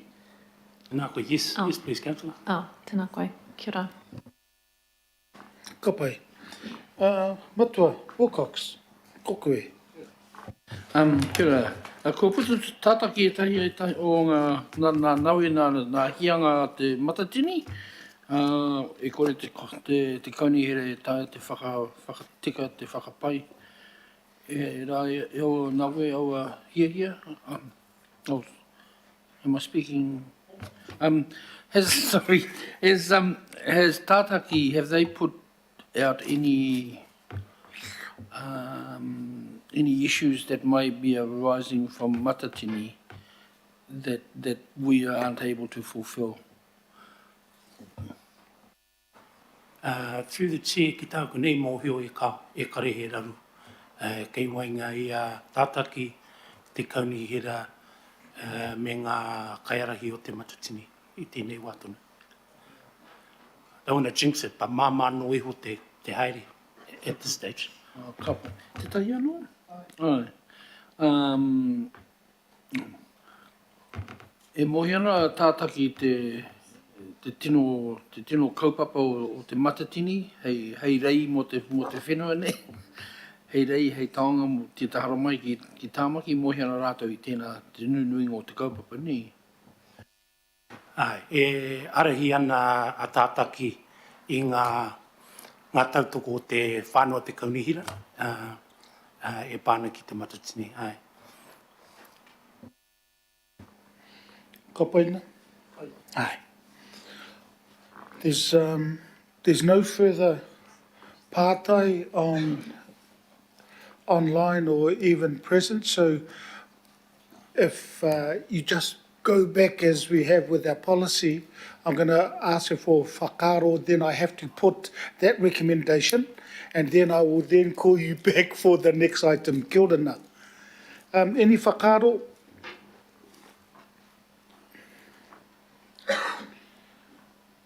Three seconds gone. I will put the recommendation. All those in favour? Aye. Aye. Against? Carried. Kia ora, no mai haere mai. Aroha mai. Our next item is item 13, unlucky for son. Te purongo, te kaunihe o Tāmaki Makaru ngā huanga Māori 21-22, Auckland Council Group Māori Outcomes Report 21-22. Tēnā koutou, again. I will, Matua Kake, if you move this. Aye. Aye. And I will second if that's okay, and then open up for discussions. Tēnā koutou, tēnā koe, te rangatira. Nā koe te he mana, pōhiri atu, pōhiri mai, ka uki mai tāre. I'll move to the next slide, please, Sam. So, as I say, it's great to see Council's commitment to improve Māori outcomes being a key feature of the LTP, and alongside that, the commitment of the $150 million expressly for accelerating Māori outcomes. For the year in review, and this is captured in the Māori outcome report for the year, we achieved, against a targeted spend for the full year of $18.7 million, a year-end result of $14.3 million, or 75% against the full year target. I'd like to say that we're always looking to improve that performance against the annual target for the fund, though we are very concerned to see more and more testing of the initiatives that are supported by the fund in terms of value and impact, because there are lots of candidate projects that vie for uplift against the fund. So it's looking for the most impactful initiatives from round to round. Having said that, the shortfall of the expenditure against the year-end target of around $3.5 million, half of that is automatically explained by the deferral of Te Matatini and by other projects impacted by COVID-related supply chain difficulties and other priorities with partnered groups, particularly Muriwai, during the period of FY 21-22. The other half of the shortfall in financial performance I put down to a mixture of just needing to get better at managing our projects in the main. But as I say, if we hadn't had the COVID disruptions, we would have got very close to the minimum target for the year of getting to at least 90% of the targeted spend for the year. And my colleague has touched on Kia ora tāmeki makaurau and the regular progress reports that we provide to PACE and our effort to just continue to lift and improve the arrangements within council family to bring that performance and up to par and raise the bar from year to year. The Māori Outcomes Report has been completed. The only steps remaining were to report its completion here to PACE and then await the final financial sign-off of the audited accounts for Auckland Council, which we understand is imminent. So once that step's completed, the document is then ready for public distribution or public availability. If we just talk to some of the highlights for the year that are outlined in the report, and Koro Matua Goff kind of covered these really well on Monday with the GBIMSB meeting, so I'm just cribbing from his notes a little bit and recapping some of those highlights. So while COVID and supply constraints had an impact on our big capital project, which is the Muriwai investment program, they still did pretty well with those headwinds notwithstanding. So around $6.3 million was uplifted and expended in the year in review across 6 marae in the region, including Huani Waititi and Rerete Whioi out at Port Waikato, and they're just small descriptors of what those funds were applied to for those 2 of the 6 marae that were supported this year, and they were 2 alongside Papatuanuku Marae out at Mangere, Ngā Haue Whā at Papakura, Te Aroha up at the Kaipara, and Motairehe over at Great Barrier. So it was good to get those 6 marae projects largely completed. It was good to see good coverage across the Tāmaki Makaurau region for the 6 marae that we were able to support through Claudia and her wonderful team this year. Also included in the highlights for the year were continued support for COVID welfare responses that were led by kaupapa Māori organisations and iwi-led organisations during the year in review. There was a big commitment of circa $3 million provided by council in the year prior, and the second time round for lockdown 2021 we remoded to a smaller and more agile funding support initiative, so kind of Manaki 2. So rather than have the big and more protracted program to assess larger funding quantums to community organisations, we went with smaller rapid-fire $10,000 grants that could be uplifted. In this case, around 30 organisations were supported by Auckland Council, which represents that close to $300,000 commitment that was able to be given.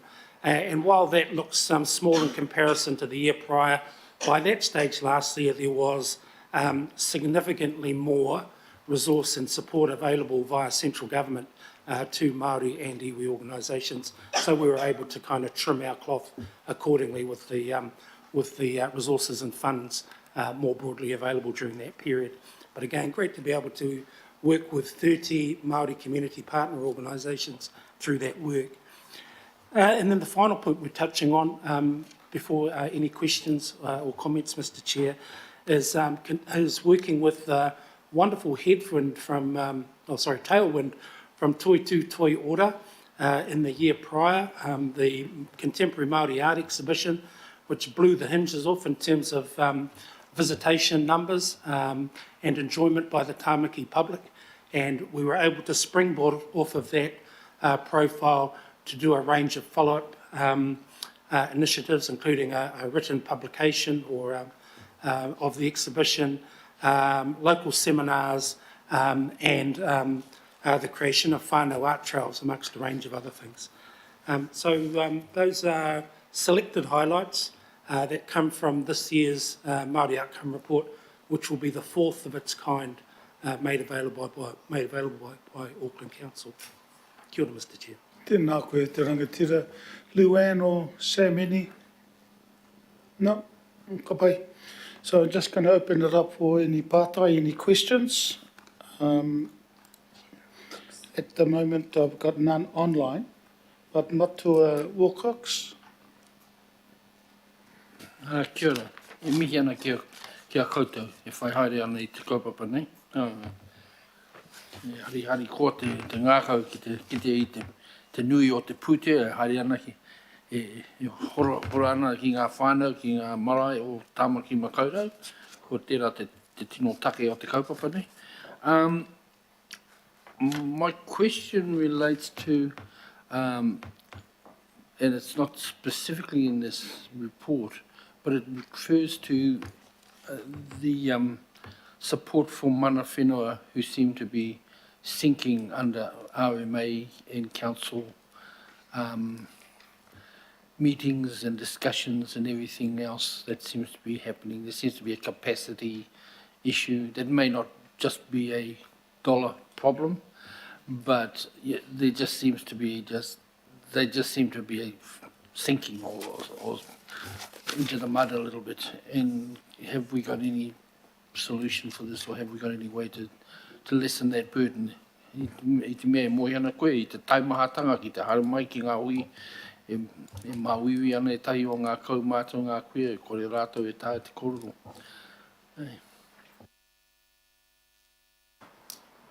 Through the chair, kia ora to Member Wilcox. I was trying to be careful of which parts of your kororo I was nodding to, but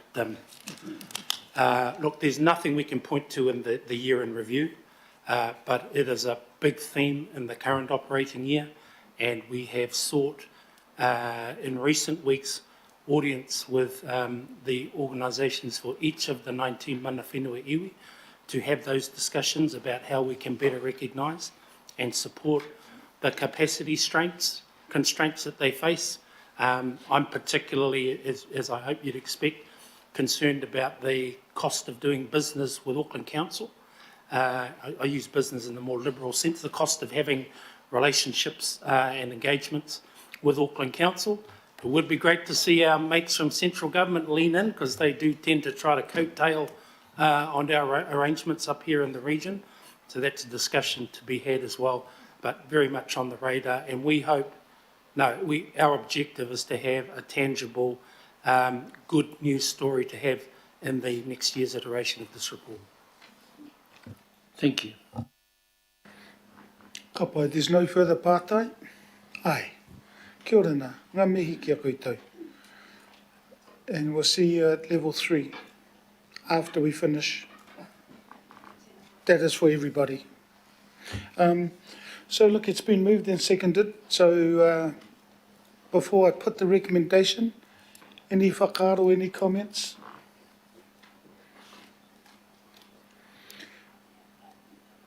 Herewini, just look, where you are, just want to acknowledge all the mahi that you've done.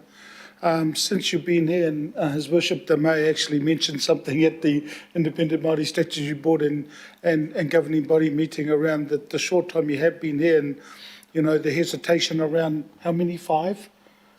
Six in His Worship's the Mayor's time here with you. As in now at Ngā Matarai. So ngā mihi to you, but also to your team with this. Kia ora nā. I'm going to put the recommendation. All those in favour? Aye. Against? Aye. Carried. I'm going to move into the item 14, allocation of the Sport and Recreation Facilities Investment Fund. Councillor Watson, did you want to move this? Because I think you're one of the fittest ones out of all of us here. If not, yeah, Councillor Watson, ask for a seconder. Councillor Cashmore, the second fittest. So it's been moved and seconded, so I'll just put on the table and invite both Nick and Dave. Tēnā korua. Thank you.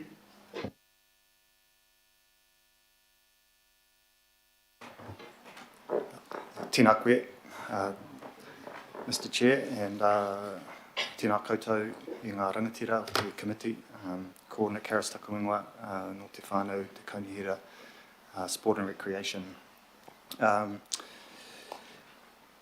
Firstly, very quickly, can I please just take a very quick moment to acknowledge yourselves at this last meeting of the term. You deserve our acknowledgement for your service to our city and its community, so I thank you all. I have also like to just thank and acknowledge the chairs from Upper Harbour and Franklin local boards for their deputations earlier on today, and thank them for their supportive comments regarding this fund and the process that has led us to this meeting today. I am very pleased to present this report to allocate the Sport and Recreation Facilities Investment Fund for 2022-2023. I'll just make sure this is going. Here we are.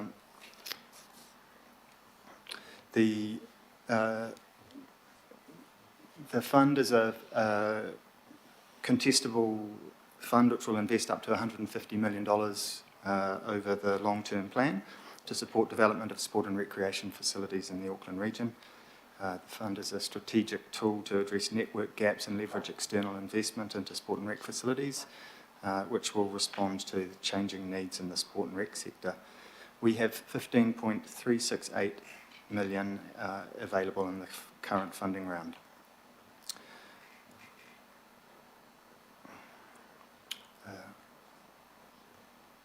Here we are. A two-stage application process began in November 2021. We received 103 expressions of interest, which indicates the very high demand for investment of this nature. This was narrowed down to 38 stage 2 applications. These were processed and presented for engagement with local boards and with iwi mana whenua, and then taken to an independent assessment panel. The panel sat in July this year and produced recommendations which we workshopped with the PACE committee in August. The panel's recommendations presented in attachment B to the agenda report. The table in there shows a high-level snapshot of each application, including the funding request, the panel's recommendation, and an option 2 for an adjusted allocation based on the panel's recommendation. The panel recommended 21 projects for funding. The adjusted recommendation bumps that number up to 24. The staff have proposed these adjustments to the allocation just in an attempt to squeeze a little bit more value out of the investment, to spread the investment a little bit further and achieve some low-cost achievable outcomes. On the slide in front of you, you can see the adjustments that have been made. These are only the impacted projects, not the remaining, not the unaffected applications. This information is in the table. It's option 2, the adjusted independent assessment panel recommendation, which is the recommendation which staff recommend to the committee. And looking at that, the spread of applications and investment can be seen on the slide here. In blue, the number of expressions of interest that we received, so we can see a really good spread across the region, which is a big improvement from the last funding round. And then also a good spread of actual funded projects or recommended funded projects in grey. The recommendation in option 2 supports 24 grants across 14 local boards, and there's 16 sports codes involved.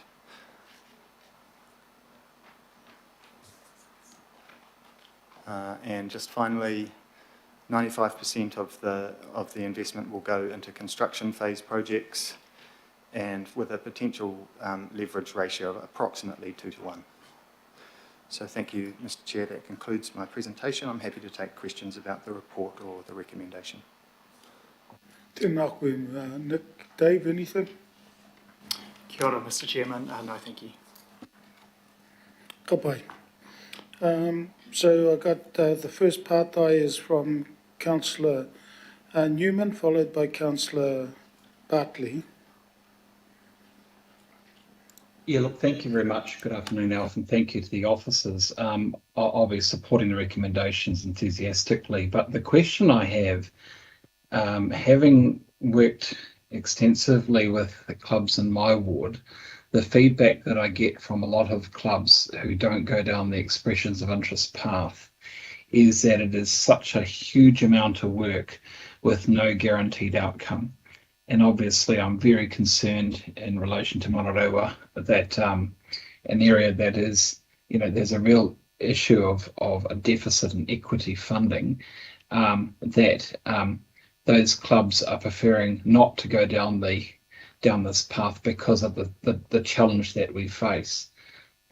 We've talked before about the need to try and really look at the ways in which we can recalibrate this, but can you give me any sense as to what can be done to address this in the future? Because whilst I am more than comfortable, to the extent that I have a mandate to do so, to try and secure third-party funding and sponsorship, and I do, it really concerns me that we only had a very small number of EOIs from that local board and other local boards, and they didn't get passed. They didn't get recommended for funding. So what do we do about that?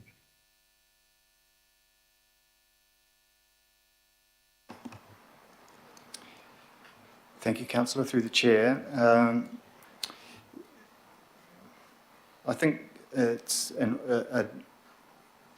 the great challenge with an investment tool of this nature.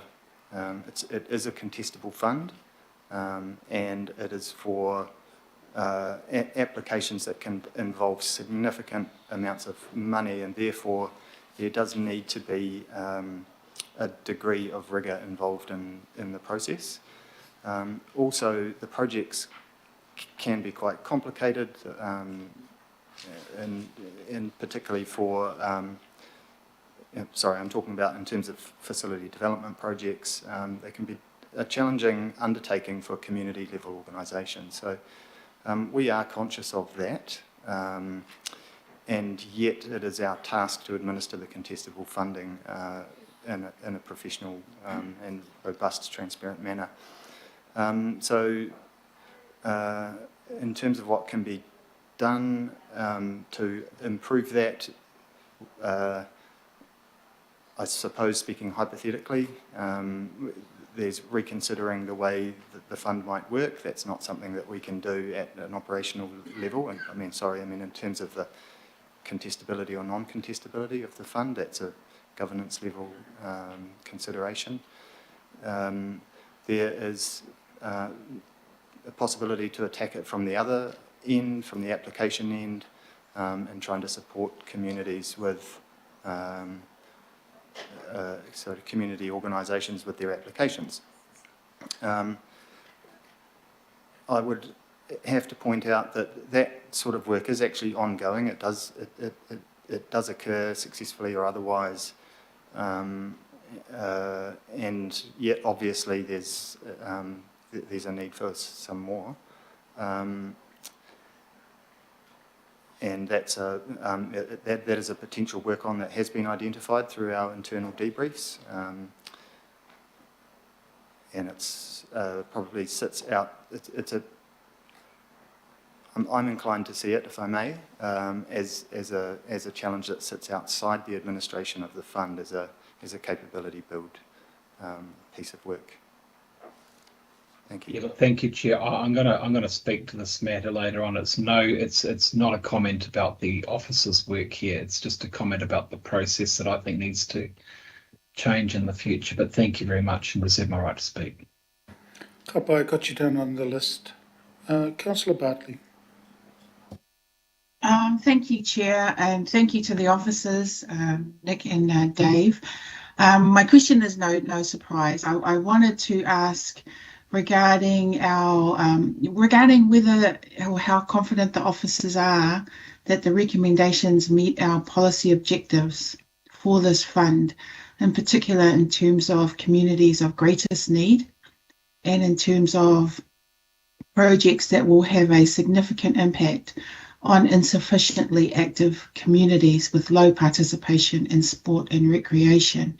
And I ask this in terms of 2 particular grants in the millions going to an area with an average household income of 90,000 compared to, for instance, the Waikaraka Park application for Onehunga with a household income of 40 grand. So that's my question. Thank you.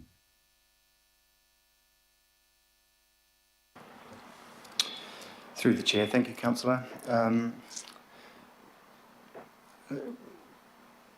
In terms of our confidence in the fund achieving its policy objectives, I think we have all the confidence we can have, given our reliance on the contestable funding process that we have administered. So the recommendations that we have before you now, notwithstanding the minor adjustments that are proposed, are the product of a process which is some 10 months long. The recommendations come from an independent assessment panel, and we have to have some faith in the panel's ability as a collective to produce recommendations that are consistent with the guidelines for the fund that they've been provided. If we can't do that, then it creates a problem for the transparency of the process. In terms of the proposed allocation to the projects that you mention, in a contestable funding process, the applications, so every applicant has an opportunity to submit thorough and clear information to be assessed, and it was considered through the processing of applications and consideration by the panel that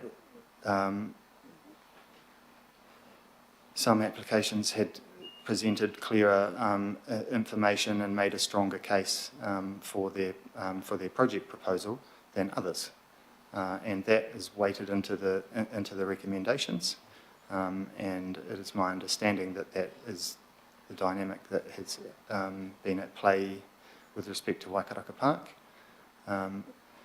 and why that project was not recommended to proceed in this funding round.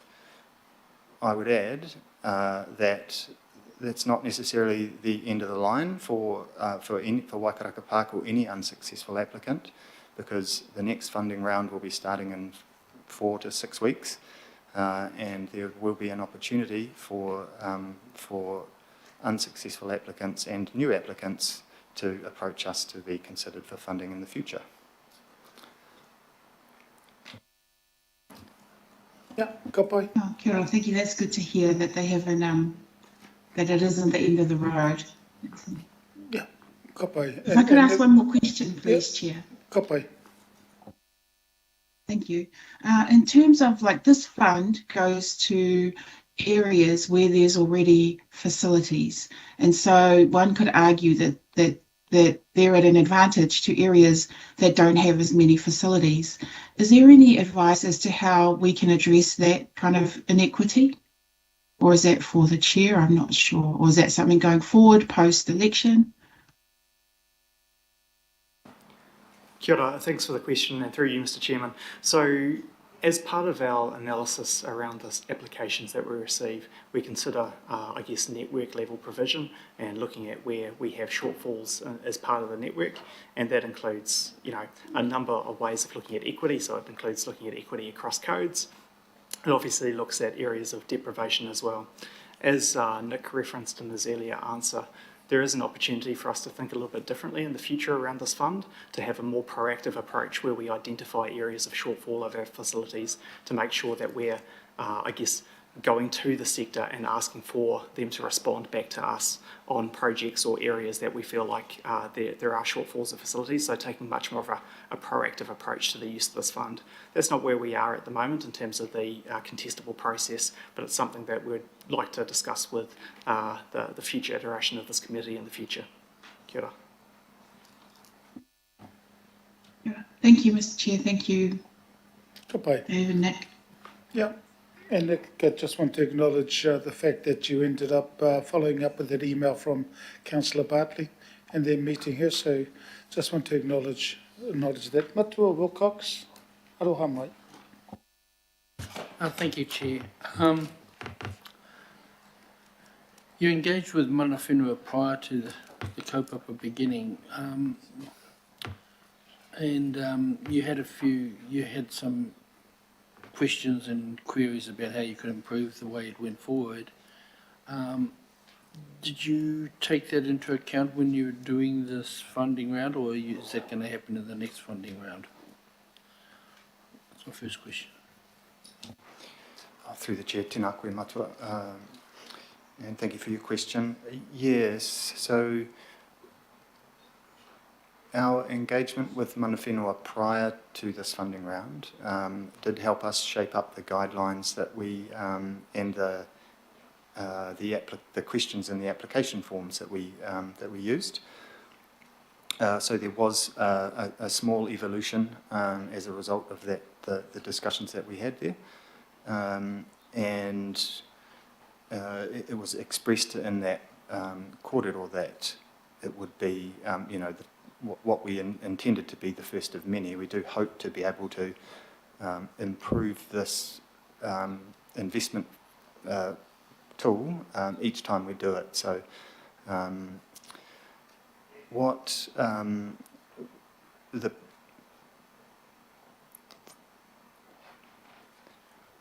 happens next is we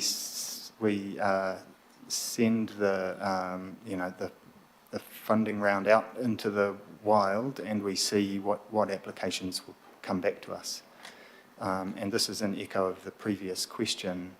I think what we've seen is that there were really no Maori-led applications, not really even sort of Maori-focused applications. The general thrust of the responses to Māori outcomes questions was highlighting the generic benefit of sport and recreation to Māori as members of Auckland communities, rather than specific Māori outcomes. So we are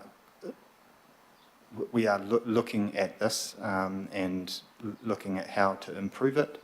The advice that we have thus far is to focus on on developing the applications at the community level. So it's that same community build capability build challenge that that was picked up by Councillor Newman's question. We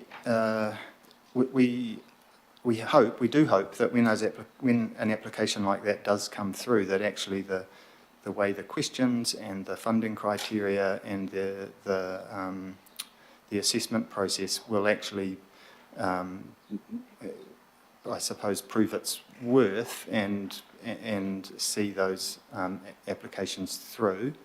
Bearing in mind, obviously, that they still need to meet, the other achievability kind of criteria that every application would.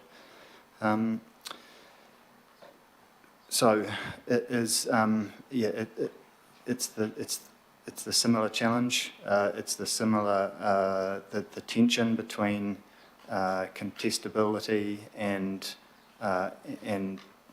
maintaining an independent, robust, transparent, fair, and consistent process versus the sort of the equity approach and the strong drivers that we have for that in council, of being able to reach out to provide extra help where it's needed. There's a tension between those two that we need to walk as staff, and we're in the process of learning to improve as we go. To that, Chair. Yes, so Ngāti Chata and I know Kaipara did as well for Orewa Surf Lifesaving Club. Both made submissions specifically for those two kaupapa, for different kaupapa. So how are we going to respond to those two groups that did, Māori groups that did? Because the kōrero always is, if Māori have a kōrero, we've got to take it back and tell them why. So what's the process now? Through the chair, yes. So when we know the outcome of today's meeting and the resolutions, we know the funding outcome, then there will be a step that involves reporting back to the to iwi mana whenua through the forums.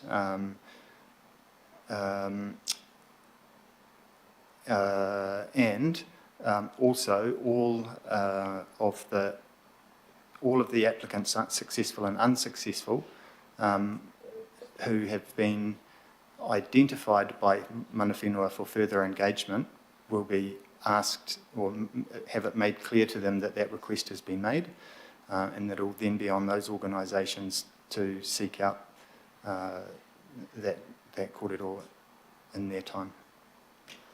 Sorry, I'm a bit confused here. Sorry, Chair.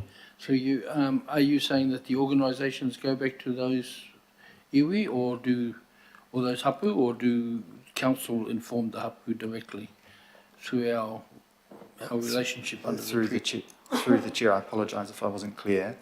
It will be both. So council will inform mana whenua as to the outcome of the funding decision from the committee today. Council will also inform the applicants, successful and unsuccessful, that they have been asked to engage with their local iwi mana whenua.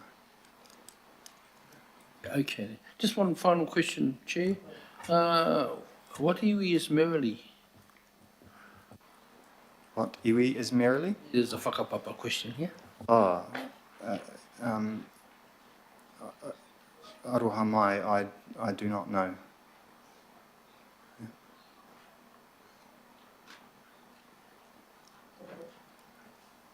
Matua kake, and I think you're the last of our pātai, and then we'll move into whakaaro. I think my question's pretty much resolved now through the chair. It was just how effective is the traffic light system in achieving Māori outcomes, but I think the conversation has been really clear. The staff are going to be, well, it sounds like they're gonna do something. They have intent to do something. I'd like to be around, hopefully, to hear the change in the kōrero. So sorry, it's changed from a intended question to a comment, but I think the previous speakers have covered that now around really achieving Māori outcomes and equity. We need to change up the system. Or I'll put it in a question there. Do you have confidence in the system, the way that we apply this funding to ensure that we get better equity in the distribution of the funds and going forward?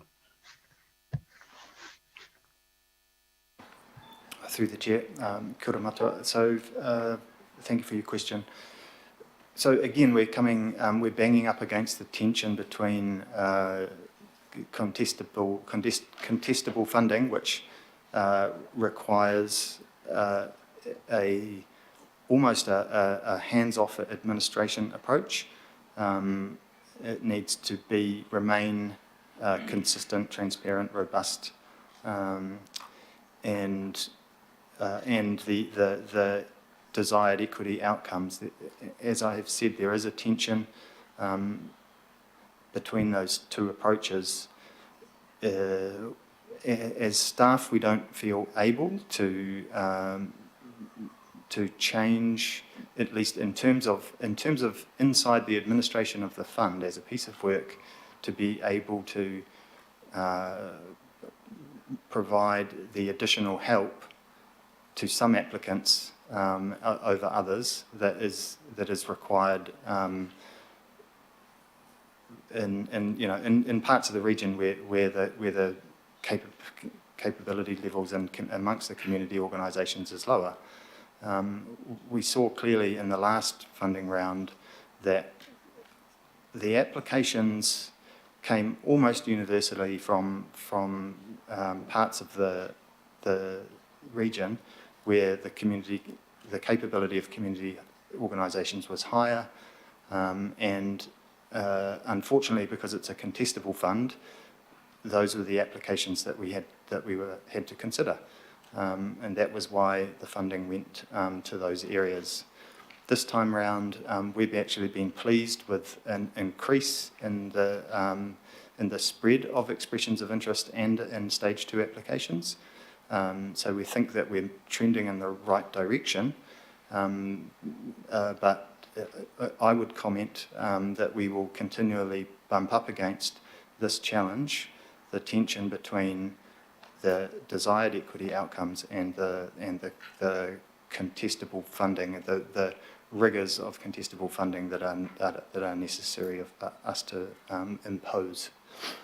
Kia ora. That's a good question through the chair. Matua, just Dave wants to respond to your first part, and then I'll wait for you for your second. Kia ora, thanks for the question, Matua. So just to add to Nick's response, so succinctly, I've got confidence in the process at the moment that it achieves to the best of our ability equity outcomes across Auckland. That doesn't mean that there aren't improvements that we can make, and I've spoken earlier about how in the future we may be able to look at some proactive approaches to really target areas of our community. Additionally, through other parts of our investment into the sport and recreation sector, we do look to support sort of sector capability. So at the last business meeting for this committee, we put some investment into the Regional Sports Trusts network around the development of sector capability. A strong component of that is around supporting Maori sports organisations in the development of their capability as well. So there's other ways that our investment portfolio works into the sports sector that hopefully addresses some of the equity concerns that we have through a program of investment like this, and further ensures equity of outcome across our various communities. Kia ora. Second part, Matua. Yeah, no, thank you for that last comment. I think, contestability, you can always be contestable if, if one team's got 100 players and the other team have only got 2, you're still going to be you're still going to be competing, but it's just not an equal race. So I think you've got the message, kapai. Kia ora. There's no further pātai from either in the room or online. So, Dave, congratulations on your role as the acting GM for active community sport, rec, pools and leisure. So just wanted to acknowledge that. Thank you, Nick, for the work you've done, and also pass it on to your team. So tēnā korua. Well, I'm just going to open up. I know that Councillor Newman has some whakaaro, some comments to make. So I'll go to Councillor Newman. Thank you, Chair. Look, firstly, I want to acknowledge the officers. I want to acknowledge the panel for the assessment work, and I note the moderation because the what has been recommended is at variance, slightly at variance, and significantly at variance in relation to a number of these recipients. Or, but I do think that my view is that there is going to have to be more brokerage support for some of these organisations, which goes beyond information, discussions, workshopping, that sort of thing. Some of these groups that need to be recipients are going to need more help than just information and encouragement, because it is a very, very significant amount of work that's required, rightly so, for public money. You're talking many millions of dollars. But nevertheless, whilst I want to see contestability, and whilst I want to see meritorious applications, it's difficult to overlook some of the concerns that have been raised by some about where the funding goes and where it does not go. In this term, I've had several successful applications in my ward in Papakura. I don't think I've had a single application succeed in Muriwai. There are reasons for that, but I think that whilst this is a better funding allocation than in previous years, I think there is nevertheless a need for some policy reflection back on the equity arguments that have continued to plague this council. And of course, equity is fundamental to the Auckland plan that we talk about. So I will definitely be supporting this. The one other thing that I would say, Chair, is that in relation to some of these applications, the moment that you start to spend on these projects, particularly for a refurbishment of an existing facility that's tired, of course the cost starts to escalate quickly. I accept that in relation to Papakura City FC. Ultimately, that is going to be, we're probably going to end up having to fundraise several $1 million for that facility over the next few years, which is a worthy challenge. If I'm back next term, that's something I want to be doing. So just to acknowledge that yes, this funding is very important, but of course it's only one part of a much bigger piece of work for some of these applicants, and they will need to significantly leverage beyond what the funding amounts are that they receive today. Thank you. Kia ora. Councillor Bartley. Thank you, Chair.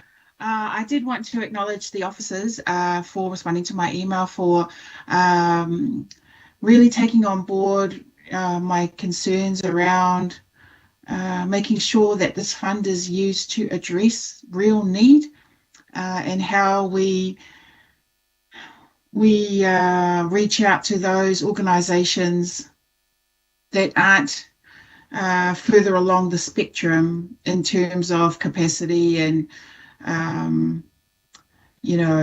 being able to have these facilities that could qualify for this.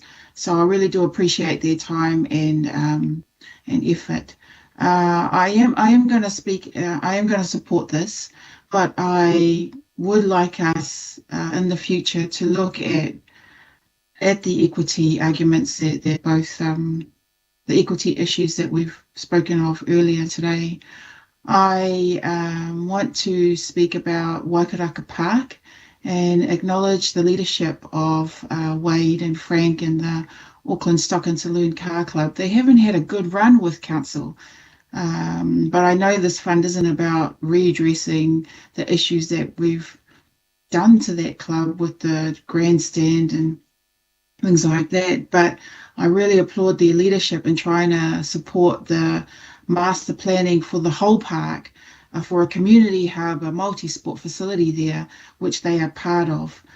And although I'm disappointed that they weren't successful here, I understand that it is about a pipeline of projects and that other projects were further along that pipeline than this application. But I do take heart that they are in the pipeline, perhaps early stages, but I hope they can be supported to make this come through, hopefully, if not the next round, well, hopefully the next round. But yeah, the community hub, we definitely need that over in the Onehunga side, as I mentioned, in terms of average household income over there being quite low and the need for a multi-sport given all the intensification we have going up in Onehunga. I want to support One Tree Hill College.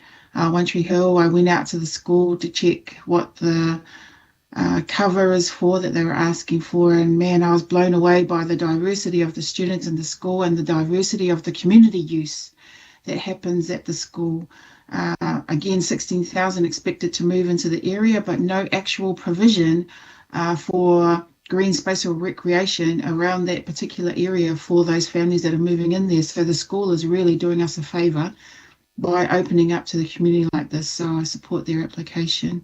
And also Ellerslie Football, noting that, yes, they're doing this for FIFA, very exciting for our community, but noting that Wakaraka Park could have been successful with FIFA if we had,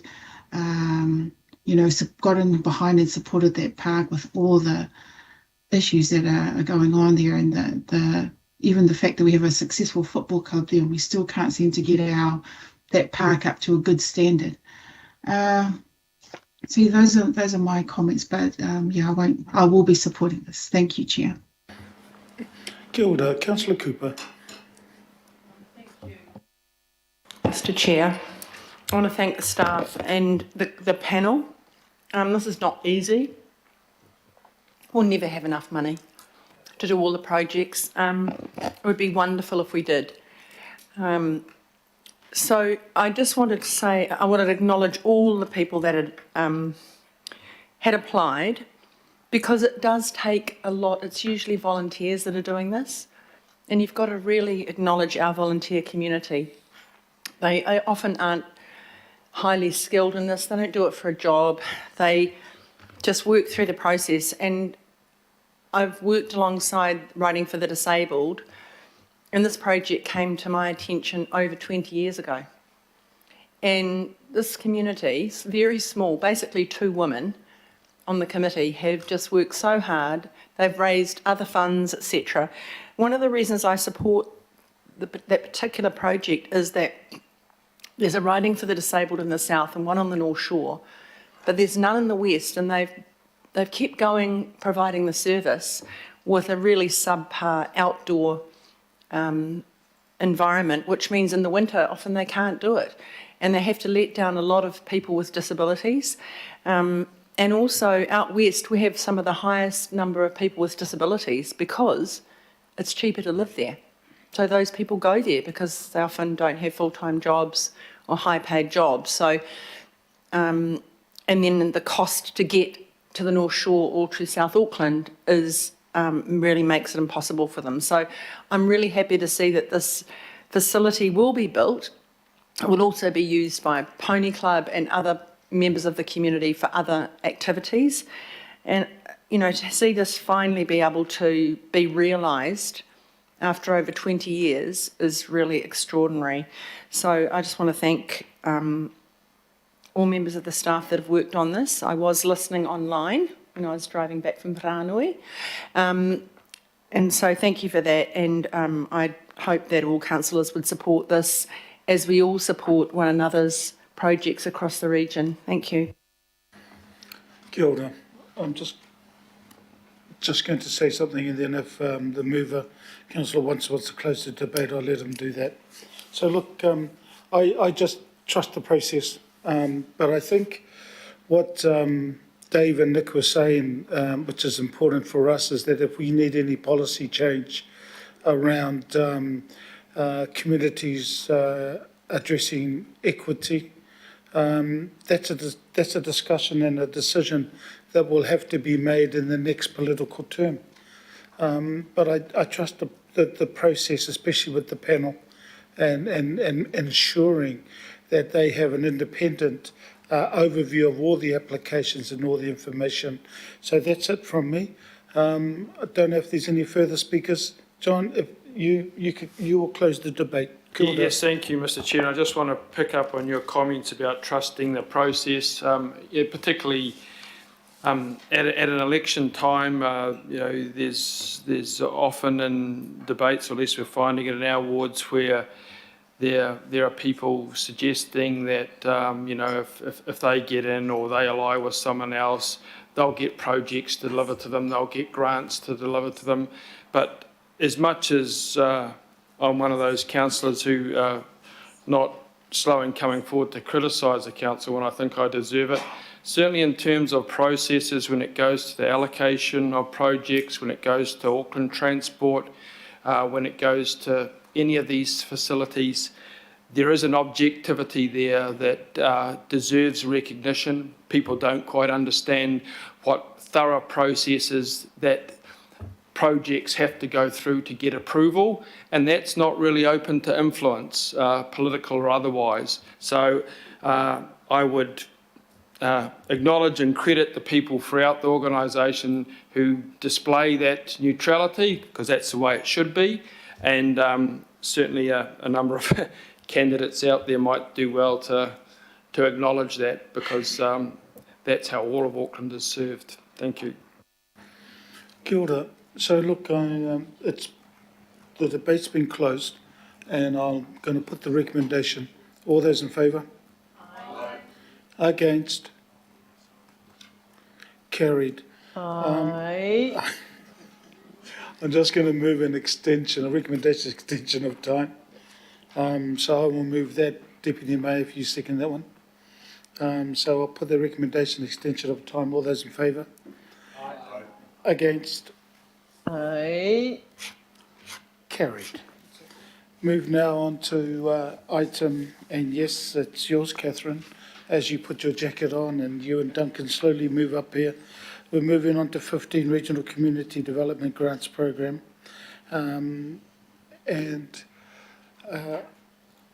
Just going to ask for a mover. Yeah, Councillor Coombs, seconder Councillor Young, and it's on the table for discussion, so tēnā kōrua. Tēnā koutou katoa. Yes, this item is the Regional Community Development Grants Program. It's approving updating this program to align with the recently approved Ngā Hapore Momoho Thriving Communities Implementation Plan 2022 to 2025. When the Regional Community Development Grants Program was developed alongside the Community Grants Policy in 2014, the strategy at that time that supported the program was the Thriving Communities Social and Community Development Action Plan. It also was supported by the Empowered Communities approach. Neither of these two policies and strategies are current operational policies for Council. This committee has recently approved Ngā Hapore Momoho Thriving Communities Policy and Implementation Plan, and so this is seeking to align the grants program, which is a $295,000 grants program, with the current policy. Kia ora. Duncan? No additional comments from me, thank you. Ka pai, any part-time? Councillor Stewart? I just want to make sure that it's still going to happen, and you're moving it around. It's still going to be also known as the Thriving Communities Grants, so people understand, because people get a little bit confused. Thanks. Yeah. Been answered. Nothing online. It's been moved and seconded. I will put the recommendation. All those in favour? Aye.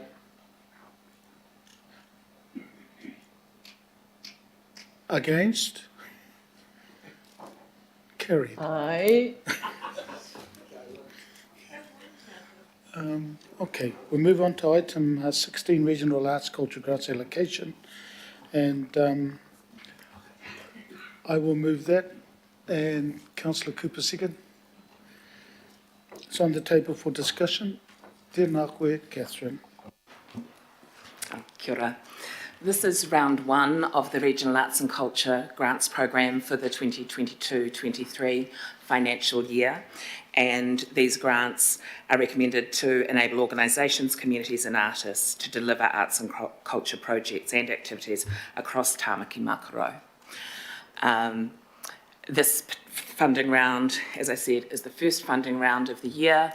We have a process where staff support organisations who are applying with any questions around the policy, and then we have an assessment panel who meet and make recommendations based on an assessment matrix that supports Toi Tiki, our Arts and Culture Strategic Action Plan.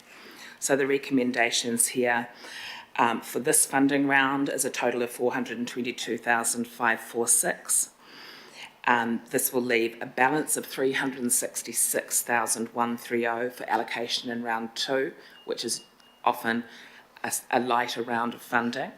There are also commitments for multi-year regional strategic relationship grants to be met out of this budget, and the commitment for these in 2022-23 is 475.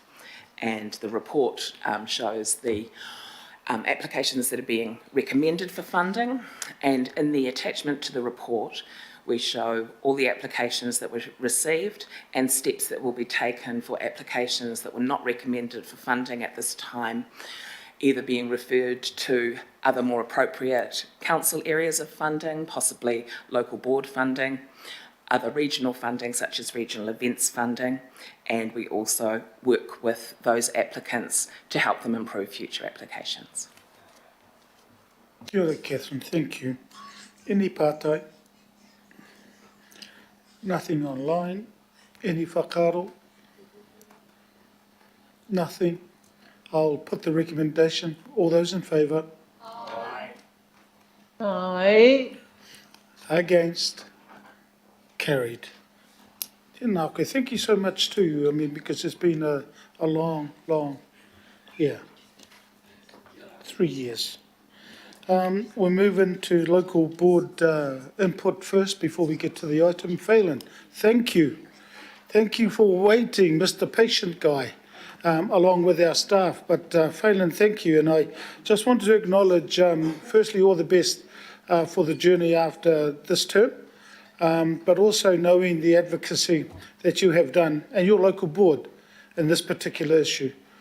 So I want to acknowledge you, and the opening comments for me is the fact that I know what happened. I'm not going to repeat it here, but we all know what happened when our staff went out and put this to the community a while ago. We know the impact it had on a lot of the staff, but also members of the local board personally. And I just want to acknowledge you and the board, but in particular your advocacy, not only with this portai, this hat you're wearing here, but the other portai you carry as well. So just want to do that, Phelan, before you come in here. And I don't know where Councillor Sayers is, but I just want to call us a mover and a seconder for the local board input. Then I can put on the table. Councillor Coombe and Councillor Cooper, just for the, and it's been put on the table. All yours, Phelan. Kia ora. Thank you, Chair, and thank you for the kind words. I've actually got written here, good morning, so it shows how optimistic I was. Good afternoon. They say a picture is worth 1,000 words, and I definitely don't have 1,000 words for you, but I've been sent a collection of photographs that I've been asked to share with you today. These have been... That's really bad timing. Sorry. It's none of the local board services staff at all. These have been taken by a professional photographer over a number of years. They show the beauty of Muriwai Beach, but they also show the destruction of the environment and behaviours that have become more commonplace over the last few years. So I'm going to try and multitask, so I'm going to just scroll through these as I talk. There are only a few. I think I got about 80 photographs, so I've just kind of taken some highlights here for you. I personally have mixed emotions about access up Muriwai Beach for vehicles. Like hundreds of others, I've enjoyed driving up the beach to fish or surf. But I feel I need to be honest with myself about what I've seen happen over the last 5 years, and we, as an organisation, need to be honest about what we've allowed to happen. At no point over the last few decades has driving in the dunes, camping or lighting fires been permitted. Yet we do need to accept that the primary reason now for thousands of people who visit the beach is driving onto the beach is to go into the dunes, camp and light fires. Along with this comes rubbish dumping, burnt out and abandoned vehicles, recklessly stupid driving, death and injury, and most of all, large-scale environmental destruction of a critically sensitive dune ecosystem and in fact, one of our regional parks. Every week, hundreds of vehicles, and during summer, thousands of vehicles, are coming onto the beach to do the very thing that we have explicitly said we don't want to be done. Again, we need to be clear-eyed about this. I don't think many of these people care about the environmental damage, nor are prepared to understand it. We've tried educational programs and signs.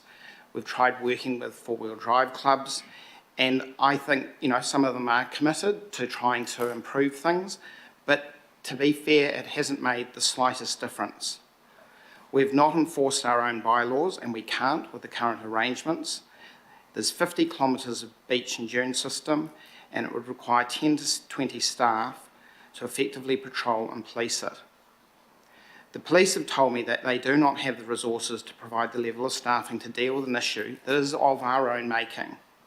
I've been told if it's such a problem, then rather than us divert police away from drug crimes and sexual assaults, why don't you just close the beach to vehicles? And it's a fair comment. The decision you are making today has been painfully slow to reach. I'm personally not convinced it's going to be adequate because the attitudes of a considerable number of beach users who are selfishly ruining for everyone else. They don't care, they won't care, and I suspect our measures will be resisted and ignored. But like so much of what we do, it is a compromise. But let's be clear, it's the environment and wildlife that are doing the compromising here. But perhaps it may help people understand that driving on Muriwai Beach is a privilege, not a right. Driving slowly out to surf, fish or enjoy the wildlife should be okay if it's managed. Thousands of people driving in the dunes and racing up the beach isn't. So we support the recommendations that you have before you today, and happy to take any questions. Kia ora, Fallon, thank you so much. So far part I have got Councillor Coon, Councillor Cooper at the moment, and then I'll check online. Kia ora. Kia ora, Phelan. Thank you for bringing this to us and making it so clear what the issues are and with these images, and thanks to the photographer who's been documenting it. I mean, I think that's a real environmental crisis that's going on at Muriwai. It's not even a compromise, it's destruction. So I hear that you're saying you support the recommendations, but is there like a next step that actually needs to happen urgently, or do you have any suggestion of what we should be asking officers? Because this sounds like it's just another temporary fix or a bit of a band-aid that might help slightly, but you're saying this isn't actually going to be the solution.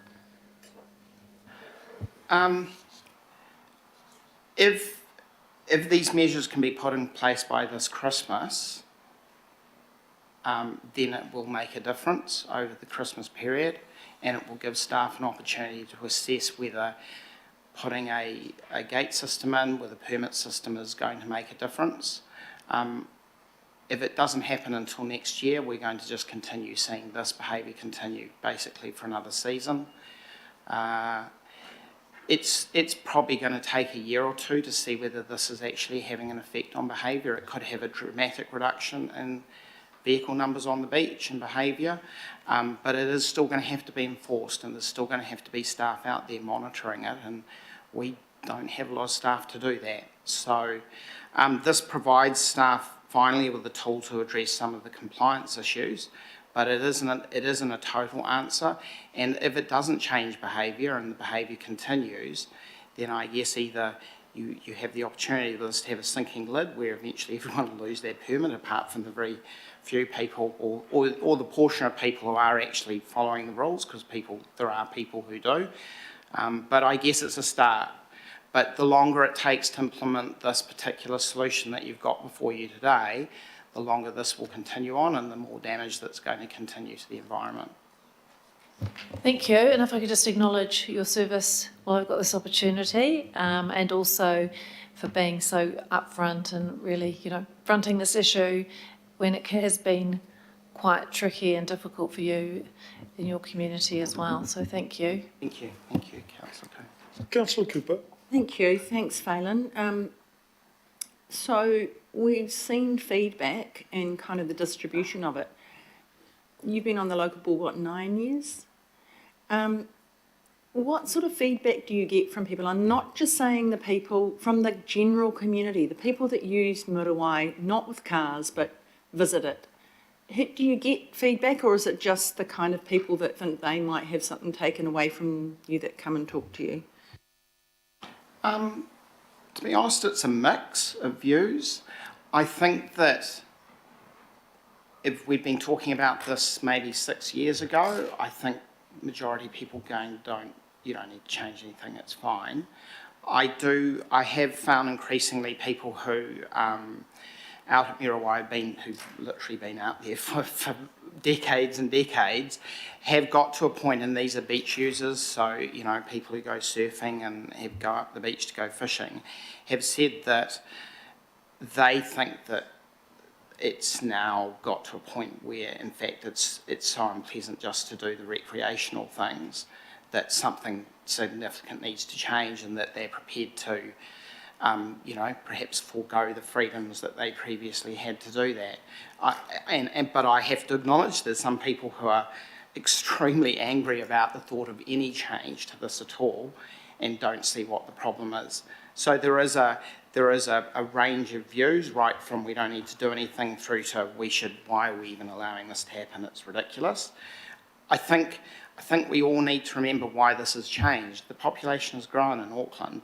The number of people who have access to this, it's grown as a thing.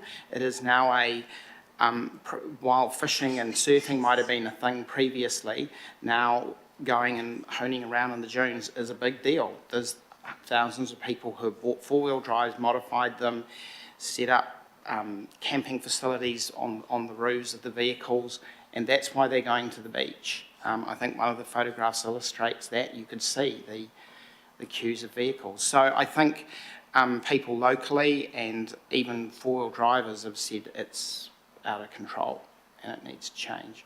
Thank you. And just a moment to acknowledge your service and actually how courageous you have been, Phelan, in the face of some things. You set a targeted rate, you've done some things where quite often it can feel like there's pushback, but once it's happened, people have been very happy. So I just want to acknowledge your bravery.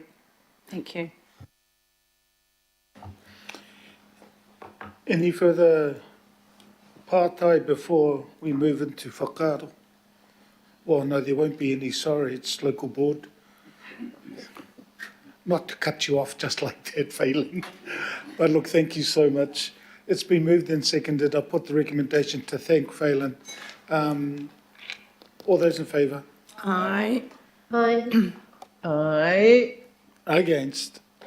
Carried. Kia ora. We'll Matua Wilcox and Councillor Dalton. They will move and second the next item. Next item is future management of motorised vehicles driving on Te Oneone Rangatira, Muriwai Beach. So I'll just invite the staff. When you come up here, tēnā kōrua, Stephen, Rawako Scott, when you come up here, I just want you to at least point out the staff that have been involved in regards to this, and it's been moved and seconded, so then I'll invite you to discuss the item. Kia ora, tēnā kōrua. Tēnā koutou. Thank you for the opportunity. I just want to introduce my team, Stephen Bell, alongside me, who's been a huge supporter on this program and actually be presenting the report today. But I've also have a couple of other colleagues, Reg Phillips, who's now the Principal Ranger in the Western Sector, and will be overseeing the Muriwai, which sits within that team, and also have Jason McGuinness, the Principal Ranger for the Northern team, who's here to observe today. Thank you. I'll pass it over to Stephen.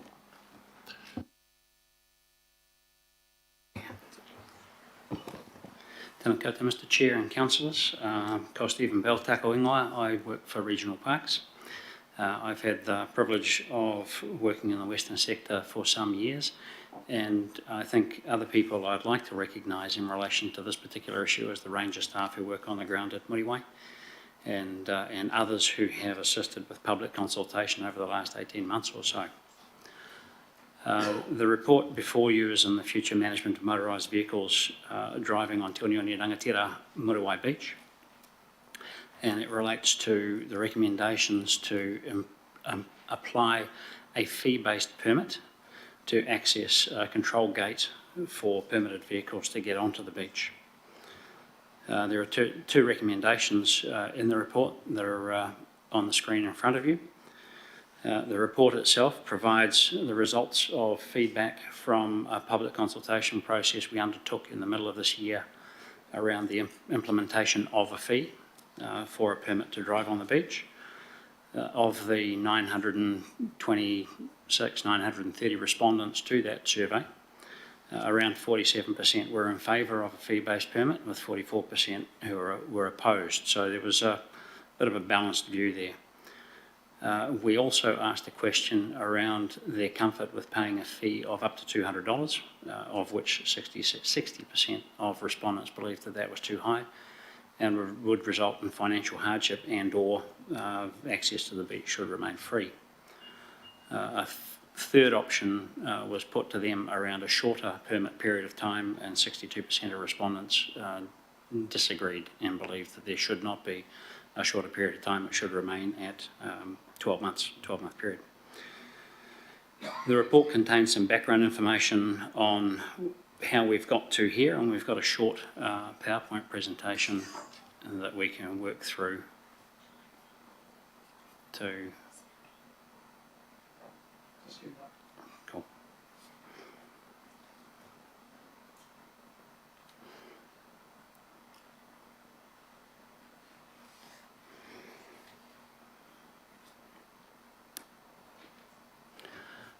As you'll see from the PowerPoint, the journey, and some of you will have seen this in a workshop we had on the 31st of August, but the journey goes back to the mid-2000s, if not before, with the Auckland Regional Council kicking off a conversation around vehicle safety on Muriwai Beach. Now, we've been before this committee, this is a third formal report over the last 18 months. Which takes us basically to the end of that journey. 22nd of September is our report to PACE. We've had some interesting community consultation on the way, and I must admit that the councillor's reference to the efforts put in by Fallon Peary, Chair of the Rodney Local Board, don't do justice to the effort he's put in to try and help resolve this particular issue. There are five options that we have looked to consider as a part of the fee-based permit system onto Muriwai Beach. Those five options, just bear with me, my apologies. Basically, option one is they're more fully contained in the report. This is just a snapshot on the pros and cons or the benefits of each option. So option one you'll see, which is basically the status quo, the do-nothing approach. We have a permit in play, and we're looking at whether it would be effective in controlling access to the beach, what the cost would be, what the maintenance implications would be, and what the displacement risk of vehicles would be from that measure. And there is no risk, and the crosses indicate that there is a bit of risk, or a lot of risk. So option one clearly does nothing towards changing driver behaviour. Option two, which is installing a monitoring system only at council cost, that again does nothing to control behaviour. It does have a cost implication for council, does have a maintenance cost implication, and on the bright side for the people at Wilson Road, doesn't actually create any displacement risk. Option 3, which is the installation of a gate and feed paid permit, but not charge for the gate, will provide some effective measure in terms of controlling access at Coast Road. So it will modify vehicle behaviour there. It does have a cost to council, which we would recover or seek to recover the cost of the permit. Has maintenance implications and will create displacement to Wilson Road. Option 4, which is similar, it's the installation of a gate with a fee to cover the cost of the permit, plus a fee to cover the cost of the gate over the life of that gate, would be effective on Coast Road to control access. The permit fee would seek to recover the cost of both the permit and the installation of the gate. The fee would also seek to recover the cost of maintenance associated with that gate. The negative is it will have a significant implication for displacement to Wilson Road. And option 5 is basically a deferral by this committee to a committee of the incoming council, which would have to consider the other 4 options but at a later date. So it effectively kicks it down the road. Office's recommendations on this is option 4. You'll note in your report there is also a table excuse me, touching risks and mitigations to those risks for your consideration. And there is also a report on the next steps that we will take, which, subject to the decision from this committee, would be to establish the cost of those the fees. So what is the cost of the permit itself, and what is the cost of the gate maintenance associated with that. We would continue to work across the council and its CCO, Auckland Transport, primarily because of the Wilson Road access point. And we would prepare a report to the Finance and Performance Committee in the new term of council for approval for the implementation of that fee.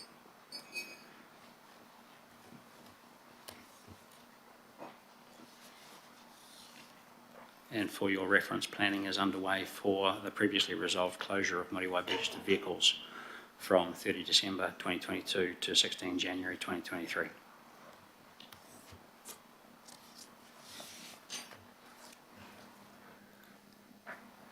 Sorry.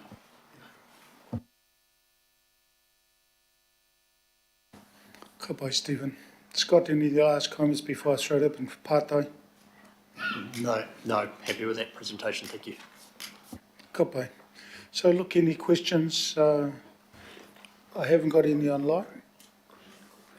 I'll go to the ward councillor, Councillor Sayers, and then Councillor Cooper, and then Councillor Coon. Yeah, thank you, Chair. Just it was mentioned through the Chair of the Rodden Local Board that the four-wheel clubs themselves are trying to, get it under control and help and come up with solutions to cooperate with the, initiatives that we're trying to put in place. So, what is the?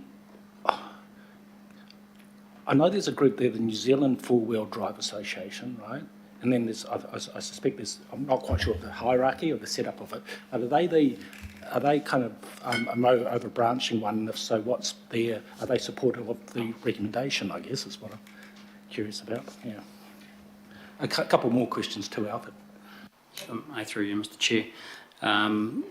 We have a number of four-wheel drive affiliated clubs in the Auckland region and nationally. One of the groups we have been working with is an advisory group comprised of members of the four-wheel driving community as well as members of the local community. Passing comment from an advisory group meeting we had last week, actually, just to bring them up to speed with where we are at, was you're on the right track. And that was from a member of the four-wheel drive community. There is, and I'll be quite specific, four-wheel drives are an element of the problem. Off-road vehicles are the problem, which include four-wheel drives, dirt bikes, trail bikes, ATVs, off-road, dedicated off-road buggies.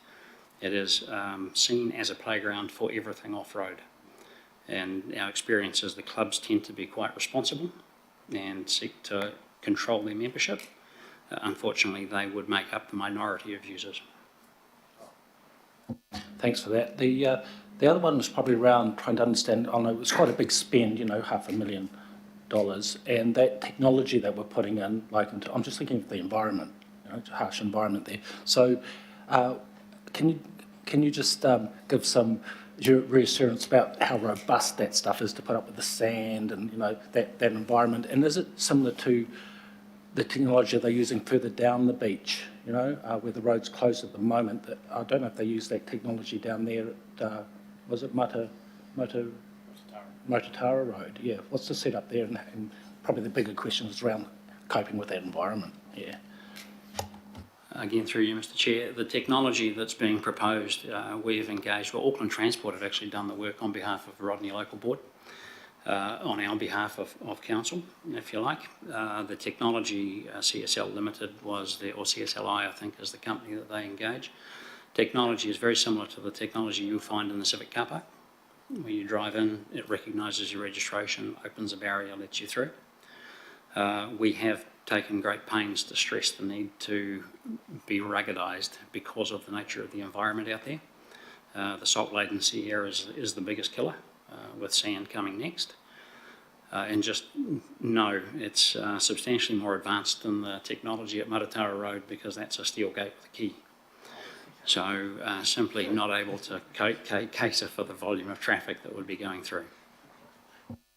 Okay, thanks for that. Yeah, I guess the Civic car park is a bit of a different environment, isn't it? So, yeah, thanks for answering that question. I guess the last one, through you, Chair, is the understanding of, I don't know if you've commented on this in the paper. I didn't pick it up. If it was in there, I apologise if I missed it. But this is like a legal action being taken against, like, you can't close a road, you know, roads are, you know, belong to the public, therefore we'll take action. Because the reason why I ask it, Chair, is in the past, not under Auckland Council's watch, but under, you know, the previous legacy councils, I think it was tried by some of them and it ended up in the Environment Court. And my understanding was that those councils lost in the Environment Court, and on top of that, not only did that happen, but they also had to pay damages on top of it. So have you got any, what's the risk profile there in terms of that potentially happening, you know, under this, under the council group and or Auckland Transport? I guess that includes Auckland Transport.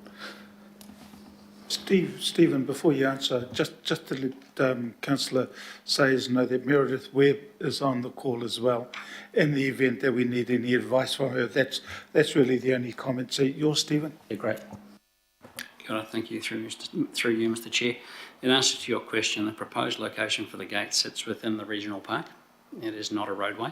It is not a paper roadway. It is not an unformed legal road. So it sits solely within the control and management of Auckland Council. Muriwai Road is an unformed legal road. It sits within the control of Auckland Transport.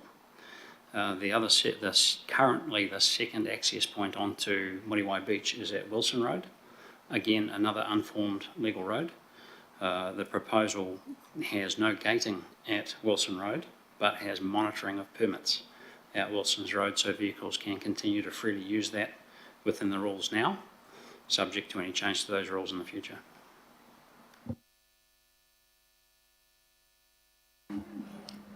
Thank you, Chair. Kia ora. Councillor Cooper, then Councillor Koo. Thank you. Thanks, Stephen and Scott. I just want to build on that. So you're saying that this proposal doesn't close a legal road?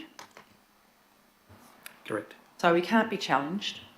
That's my understanding. Because it's people driving through a regional park.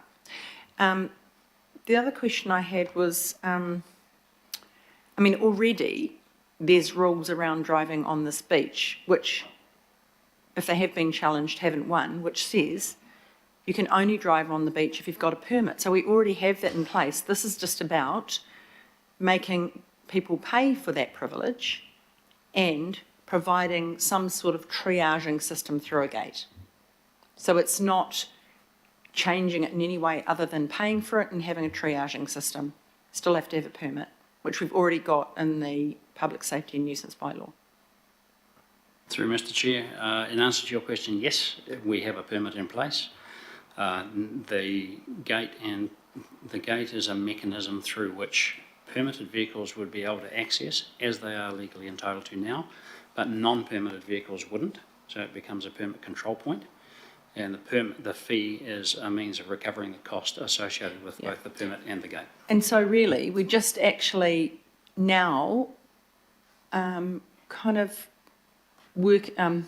implementing some of the compliance and monitoring, which we couldn't so much before, beyond the permit. But with a gate, we can do that, which is what a lot of people, and especially councillors and local board members, are always asking us to do, aren't they? Say, you need to monitor this, you need to put the compliance in. So this is a mechanism to do that, really, isn't it? To make sure people, only the people with permits, can go in there. It achieves that effect at Coast Road. Unfortunately, given Wilson's is an unformed legal road, it doesn't quite achieve that effect there. Yeah, and the other question I had is, it doesn't go to the marine effects on the gate, but I won't say what I think of people who ram things, but will it be robust enough? Because if you've got big four-wheel drive things, if are they going to get more damage to them than the gate if they do that? I hope so. Sorry, I didn't say that. The design elements endeavour to take care of the fact that it will get some unwanted attention, but in such a way as that doesn't then close access to the beach for everyone. Good. Thank you very much. Thank you. Councillor Kuhn, then Councillor Henderson. Kia ora, Chair, tēnā kouroa, Scott and Stephen. Might just let Greggy, right? Yeah.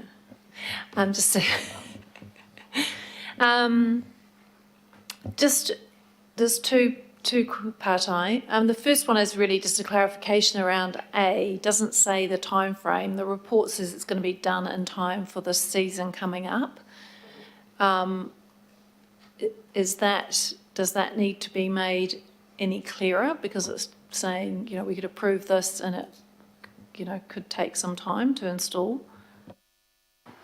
If I can, through you, Mr Chair, the answer to that is if approved, the installation of a gate has a 20-week build cycle.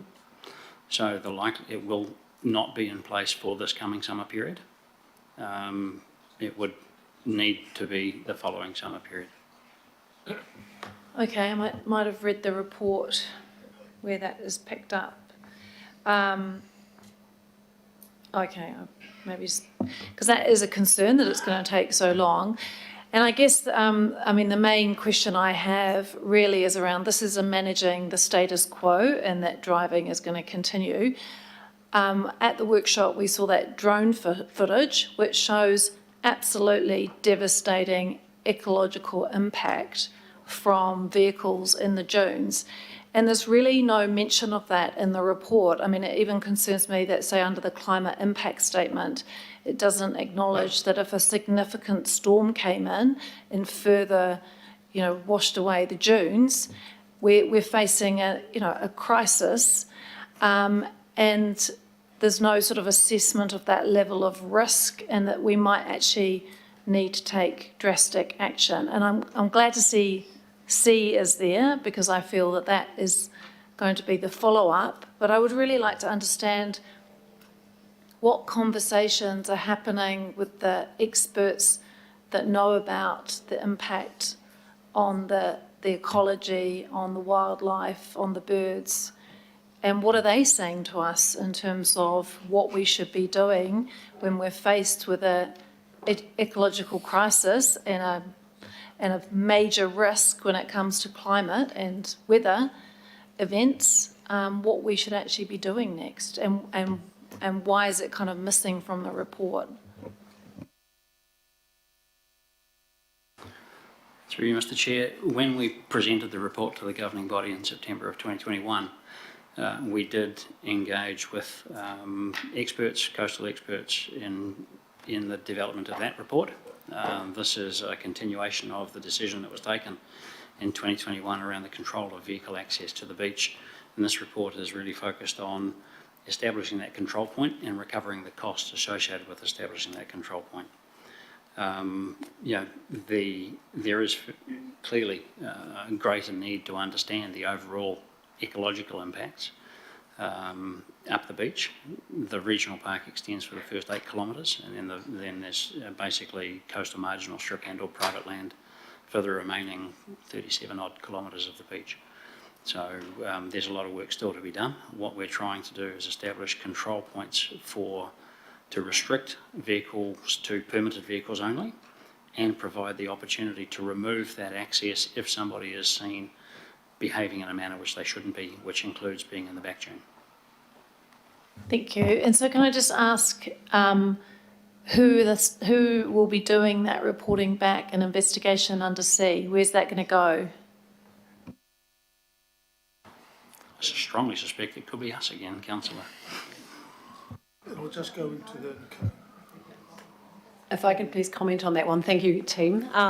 So we've actually been liaising with our policy team regarding this matter, and it's likely that that might be also seeking their input, which is why we're working on scoping this out with them, and then working with the appropriate subsequent committee to this about where do we present that information to, particularly presenting it to the next version of the Environment Committee. So we need to work with our policy colleagues on this as well. Thank you. Councillor Henderson and then Councillor Watson. Got it, Chair. Perhaps you can call me a bit of a Pollyanna on this question, but how are we involving the users of this area using their vehicles to help with the environmental outcomes that we want to seek? How are we educating people on their impacts of the beach through what they're doing? And I've got a follow-up. Through you, Mr Chair, we have been engaging with an advisory group which is made up of representatives from the community and four-wheel drivers. We engaged with that group prior to last summer, and they contributed some funding to the establishment of a trailer with information on where you can and can't drive on the beach. They have volunteered their time last summer to provide additional education for beach drivers. Unfortunately, they were unable to fulfil that promise because they had some resource challenges. They have also volunteered their time again this coming summer to also assist, and we did improve signage and information and brochures. We need to be mindful of the volume of traffic going onto the beach there, which makes it very, very difficult to engage in any meaningful way on some days. Thank you. Just one follow-up, Chair. So if we're looking at a fee-based permit system, and this question is kind of answered a little bit by C, but if we've got a permit system that will surely require registration, when we're collecting the registration data, are we proposing to use that and help people get educated on their impacts? For example, newsletters, that kind of thing. Is that appropriate? We are kind of answered there by C, but is there anything staff could add to that section there? Through you, Mr Chair, when you apply for a permit online, you have to acknowledge the terms and conditions for driving on the beach, which have some very explicit rules around what you can and can't do. We are looking to how we can improve that. We have brochures as well, but yeah, part of the permit process actually requires you to acknowledge your responsibilities as a driver in that environment. Cool, thank you. Hold up. Councillor Watson. Just a quick question of clarification. I see in reference to the permit fee, it was, I think, up to $200. Have we got anything more precise, just so we have a bit of a guidance here as to what it might actually end up being? I'm loath to set myself up for disappointing people, Councillor. It is probably going to be in the vicinity of half that, but I have no guarantee on that number at this stage.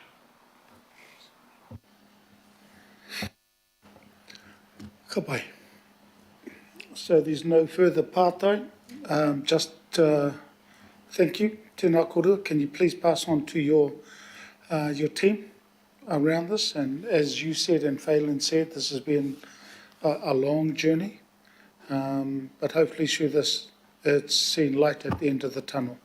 Tēnā kōrua. So now that our staff have sort of moved back, I'm going to open it up for whakaaro. Any comments? And so, Matua Wilcox, and just to let you know, if you have a look at C, and people have mentioned it, Matua Wilcox worked with Samantha to get that particular recommendation. So I acknowledge you both to getting us to this particular point. Kia ora. Matua Wilcox. Just a point, Chair, am I closing off this corridor? Because I'm the mover, I notice. Well, you can, yep, because you are the mover, you can close it off, but okay. that's why I asked. Yeah, okay, come on. It's me and me alone. Well, so I'll wait for you. You'll be the last speaker because you can then close the debate. Okay. And so I'll go to Councillor Dalton, and then, as I said, because you're the mover, you'll close the debate. Kia ora. Councillor Dalton. Yeah, I'll go Kia to... ora, Chair, thank you. Yeah, Councillor Dalton and then Councillor Sayers. Thank you. Look, I just wanted to also thank Phelan for all of the work that he has done on this over the years, and also all of his service, as Councillor Cooper mentioned before. I'm really going to miss him, and I know that his local board area is going to miss him too. So thank you for that work, Phelan. Thank you to the staff. You know, going back to 2008, which is way before my time, it's been a huge journey for you, and I suspect that perhaps the light isn't at the end of the tunnel quite yet. It might be far from over, but we're on the right path. And I'm really happy to be able to have the opportunity to second C, which Matua Wilcox has put up there, and he's going to speak to that. But he has continued to compel me with everything that he talks about in terms of protecting our environment, bringing back the Maori of our water, everything around the area that needs to be protected for the future. And it's not a popular decision, is it, for a lot of people, but from my perspective, it is about doing the right thing for our environment and having that the end game in sight. So thank you, Chair, just for the opportunity to say a couple of words about that and the opportunity to second the recommendations. Kia ora. Kia ora. Councillor Sayers and then Councillor Cooper. Yeah, thank you, Chair. I wasn't going to make a comment, but just picking up on because at the moment that permit system's free, and obviously we're going to make a charge on it. The charge isn't going to be around the 200, but something significantly less than that.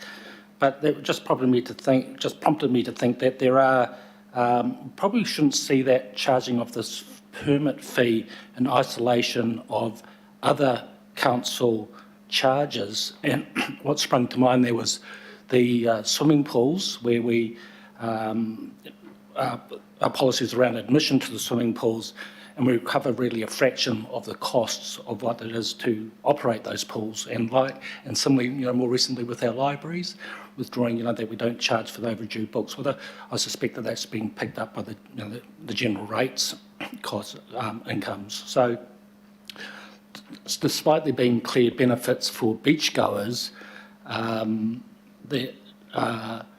Muriwai Beach, I guess I'm just saying that we recognise in one department, the pools and the libraries. I've just recommended that that some of those costs are picked up through the general rates, but in this case we're picking solely through this kind of user charges model. And I would have thought, because there are benefits to more people in the beach, there are benefits to others as well, that a portion of that what could have been considered about being picked up through the general rates. So I just wanted to comment on that. Thank you, Chair. Tope. Councillor Cooper. Thank you. And I think, a portion of this is picked up by the rates because we also have a regional park budget, which is actually we need more. We need more money for our regional parks. I'm going to advocate for that right now for next time because, but mostly that's for positive work, not having to fix willful damage all the time. I suppose for me, I will support this, but to be quite honest, if the general public saw the damage, This is a regional park. This is for everybody, not just a few people that like to smash it up. And I was appalled at some of those pictures I saw in our workshop, and I know there's some even worse ones. But our staff thought that would be too upsetting, but I think we're tougher than that. I do want to see them. I think if, you know, we've got an item next, it's a regional park management plan. And we heard from so many people that came in and spoke to us. They love the environment, they want it protected, they want to have recreation, but they want to have the kind of recreation that is in a synergy with the environment, not destroying it. They're very, very clear on that. What we're still going to allow is for people to come in and damage it. And yes, there might be people that don't, but that doesn't negate the damage that's done, and that's what concerns me. I think if some of our environmental groups, some of our recreation groups really saw some of this, they would be appalled, absolutely appalled. I'll tell you what, no one in my Piha community would tolerate people driving in the dunes and damaging them. No way. They've got people that restore the dunes there. That's what's really so sad here, that there's people, and some people even around this table, that are happy for that to carry on. It is not okay. It's not okay for penguins, seals, birds to be killed, for birds' nests to be damaged, which are often endangered species. So I think this is a first good step. I support it, but I'm really looking forward to the environmental report, especially on the degradation and the effect on our biodiversity and our endangered species. So thank you for all the work that's done. Sometimes you just have to do things in small steps, and eventually people will come along with you. Thank you, Mr. Chair. Kia ora. Councillor Henderson. Thank you, Chair. Yeah, I was inspired by Councillor Cooper's korero to just have a brief contribution and say that I agree completely with what she has said. Throughout the discussion of this issue, in my time on council, I've always stood up with a few others to say, look, the dunes are too precious to be damaged and risked, and I really worry about the situations that we have at the moment. So yeah, this may be a first step. We'll see how it all goes. But also just acknowledging Phelan's courageous leadership on this issue. Thank you, Chair. Kia ora. Just my little sixpence before I ask Matua Wilcox to close. Phelan, when I got your email and you invited me to go out to Muriwai many, many years ago, and obviously that was one of the first things when I got the invite to go out there. I didn't like the walking, but I did, however, and you showed me along with Stephen and Scott and the team of our rangers out there, the damage that was being caused. So I thank you for that, because that opened up my eyes. It's a wee bit different listening to people say to you, look, this is the damage. And you go, yeah, okay, thank you very much, and do nothing. But seeing it yourself with the crew, I just want to say thank you for the invite, and also to the team to say thank you for taking me out there. I'm glad that it was a four-wheel drive, because it took my weight. So thank you so much. I'm going to ask Matua Wilcox. Matua Wilcox, you are the last speaker, so you will close this debate, and I will put the recommendation. Tēnā koe. Kia ora, Mr. Chair. Tūtahi tēnei te mihi kia korua, Scott, Rauko, Stephen. You know, this has been a long kaupapa, and it's got a long way to go yet. And so I'd just like to thank you for your continuing kaha with this kaupapa, especially Scott. Gee, I think you've been doing this since I met you. So you've had to put up with me saying, no, I don't want any cars on the beach, I don't want any cars on the beach. And so in that, I'd just like to say thank you for continuing to do the work, and yourself, Stephen, as well. I'd just like to say that actually Phelan nailed it on the head today. It's not us that are paying for this, it's the environment. And, you know, consistently the statutory board has been saying that we believe that there should be no vehicles and there should be more passive recreation along that beach. It's the birds that are unable to feed that are paying for it. It's the toheroa that can't reproduce that are paying for it. It's the plants that can't grow like the pingao. It's the accidents that Phelan's had to attend, and it's the whakawātea when people have died that I have to attend to. This is the real kōrero, and this is the real tragedy of Te Oneone Rangatira and Muriwai Beach. Further up in Auckland, inside the Kaipa Harbour, just opposite the heads, sits Tā Pura Beach, where not many cars go, and really is virtually the same environment, gets the same wind, gets the same birds. If you look at it, you can see what a good beach can look like. And so, you know, that's what I've always wanted to see happen on our beach at Muriwai and Te Oneone Rangatira. And so this gate kaupapa, I support the gate kaupapa, even though I'm saying no, no, no. I support it because it's the start of a kaupapa. It's another start of a kaupapa. The permit was the first one. This is a very slow kaupapa, but the permit was the first one. Now we're getting to, well, actually, we're going to start to try and control the numbers on the beach. But it's important, especially in sea, that we actually understand better what's happening on that beach, why it's happening, and come up with better solutions. Well, I mean, my one is shut the beach, give the beach a rest. When we do that between December and the middle of January, what happens is the birds come back and start to feed on those tuatua beds and on those crustaceans that come up in the water. Not only do the birds come back, but sometimes some of the plants get a chance to re-sprout again. So I think it definitely shows that there's a solution here. Finance and performance, or finance will do their thing, and that's another discussion to be had at a later date. But for that, I'd just like to commend these recommendations to the Parks, to the PACE committee, and let's wait for this kōrero to come back in the term. I would be hoping that it comes back early in the term, not like October 2025. I would be hoping that it would be happening a lot before then, because I think this kaupapa and the degradation of this beach now has been happening for the last most probably approximately 20 to 25 years. So we need to get onto this kaupapa as soon as possible. Thank you, Chair. Tēnā koe te rangatira. So look, it's been moved and seconded. I'm going to put the recommendation. All those in favour? Aye. Against? Aye. Carried. Okay then. Look, thank you. Last item. Thank you so much to our staff, all our staff who have waited here. And just to use, and I mentioned this at the joint IMSB and GB meeting, but this particular agenda item and the plan reminds me of Al Green and his song, A Change is Going to Come.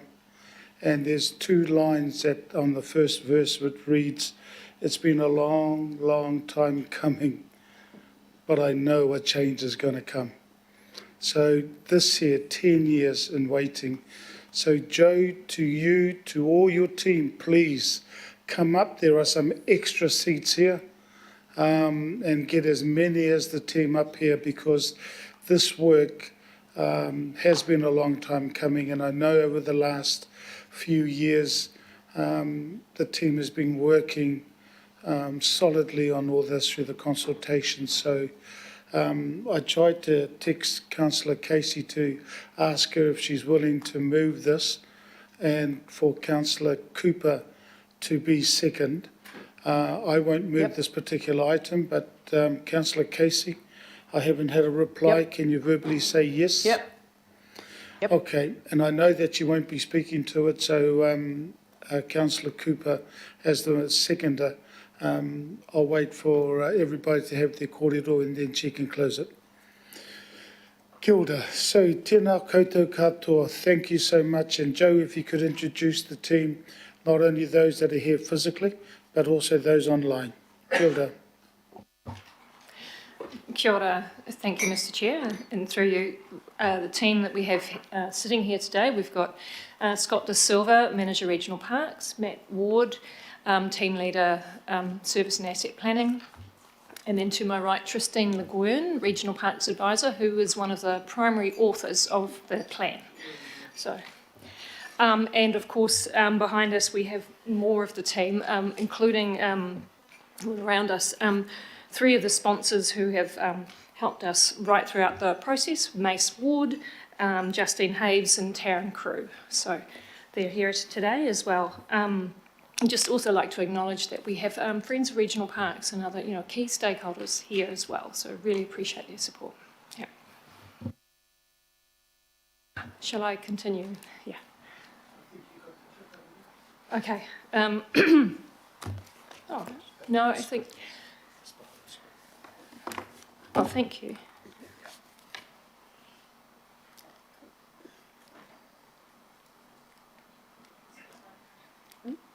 Oh, yeah. Sorry, you shouldn't have put me in charge of a clicker. Let's try this way. Today, we bring to you the recommended Regional Parks Management Plan, seek your approval of this plan. In addition to that, which is the key recommendation, we ask that you receive the hearings panel report attached to this item and the recommendations from the hearings panel. And also note that the section within the plan pertaining to Lake Wainamu is actually owned by the QE2 National Trust, and as such requires Minister of Conservation sign-off before it will be final. And then finally we have a recommendation that the committee approve classification of 6 unclassified land parcels. So I'm not going to read everything on this slide, but it became quite clear through the submissions process that a lot of people submitted on matters that were actually out of scope of the management plan. So this slide is just to remind you of the scope of the management plan.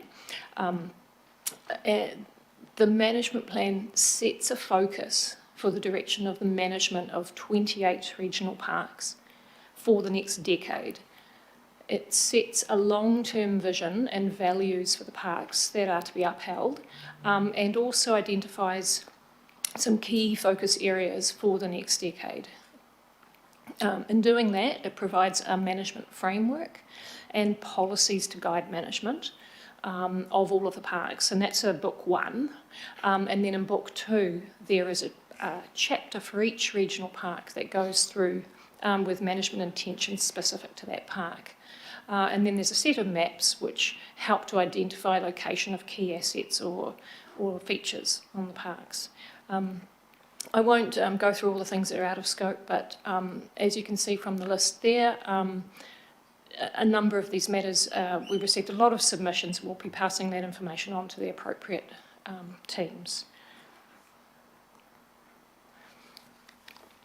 So today marks the end of quite a long project, although not as long as some others I've heard today, but it has been going on right throughout the term of this political term. So the first 2 lines in the process steps we undertook with this committee leading to the publication of the draft plan for consultation last December. And then since then, we've been running the process along that bottom line there, consultation of the draft plan, to which we invited mana whenua as well as the public to input into that consultation. We presented to local boards and obtained input from local boards. Then the hearings panel formed and reviewed everything and then deliberated for 3 days. And we worked with the hearings panel to create the recommended plan that we present to you today. The review has followed the required statutory and internal processes. It is the primary legislations under the Reserves Act, the Local Government Act, and the Waitakere Ranges Heritage Area Act. And of course, we've been involving local boards as per the agreed process for regional policy development. So we received a lot of submissions, which was fantastic to get such a range of views from so many different people who it really showed that it reflected the care and the attention and that people have for their regional parks, and how much they wanted us to look after the parks and to make sure the parks are resilient, and also that to make sure that the public can continue to enjoy them. So 4,684 submissions, and also most of the local boards participated in the review, and their feedback is in attachment E of this report, 17 local boards. The other attachments to the report, obviously the first attachment is the hearings panel report and recommendations. The attachment B is the Regional Parks Management Plan recommended today for your approval. Attachment C contains a summary of the submissions that we received to the draft plan. And then attachment D, which is a good 200 pages, I think, presents in more detail submission points and then the hearings panel response to those points, whether they were accepted, rejected, what changes, and the reason why. So there's quite a lot of detail in there. I've just got one slide to mention some of the key topics that came up during the submissions and where the final plan or the recommended plan lies in respect to those. I guess, just as a general comment, there aren't really any major shifts from the draft plan to the recommended plan, but there are many more specific, numerous comments, suggestions that were picked up by the hearings panel, and many smaller changes have been made. And overall, the submissions have positively improved the plan and also helped to ensure that the content is clearly understood and is much clearer. So one key topic that we received some 3,900 submissions on were people who opposed a proposed policy to investigate parks joining the Hauraki Golf Marine Park. So in response to those submissions, the hearings panel has deleted that policy to join the marine park and has strengthened neighbouring policies to make it quite clear that Council will continue to collaborate with the Hauraki Golf Forum to protect the quality, the health of the Hauraki Golf in the way that we manage the regional parks. Another key topic that many submitted from various angles on was the plan's proposal to include mana whenua more in parks management.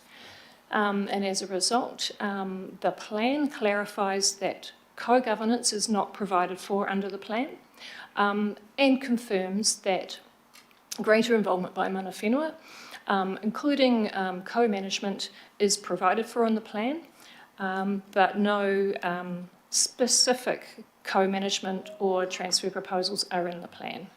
It's in general policy level. We received a lot of comments relating to the Waitakere Ranges and to the track closures, which has been a long-running matter for people who use the Waitakere Ranges. The key thing is that the final plan confirms that a key priority project following this plan will be to create a track network plan in consultation with park users in the community, and to look at the next steps for the tracks network. It also adds reference to some of the national Kauri dieback standards, which have now been published, which provides clarity for everyone around track standards, and also Council's Kauri monitoring survey from 2021. Quite a few submissions also were concerned about the draft plan's visitor management in sensitive areas. And as a result, quite a lot of work has been done to clarify that The sensitive areas are still focused on protection, whether they're high use or low use areas. So there's been quite a few changes in that area. Many people submitted on climate change, supported generally that the moves that the council were to do in relation to climate change, and farming from a range of views. So the final plan continues farming with a 10% methane reduction target and a review of farming against climate, visitor and financial impacts. Quite a few submitters' comments were received about the balance between recreation and conservation.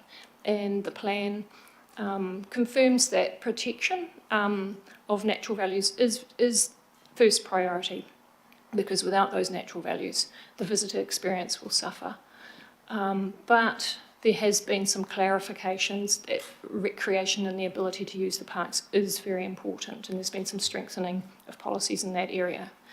And then finally, but by no means least, regional stakeholders pointed out that we didn't mention them in the plan, and as a result, the hearings panel has directed that there be an appendix with a regional stakeholder list, which is great, to put that into the plan along with some policy for how council will work with stakeholders. 3 administrative matters in the report. I've already covered Lake Wainamu Reserve. The draft plan had mentioned some local parks, Ngaroto Lakes reserves. They've been removed from the final plan as they're still under Rodley Local Board control as local parks. So they're not part of this plan. And then in attachment F, we do recommend that 6 land parcels that are held under the Reserves Act be classified. They were missed off the list back in December 2021 when you received the rest of the parcels to be classified. They've been through mana whenua and local boards, however, and they do not require consultation. So we ask that they be classified. So that's really it. If subject to your approval, the plan would be publicised, and certainly communicate to everybody who's been involved to close the loop on so many people who've been interested in this plan. And then staff will also look into implementation planning and reporting, setting up a reporting process and gazetting those land parcels, and also continuing discussions with mana whenua to jointly prepare another section of the plan on the Hunua Falls Special Management Zone with those mana whenua moving forward. Thank you, Mr. Chair. I'm going to open up to Matthew, Scott and Justine if there's anything you wish to say. Nothing further, thank you, Mr. Chair. Nothing from me either, Mr. Chair. Through the Chair, just want to acknowledge that it's been a great process, I think. It's a big piece of work that's taken us a long time to do, all the team here, and I think Joe and Christine and Matt have done the lion's share of it, but great engagement from the Regional Parks team and the stakeholders as well, so it's been a privilege to be involved in it. Thank you so much. Look, there's no part-time online. I'm going to ask those that are here physically if they've got any part-time. Councillor Watson. Yes, thank you, Mr. Chair. No, it's just really just a clarification in light of the commentary in terms of Table 2, themes and matters addressed in the hearings panel's report. And it says here, and I'm just quoting it, in response to submissions on co-governance and co-management, noted that co-governance is under active consideration, but sits outside the plan, and that co-management is under active consideration as council policy reflected in the plan, and I can see that in the plan. Just in respect to the first statement though, who's considering the co-governance? Who are the people that, or what part of council is actively considering that, and what form is that taking in relation to the regional parks?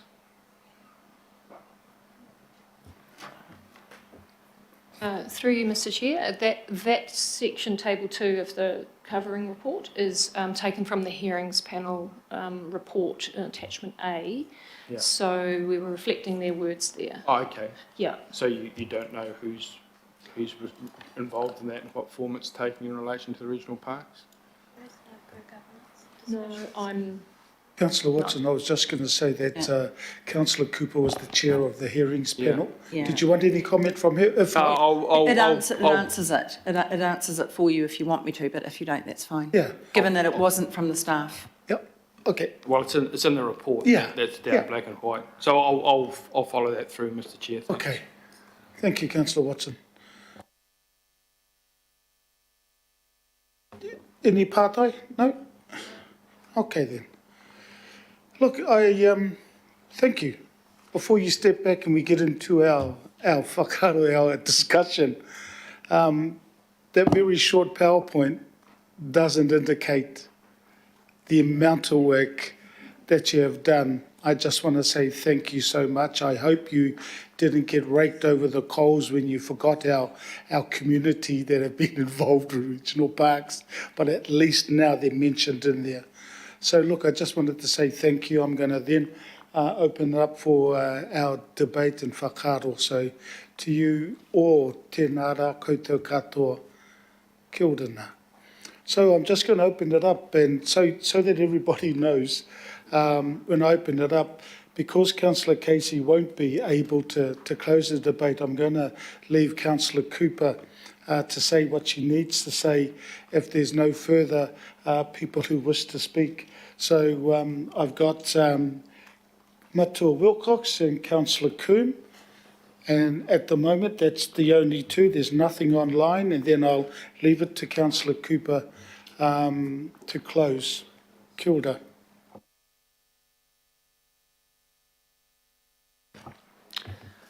Kia ora whānau. I'd just like to, from my point of view as being on the panel, just to thank Jo and her team, e mihi ana kia koutou, for your work and how hard it was to do this kaupapa. And also like to thank Commissioners Hill and Whetu, and of course Councillors Christine Fletcher and Chair Linda Cooper. This was a big kaupapa, but the kaupapa really was about the regional parks and how we go forward. And I spent my summers going to all 28 of them, going to all 28 of them. And I just jotted down a few things from my notes to kind of understand the feeling. And for everyone it's different. But from Duda, I got the smell of the karaka. From Wenderholm, I saw the light that freckled through the Pohutakawa. And from Te Muri, it was like a step back in time, because the tide determines when and where you can go to Te Muri. And finally, Awhitu, it was the camp spells and the korero that was going around in the campground that was drifting in the afternoon. And it really brought home to me how much Aucklanders enjoy and need our regional parks, and how much Council needs to support that work. And not only that, Water Care looks after 70% of the water that comes into Auckland through our regional parks. And so it's really important that they're not only seen as the lungs of Auckland and the places where people play, but they're also the places that give sustenance to the city. So I'd just like to say thank you to all of those who took part in the kaupapa, and e mihi ana kia koutou katoa. Kia ora mai tātou. Tēnā koe, tēnā wetira. Councillor Coombe. Thank you. In speaking in support, I'd like to add my thanks to the team who've worked very hard on this, and to the panel members. That was a beautiful whakaaro. Thank you, Member Wilcox and for your contribution to the panel, and Councillor Cooper. And I should know who the other panel members were. So, Councillor Fletcher. So I really do appreciate the considerable work that has been put into this. And I'm sorry that your workload was increased even more because of the incorrect information that was spread around policy 55 policy 55 in terms of the integrated management. And I'm really glad that the report and the covering agenda item clarifies that it was incorrect information, and in David Hill's covering note he does say that it was clear that the thinking behind the proposed policy 45 was driven by the self-evident fact, as acknowledged by many submitters, that the land-sea interface is an artificial, natural and cultural divide that needs to be managed in an integrated way. And that was what it was always about, that integrated management, because we know sedimentation into the Hauraki Gulf is a really big issue, and we have lots of local parks that are in the Hauraki Gulf Marine Park. Councillor Fletcher and Councillor Lee back in the day voted for Browns Island to be included in the Hauraki Gulf Marine Park. So there was a precedent for it, and it was an investigation of how we can better integrate our management with land and sea. So I'm glad that as councillor and as co-chair of the Hauraki Gulf Forum, that there is a recommendation and a policy that acknowledges that need for that integration. So we're happy in terms of where this has landed. And I do want to also acknowledge all of the submitters and all of those who are passionate about the regional parks, and that of course has come through in many of those submissions. And I'm really glad that Alex Rogers, the Executive Director of the Hauraki Gulf Forum, was able to speak at the Friends of Regional Parks AGM. Kia ora, Bronwyn. Nice to see you here. And I hope that that really clarified to the Friends of Regional Parks around the intent of the proposal. It was just, it was put in there in a draft, and that's the whole idea of having a draft for consultation.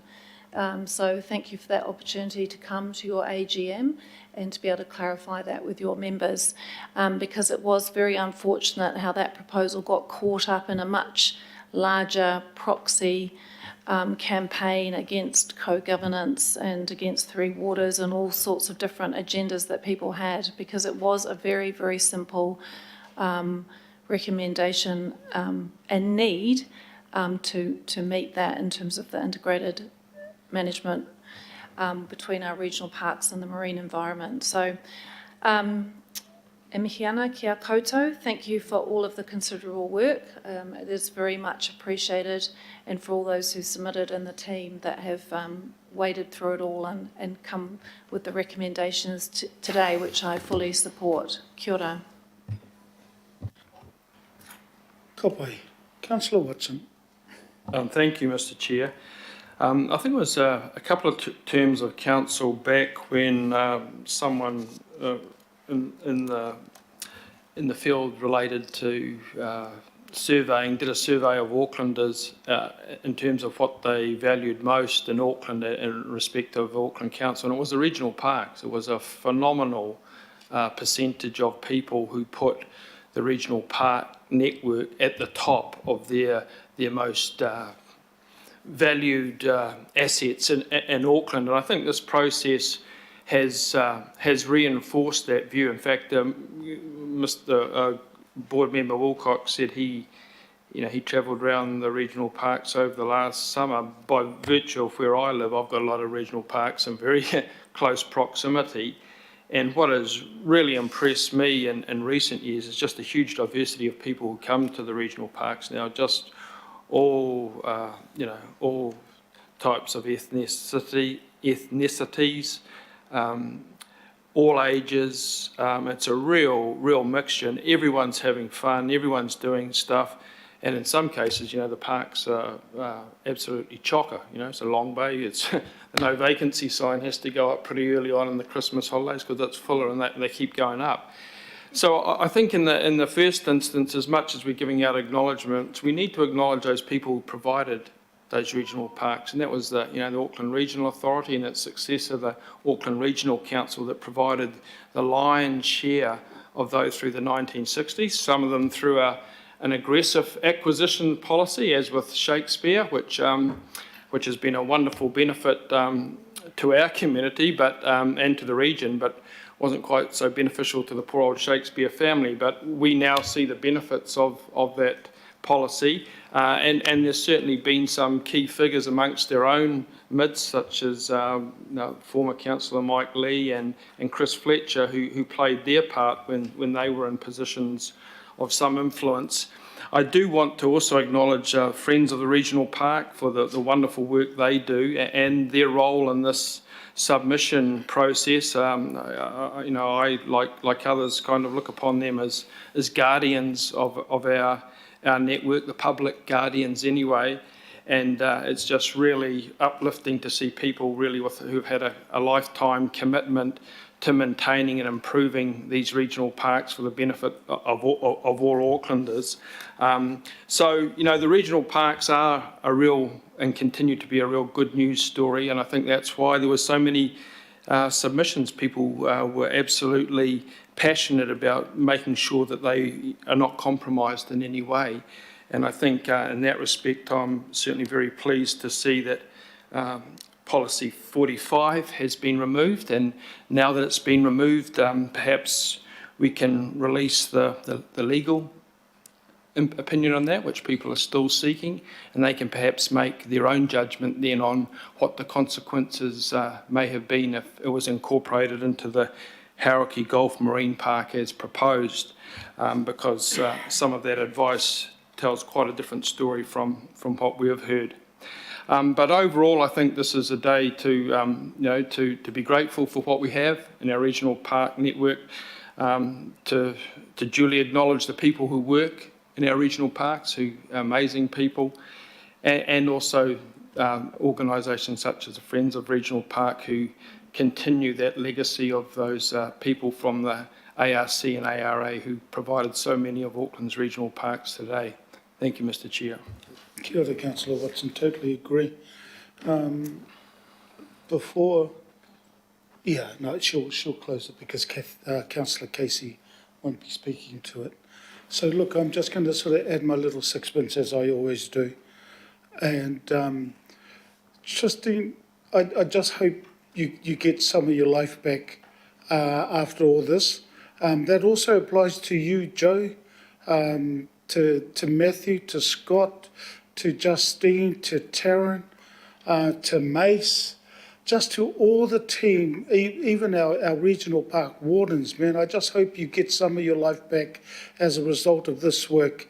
As we all know, it's 10 years would be the next one, my understanding is. And so, this will have some changes, but I hope you do get your life back, because this work is an amazing work. I've been, as I said earlier in our agenda, 19 years. Sharon's been around the council a lot longer than myself, but regional parks is always, for us, whether it go down the south at Franklin or whether it's anywhere else in Manukau City Council and way back in the day.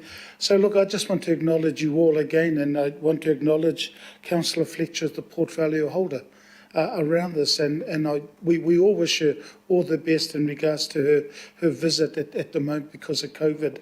So look, I'm just going to leave it at that and just say thank you in regards to all the work and for all the people. The Friends of Regional Parks, I tried to get hold of you, Bronwyn, but somehow I just couldn't get hold of you to acknowledge you before we had the agenda. Just to say thank you so much to you and the team for your input with this and all the other people that we had communicated with. So look, I'm going to finish it there and Councillor Cooper, to you, Councillor Fletcher, to Matua Wilcox, to the independent commissioners. And you know, look, thank you so much for the mahi that you fellas did to end up getting us to this point. So, Councillor Cooper, I'm going to get you to close this particular debate and just say thank you again to you and the team and our hearing staff. Kia ora. Ngā mihi kia koe, Mr Chair. Yeah, first of all, I will thank Joe and Tristine, Matthew Ward and Scott De Silva. You've done an extraordinary piece of work. And there are people that kind of say horrible things about bureaucrats, and it goes on rampantly in campaign, you know, election campaigns, very sadly, but I've got nothing but absolute respect and admiration for your cleverness and your diligence and your wisdom. And, you know, you've been extraordinary. Thank you so, so much. I want to thank Councillor Fletcher, and I understand she's unwell and she's not on the call now. She actually gave her thanks in an email. It says, thank you. Where is it? I've got the wrong one. But she actually, in email, thanked all of our staff for the work, and she was very looking forward to this day where she could be here to vote for this. I want to thank James Fetu, Independent Commissioner, and David Hill, Independent Commissioner. As you'll see at attachment 1, David did the writing because, you know, councillors don't write stuff really. But it was fantastic. I was so relieved that we had an Independent Commissioner that could do that.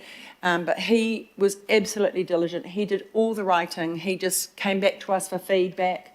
And I think his report fairly represents the kind of arguments put forward, the feedback we heard, and how we came to where we came to on the decisions that we put, recommendations that we put before you.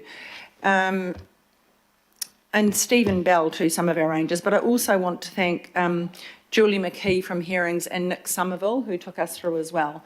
We had days and days of submissions, days and days of deliberation, but it was very enjoyable. But what I really love about this plan is that, you know, we really got to hear what community felt. I'm sorry, I'm turning back here because I kind of want to speak to some of our members of our community that did give submissions. And you'll find bits and pieces that were really important to different parts of our community in this plan. You know, Friends of Regional Park, there were really good bits, and we went, oh, put that in, that's actually really good, that's better. And a lot of the concern from the Waitakere Rangers, because they have their own act for the Waitakere Rangers, and they were very concerned about that. There was things put in there. And one of the questions came up before about co-governance. And I don't know if it's widely known, but the Waitakere Rangers Heritage Area provides for co-governance with the Kaurau Amaki and Ngāti Whātua, as well as co-management. And there already is an arrangement for co-management in the Waitakere Rangers with Te Kaurau, which Ngāti Whātua are fine with, and they go, you go ahead and do that. To the conversation around co-governance, we felt that was a wider discussion, not necessarily about this plan, but it was a wider discussion with this council and also in a national context that's happening at the moment, and it wasn't a place that we could decide that. And that's why we talk about it, that it's somewhere else. It's not actually in a particular place, but it's just in the ether at the moment. It's going on nationally, it's going on a lot, and we just felt that that was for another time, because it wasn't just about this plan. And I think Matua Glenn kind of agreed with that, because he also said, well, there's no co-governance with one iwi without the other, because in the Act it says both. So we kind of just said, look, we've got a great relationship with Te Kaurau on the co-management of the rangers. Let's leave it at that, but it's also open for other iwi in the other parks. Not sure if I'm going to leave anything else out, but I think, you know, regional kaupapa is a big conversation. You're never going to please everybody, because as we've heard in the previous item, some views are diametrically opposed. You'll never meet in the middle. But what we've tried to do is balance the natural environment with that real need and desire to get out and be in our parks. And that's so important. But I think one of the themes that Joe put up before was, you know, if you don't look after the natural environment, there isn't anywhere great to go. It's destroyed. So that was heard really loudly in the classifications of destination, and we took destination out because we felt there were some areas you don't want to encourage, you don't want to actively encourage it, but you're not going to stop people at all, but you need to manage it to manage the effects on the environment. So hence we got high use and low use. And we thought that was a better way to look at it, because it's really around the operational management of these areas with the communities who are in that receiving environment as well. So we've seen that in Te Henga, where during COVID, people weren't even supposed to be going anywhere, but they were flocking to the West Coast beaches. It was devastating for the communities, and we just didn't have the resources. It was just really difficult. So some communities like Te Henga, they went, okay, put on the high vis, we'll do the parking, you know, we'll do this, we'll do that. So this is about regional parks working with the local communities and the wider Tamaki Makaurau community and our iwi. So I feel like we've got to a good landing. The other thing that people were concerned about was the fact that we didn't basically have the principles and just take them and put them in the same place as the last. There was obviously a lot of love for the last plan, a lot of love. But we have kept those principles, but they're put in basically in the values and general policy chapters. But in particular, the Waitakere community were very concerned. So we put a lot of those in the Waitakere Ranges Regional Park section. So they are there. They're not lost. So I think I've probably said enough, but I just can't thank our staff enough for what they did and my fellow panel. An extraordinary experience, and most of all, the community who came out in their droves, because they really, really care about our environment and our recreation opportunities. So thank you, Mr. Chair. Ka pai. So it's been moved and seconded. I will put the recommendation.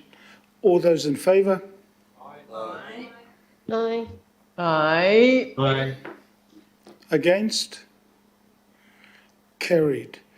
Can I just get all the staff that have had an input in regards to this to please stand?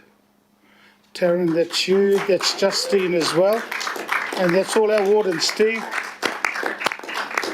just want to congratulate you all and say thank you so much, and that includes you, Bronwyn. I mean, this is what Linda just covered. It's just to say thank you from us to you all. Thank you so much. And we've got, don't forget, once we finish here, we're walking to level 3. But, yeah, so look, thank you so much.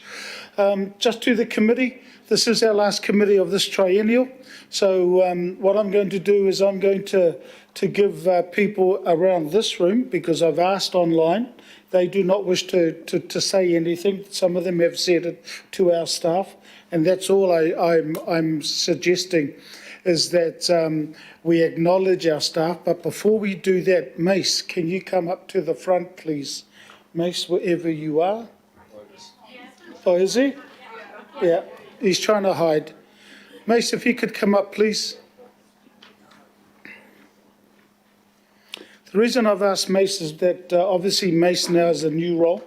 He's in the directorate of Mr. Phil Wilson.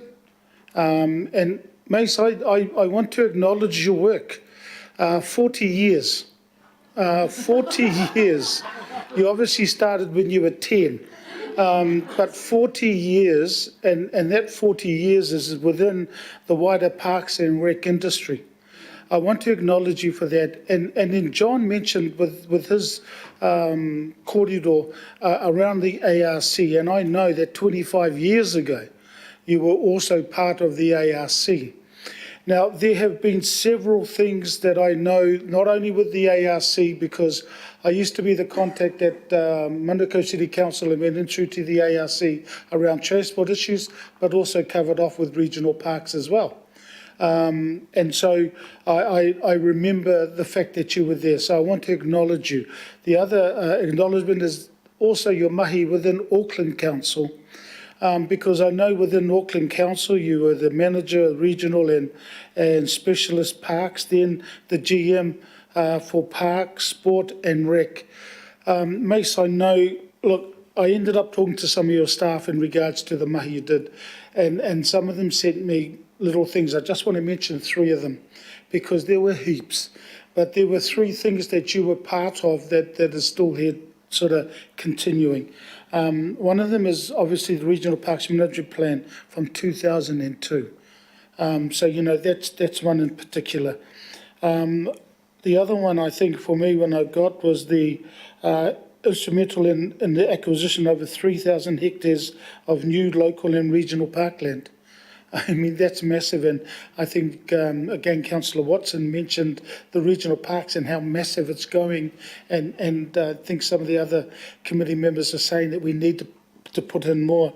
The Sport and Recreation Investment Fund to invest 15 million into the community sport and rec facilities. We saw the fruits of that today with our agenda item. And also the 10, I think they were called Surf 1020 Fund to contribute to the renewal of 10 surf club facilities across Auckland region. There's a few more, Mace, but on behalf of the committee, Independent Māori Statutory Board, I mihi to you, say thank you so much for the work that you have done in the park space. So for me, I just say thank you so much for the work. I'm going to invite you, Mace, if you have anything to sort of say, and then I'm going to allow the committee to acknowledge our staff if they wish. I will then ask the director to say her words in regards to the closing of this committee, and then I will say the last part, and that's it. Kia ora, Mace. Just in regards to this, just invite you to say a few words. Kia ora. Kia ora mātātou, Mr Chairman and members of the committee, Claudia, and everyone who's here. I just thanks very much for the acknowledgement, but I just wanted to also thank you for your support, because the work of one person is not what gets things done, it's the work of many in terms of how we deliver on things and the way we go about it. And I would really acknowledge you, Mr Chairman, in this committee and the way you've gone about your mahi in this term and previously. So congratulations on a wonderful term, even in difficult circumstances. And I think some of the fruits of your work have come to fruition today. Some of the labours of your work come to fruition today. So thank you for the acknowledgement, and I know that there's some great people who are continuing that work. It's not just about one person, it's about how we work as a team. So I really appreciate your acknowledgement. Kia mai tātou, Mr Chairman. Thank you, Mace. Kia ora. Thank you. I just want to invite the committee here in the town hall if they wish to say anything to the staff. And look, and then I'll ask Claudia and then I'll finish it off. So I'll go to the left and then come around this way. Kia ora. So the collaborative effort between governance and management is a critical factor in delivering what's been so great for this city over a long history, as you've mentioned, Mr Chair. In case I don't get another opportunity, I'd like to recognise you, Councillor Alf, for your firm, strong leadership of this committee and around our council table. You're a person whom I personally admire immensely, and I consider to be a good friend, although we do have the occasional abusive phone call in jest. But we will go running together, and we'll definitely do that triathlon, I'm sure, coming up in the very near future. So I'd like everyone, please, all of you here, to recognise Alf, but also to recognise the work that the Parks Committee has done intergenerationally for this city. Thank you very much, everybody.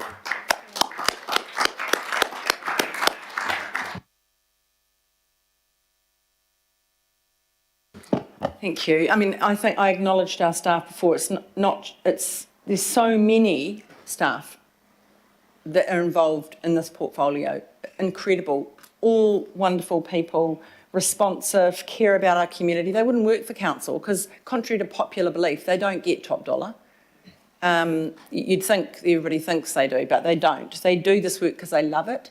And actually, they're members of all of our communities. So I just think you're amazing. But Al, for you, I've been on the council with you for the last 9 years, and I just want to acknowledge that you go everywhere. You're out west, you're out south, you're north, you're west, we're everywhere. And I want to thank you for taking your regional job really seriously and meeting with communities. You're always on the end of the phone. You know, I consider you my brother from the south now. And I don't think people realise, because you don't make a big song and dance about stuff. You do things, you get a lot done. You don't shout and scream, you don't vote against everything, you just get stuff done through relationships. And that's really important. And so I think people could model from you, and we get a lot more done here. So ngā mihi atu aroha kia koe.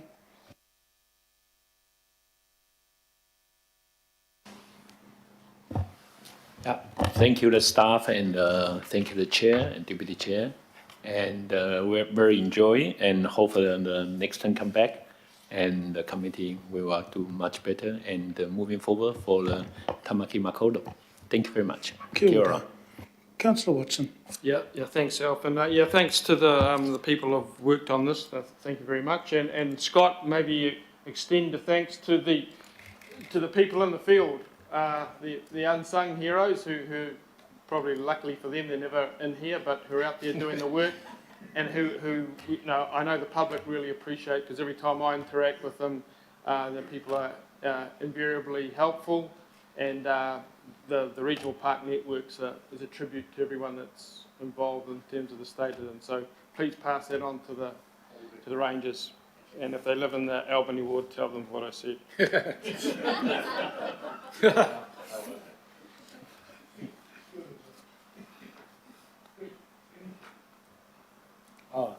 I think it's been said, just the same sentiments as the rest of the team around the table, Alf, but I think it's important to acknowledge that the role of the chair is a significant one, and supported by your deputies. So I do acknowledge the work that you've done over the term there, Alf, so good job.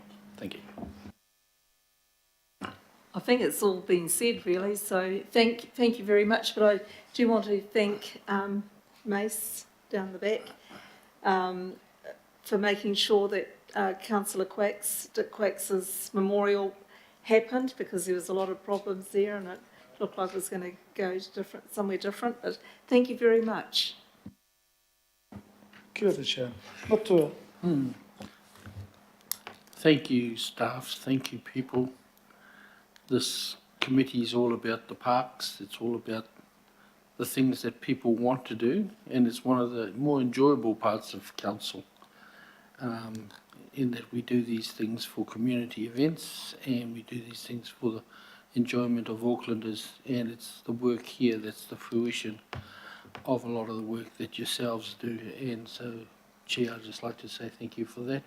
Ko te tūmanako ka tae au te haka kapi muri o tō whakakōrero.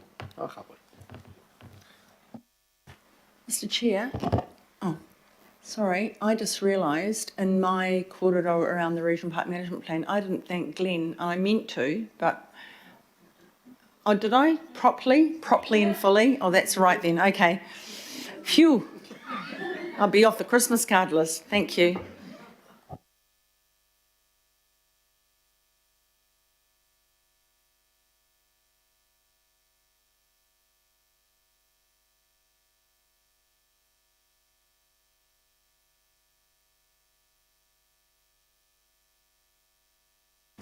Yeah, it never went. I thought I was going to be good, and then somebody called me Mike. So I put it on. So, Councillor Mulholland, I see on there that you wish to speak, and before you do, Councillor Henderson just wanted to acknowledge all our staff, and he's done that online. So that's from Councillor Henderson. So, Councillor Mulholland, and also from Councillor Casey. Yeah, kia ora. Kia ora. I know I haven't spoken up much in this, but I do want to acknowledge staff, but I do want to acknowledge staff in the way that they respond to the public, because it is, after all, residents and ratepayers, our community, who fund us to do this great work, or the team, and we are elected to represent them. So, Alf, I just want to take a brief moment to actually thank you. I know when I was at Council at Manukau, we worked together, and I want to thank you for, even though I may have differing views on behalf of my community sometimes, you are one of the few councillors, in my view, who has never been aggressive towards me or rude. You've listened, you've been fair and reasonable, and that has made my journey in working alongside you for our people, because that's what it's about, one of the better committees and things that I enjoy about this job. So I want to acknowledge you for being open and listening and sharing with me. It takes a good man and an honest man to do that. So thank you very much for that. I do appreciate it. Kia ora. Kia ora, thank you, Tracy. I'm just going to hand it over to Claudia, and then I'm just going to, once this finishes, just say what I need to do is acknowledge the PACE team plus this committee, and then we'll close our meeting and go to level 3. So, kia ora, Claudia. Kia ora, Alf, and kia ora koutou katoa. I know that I don't usually speak a lot in these committees, so I really value the opportunity to say something now. So, as the Director of Customer and Community Services, it's been an absolute honour and privilege to work with this committee. You, Alf, as Chair, and Kathy as Deputy Chair, and of course all of our elected members, Mr Mayor, who's not here, but hopefully he's online, and our members of the IMSB. Tēnā te mihi nui kia koutou katoa. We're incredibly grateful for everyone's extraordinary advocacy, advice, your debate, and your huge passion for our communities. And I'm personally deeply grateful for all of your support, not only for myself personally, but for all of our teams. And I know, Alf, you have just done an incredible job behind the scenes to support the people who do the mahi, to bring all of the papers and advice to this committee, but also in their extremely dedicated analysis that they do to provide the best advice possible. We're also extremely grateful for the amount of support given during the pandemic that we've just had over the last 2.5 years. It's been a very, very difficult time for our teams, and I know it's been a very difficult time for our communities. It's been highly unusual, very disruptive, and it's caused our community significant disruption and often hardship. It's required by this committee and many other committees extreme adaptability, but I know that many of our elected members, in fact, all of our elected members, have been out with our communities, supporting our communities during these times, as you have been supporting us. And for this, we are extremely grateful.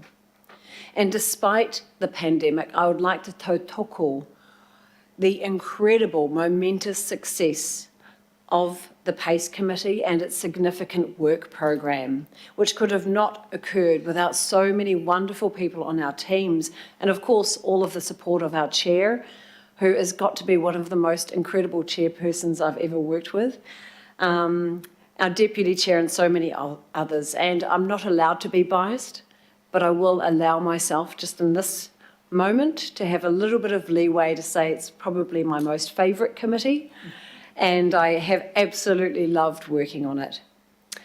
So for those elected members who are not seeking a further term, we thank you and we wish you all the very best for your next exciting adventure ahead. For those of you who are seeking another term, we wish you all the very best for the next few months and, of course, the next term. I would like to thank Maya, who's unfortunately not here today. We are thinking of you, Maya. And, of course, I'd like to thank all of the wonderful team members behind me as well, who make this committee work. They are the machinery that keeps this going. And thanks to them, this committee functions so smoothly and so well. I would like to thank our directorate. We have over 3,100 wonderful team members in Kaimahi. And of course, we work really closely with other directorates, including our wonderful colleagues in Community and Social Policy and Governance, who help this council operate and run. And finally, a huge thank you to our communities, to whom we serve or whom we serve. We are part of these communities, and I know our communities matter deeply to all of us. And we hope that you can see that in the mahi that we do every single day. Nō reira, tēnā koutou, tēnā koutou, tēnā rā koutou katoa. And before I end, if I may ask my colleagues to turn your mics on if you have one, and to etu, so we can sing to this committee a waiata. Kia ora. We will be singing Te Aroha.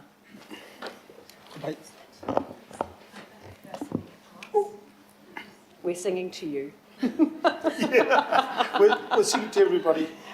Te aroha, te whakapono, me te rangi mari e, tātou tātou e.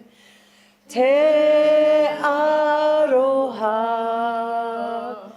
te whakapono, me te rangi mari e, tātou tātou e. Kia ora. Not me. I just very shortly just want to acknowledge the staff. I just want to go through very quickly because it's nearly 6 o'clock and like I said, at least it's just an hour. But look, I want to thank the PACE team. Oh, Claudia, you? Everybody but the PACE team. I just want to thank the PACE team because this is the last committee of this triennial term. So I want to thank the PACE team.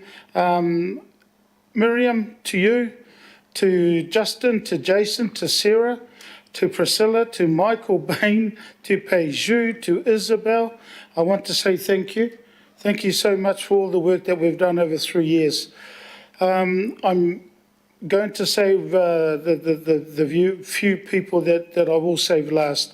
To our governance advisors, Sonia, Sandra today, but also people that have been part of this committee. I want to say thank you. Also for all the elected members, and Claudia just covered it, for those that are not standing, I wish you all the best on your journey. And Phelan, again, I acknowledge you and also Lisa from today because she's not standing as well. So I want to thank you. To Meredith Webb. Meredith, I just want to say thank you so much for all the phone calls and everything else when things got a bit dicey. And so all I had to do was just give you a call. So to Meredith, my apologies about always ringing you. Samantha, before you was Koro, after that was Maureen. Samantha, I just need to say to you personally, thank you so much because you've made not only the committee but the decisions that you have made and everything else is why we have 99% of our work program completed. That's why. So I want to acknowledge you in regards to that. My last second to last is Maya. Maya, thank you. Thank you, and I know that you're on a journey now. We give you all our love, and just want to say thank you so much. You've been a sidekick. I was going to use Tonto and who's the other fellow? Lone Ranger, but I thought I better not. But it's like, yeah, it's just two of us are sort of joined at the hip. So Maya, thank you. Thank you so much in regards to it. And my last comment is to the sister that we never had.